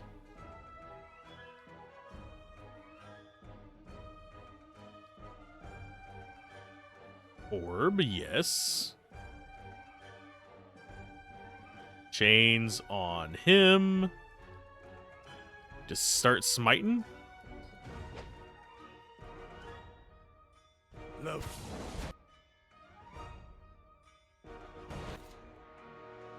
Shadowy Beyond, Arcane Veil. Going for the knockdowns and everything. Yeah, they're definitely tougher. You have the Adri, or Audrey, or whatever it's called. Can you not die on me there, bud?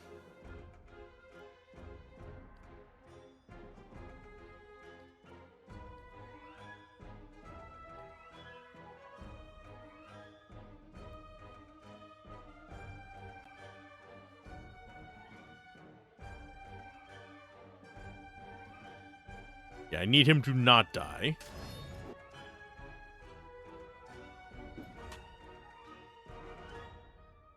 He's still trying to do lay on hands. We're still trying to get all these other things going. They are not going to make this easy on me.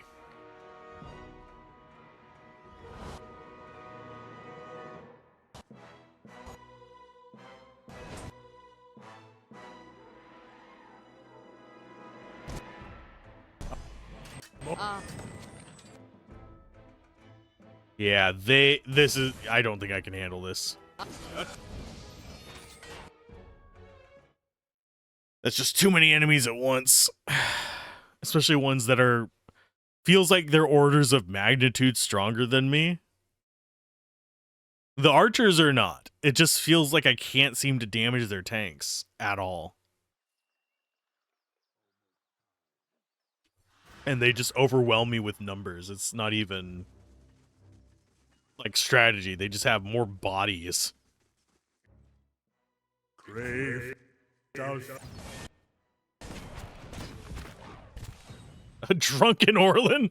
I mean, that's a thing. That's fine.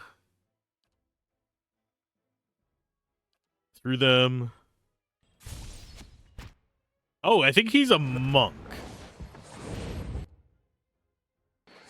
That felt very monk-ish to me. The fact that he did a massive knockback there.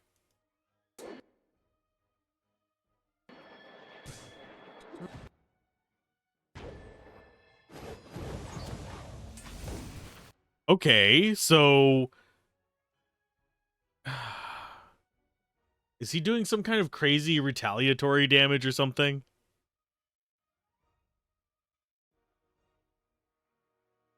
Okay, hit Drunken Erlin for a bunch of damage. They're all just hitting Eater. What hit her?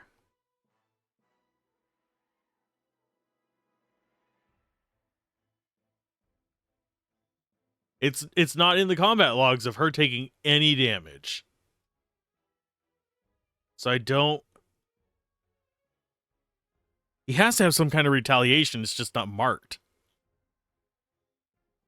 Which, generally speaking, if you're going to make retaliation, yeah, I can speak. If you're going to have retaliation damage in a game, you need that in the combat log. That is not kosher.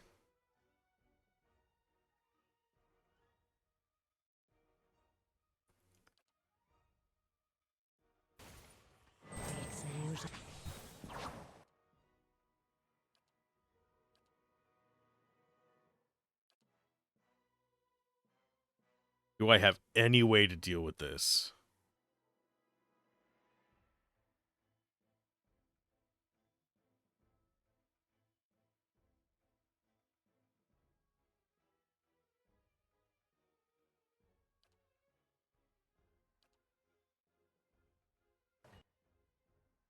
Okay, so that's gone.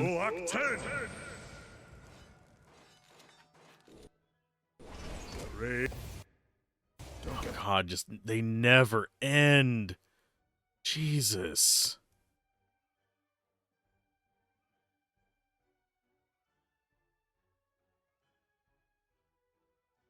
Paid enough for this shit. And why are you stuck? What stuck you there, you dumbass?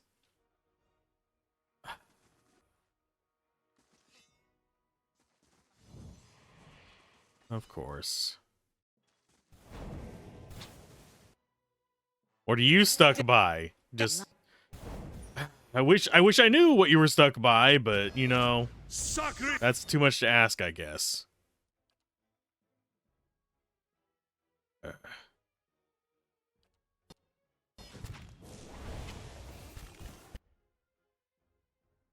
Oh, he's down.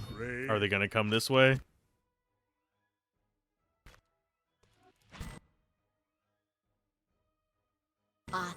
Word.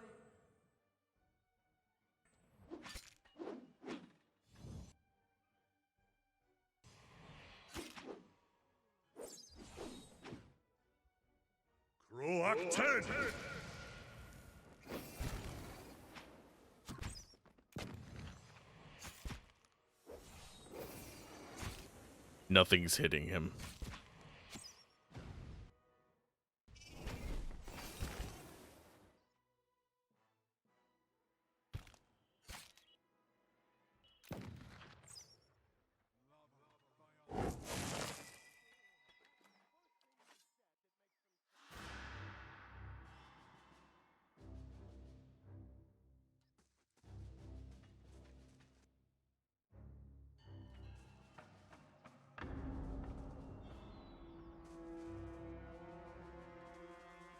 I don't know what's going on. There is fighting going on. I'm not sure what it is. They're actually fighting death guards, apparently.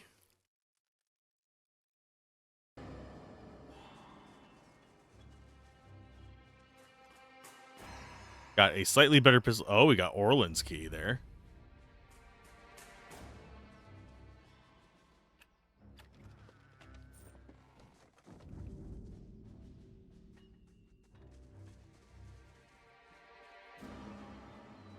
I'm guessing there are going to be enemies up here from the tower.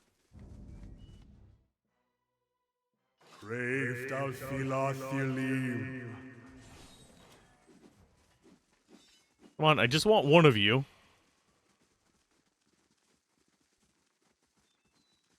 Trying to lure you in small batches. Come on.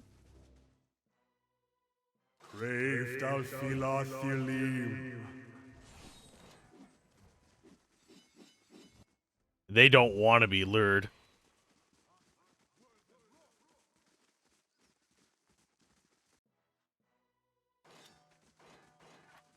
Okay, Pyromancer probably needs to go down first.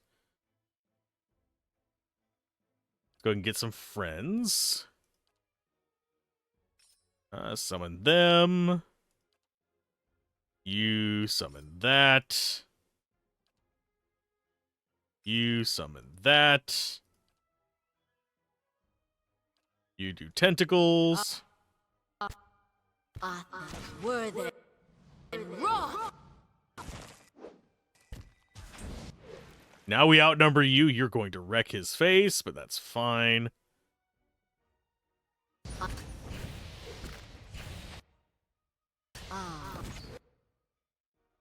Go and get some AoE heals going on here.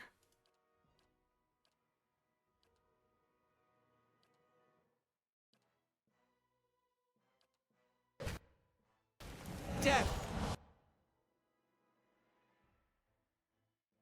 Nobody's down right now. I mean, he's got knocked down, but we're fine. War Priest. Tentacle is on top of the War Priest. You guys are just not doing anything, which is really inconvenient.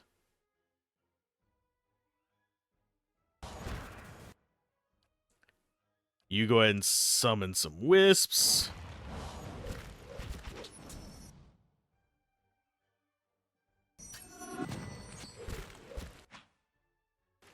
No. Take out the War Priest first. Take out the Berserker next. Gunslinger's not as big of a problem because he's single target.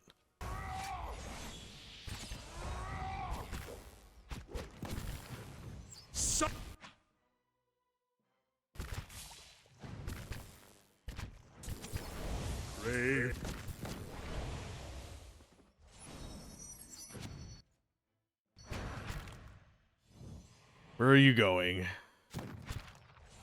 So they have like an ability to stealth, and I'm not sure what the rules of it are.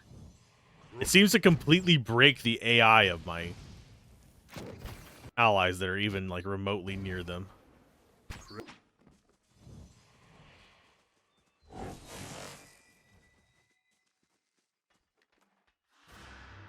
Got another spell book. Oh, they have level 6 spells. Jeez.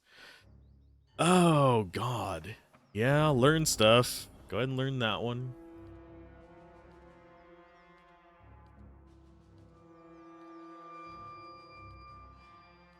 Okay, so they have higher level spells.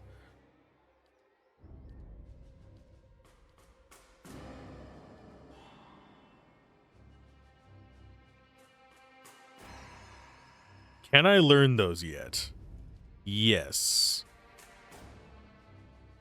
I just can't use them yet because I don't have slots for it.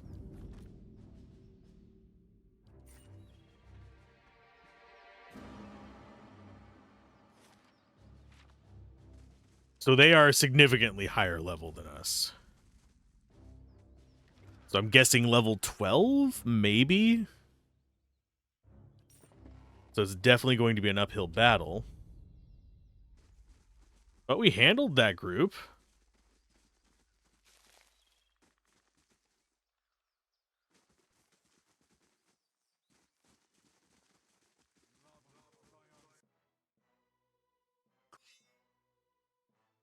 Grave down. This shit.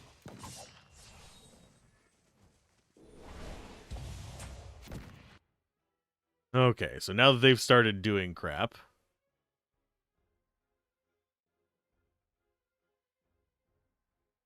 I'm going to do tentacles there.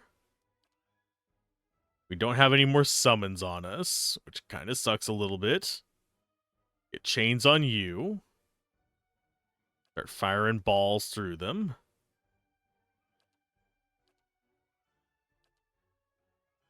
Trip the Berserker. We've got Veteran, Vet Soldier, Berserker, and Marksman so far. I have a feeling there's more behind them. Yup, there's another Berserker. And they go straight for her. Why do they just beeline for her? She's not even the weakest defensively. Very, very off-putting.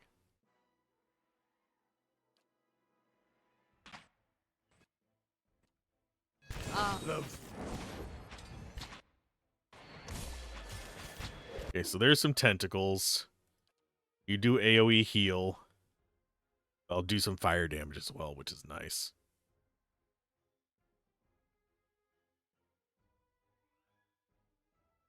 Are any of them actually even hurt? No, of course not. That'd be too much to ask for. Summon that there. More ball. So, no, you can move this. Oh, no, that's... Why are you up there in the middle of it? I don't know. Go with a bless.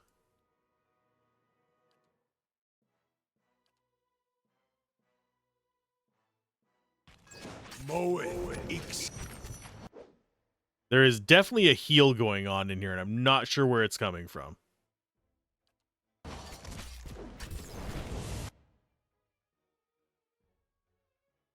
Because they are just not even staying more than barely injured. So I don't have a way to deal with this. I just can't do enough damage. Which is kind of shitty. I know they said this would be a tough fight, but I wasn't expecting things that I literally cannot hurt. That was not on my bingo cards, especially since I'm, what, 3/4 of the way to max level for the base game, and this is in the base game. I think it is, at least. Well, we'll be back to deal with you idiots later.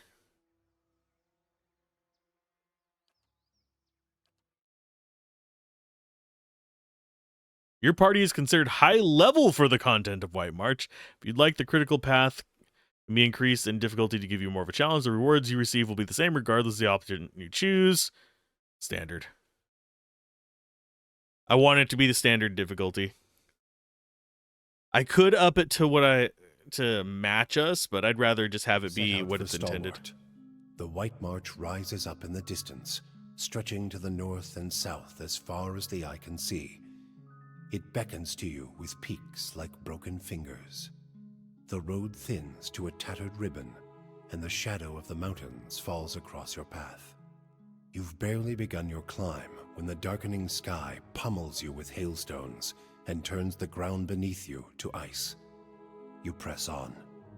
The air grows thin, and the treacherous mountain passes funnel screeching winds past your ears. A blizzard forces you to make camp for 3 days, huddling for safety while snow piles around your refuge. At last the weather clears, and you approach Stalwart under a crisp blue sky. There's a noise, high and sharp, coming from the village that sounds at first like another frozen gale. But when you top the rise and reach the village's wooden gates, you see what lies beyond them. And now we're probably going to just trounce everything here, but I actually doubt that. It doesn't tend to happen in games like this. With a whole pack of them. We can take these bastards!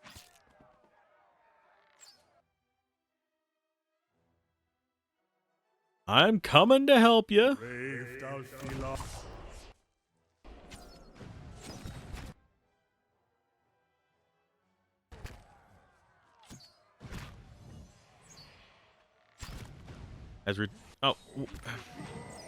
I kind of wish I could read the 95 million pop-ups there in the top left, but Jesus. Leaving in 3 days. Wanted criminal by a name near the Deft Hand has arrived in the stronghold seeking aid in fleeing the Deerwood. I have 3 days to go all the way back, answer him, come back from here. Yeah, okay, that's fine. And then we had other things in the log, I guess. Roak 10.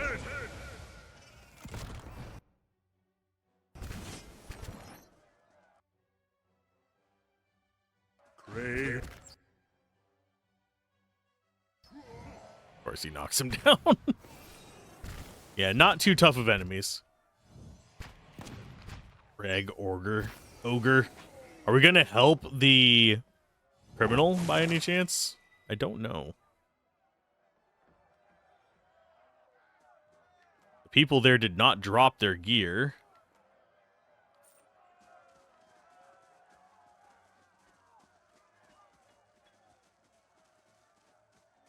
I'm not seeing anything that way.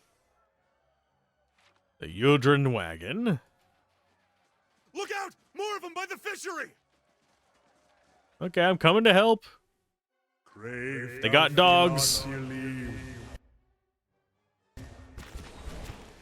You unfortunately didn't save the people who were there by the door.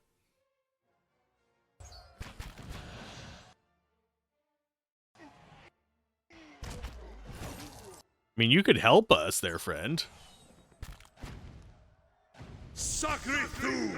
I don't think he has AI. I think he's supposed to die before you get up here.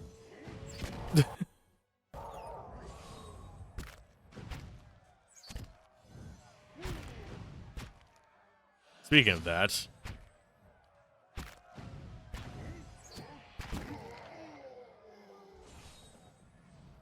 can summon a beagle, but it disappears very, very quickly.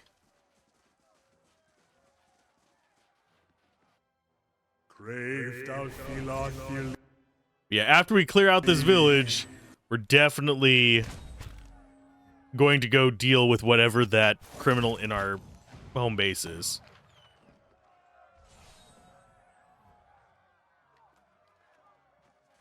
And no, the furs are absolutely worthless.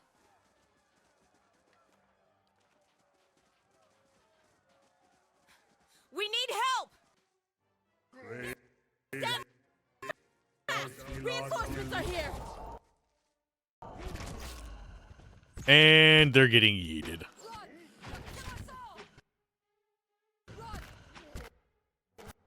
They're not gonna kill you all.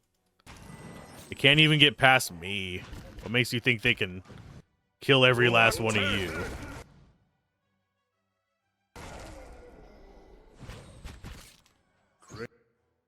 And this is what happens when you are over-leveled. I think this place is geared for like level 6 or 7. So we're not insanely over-leveled, but we are definitely over-leveled. I am slightly insulted I can't loot the dingberries that didn't just run away.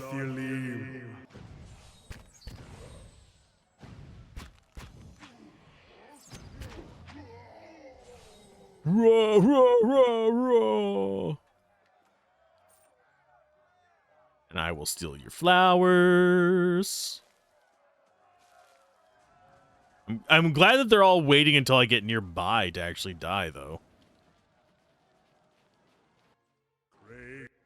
Well, at least some of them are.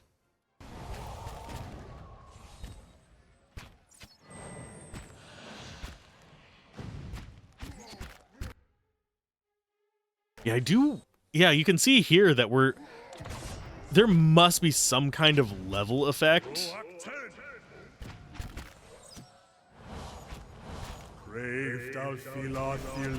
Because it does feel like we're doing just straight up more damage. We're doing like 15s and 20s and stuff to these guys. To these guys right here. Okay, give me your Nike crap.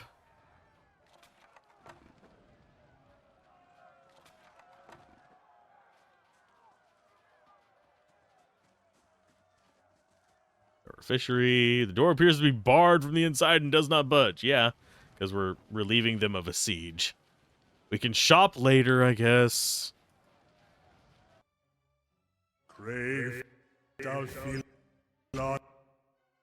Well, that's not what they want them to do. Get off my lawn. And shriek like a banshee.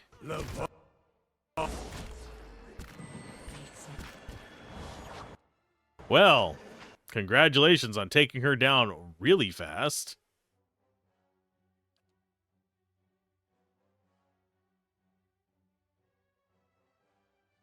Let's go with more balls.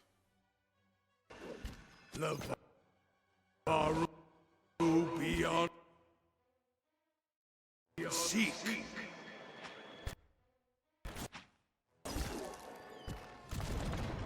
Well, can you stop being complete dicks? Like 5 seconds. And here's some lightning bugs for you.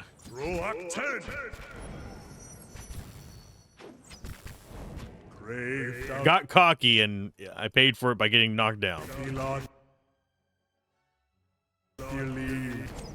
Oh no. It's just the gun guys in the back just sniping whoever they feel like at a given moment.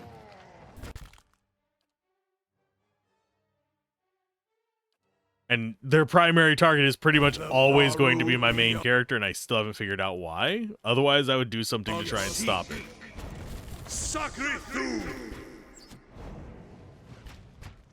Because it's not lowest damage reduction, it's not any of those other things. It is literally just... she's just a magnet.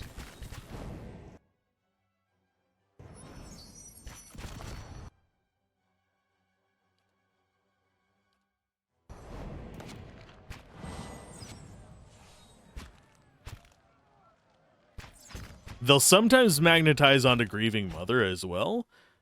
And yes, they are two of my squishier characters out of the entire bunch, but... okay, Darzir, just please stop. Thank you. It doesn't seem to be any logic behind it, because I think Durance has about the same DR as her. I can look real quick. He has 6. She apparently only has 3 right now for something. I thought she had more than that. I guess she is weak. I can give her better armor. That should be fine. But then she wouldn't be able to cast as fast and spam pain out. Darzir's fallen! Back to the matron, now! Can I loot Darzir before you teleport me? Nope, apparently not. Thanks, game. You're the ones Reginald sent for. She'll want to speak with you. Renengild? Her house is just up the way, next to Grief's Rest. Okay, end dialogue. Katie's house is burning! Hurry! Help! The hut's coming down! I'm going to steal all their stuff first. The roof of this hut is almost entirely enveloped in flames. Lighting the snow in a stark orange hue, several beams have been reduced to ember husks.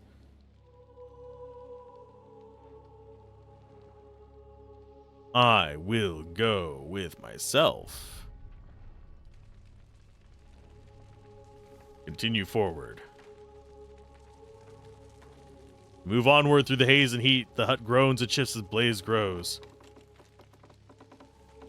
Out of guard, you are pinned beneath a heavy log. Push it away. Even reeling from the impact, you're still able to heave the debris away with relative ease. You Back on your feet, a little winded from the ordeal. Smoke clogs your lungs. The heat has become unbearable. You will collapse soon. Stop and examine the situation to the right. Use a pry bar to clear the rubble.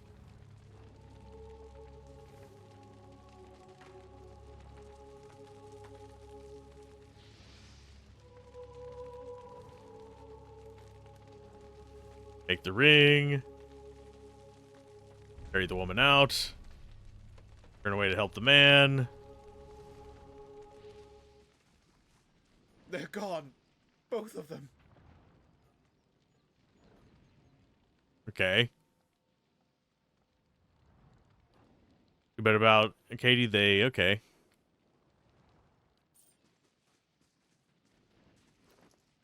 What did we get as the ring?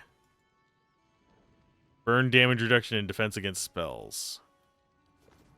I think we can press F8 on that one and try it again. I was trying to rescue the people. I didn't realize that was the one that I needed, like, odd stats for. We can prep for it, I believe. Oh, fuck me. I thought I saved before that.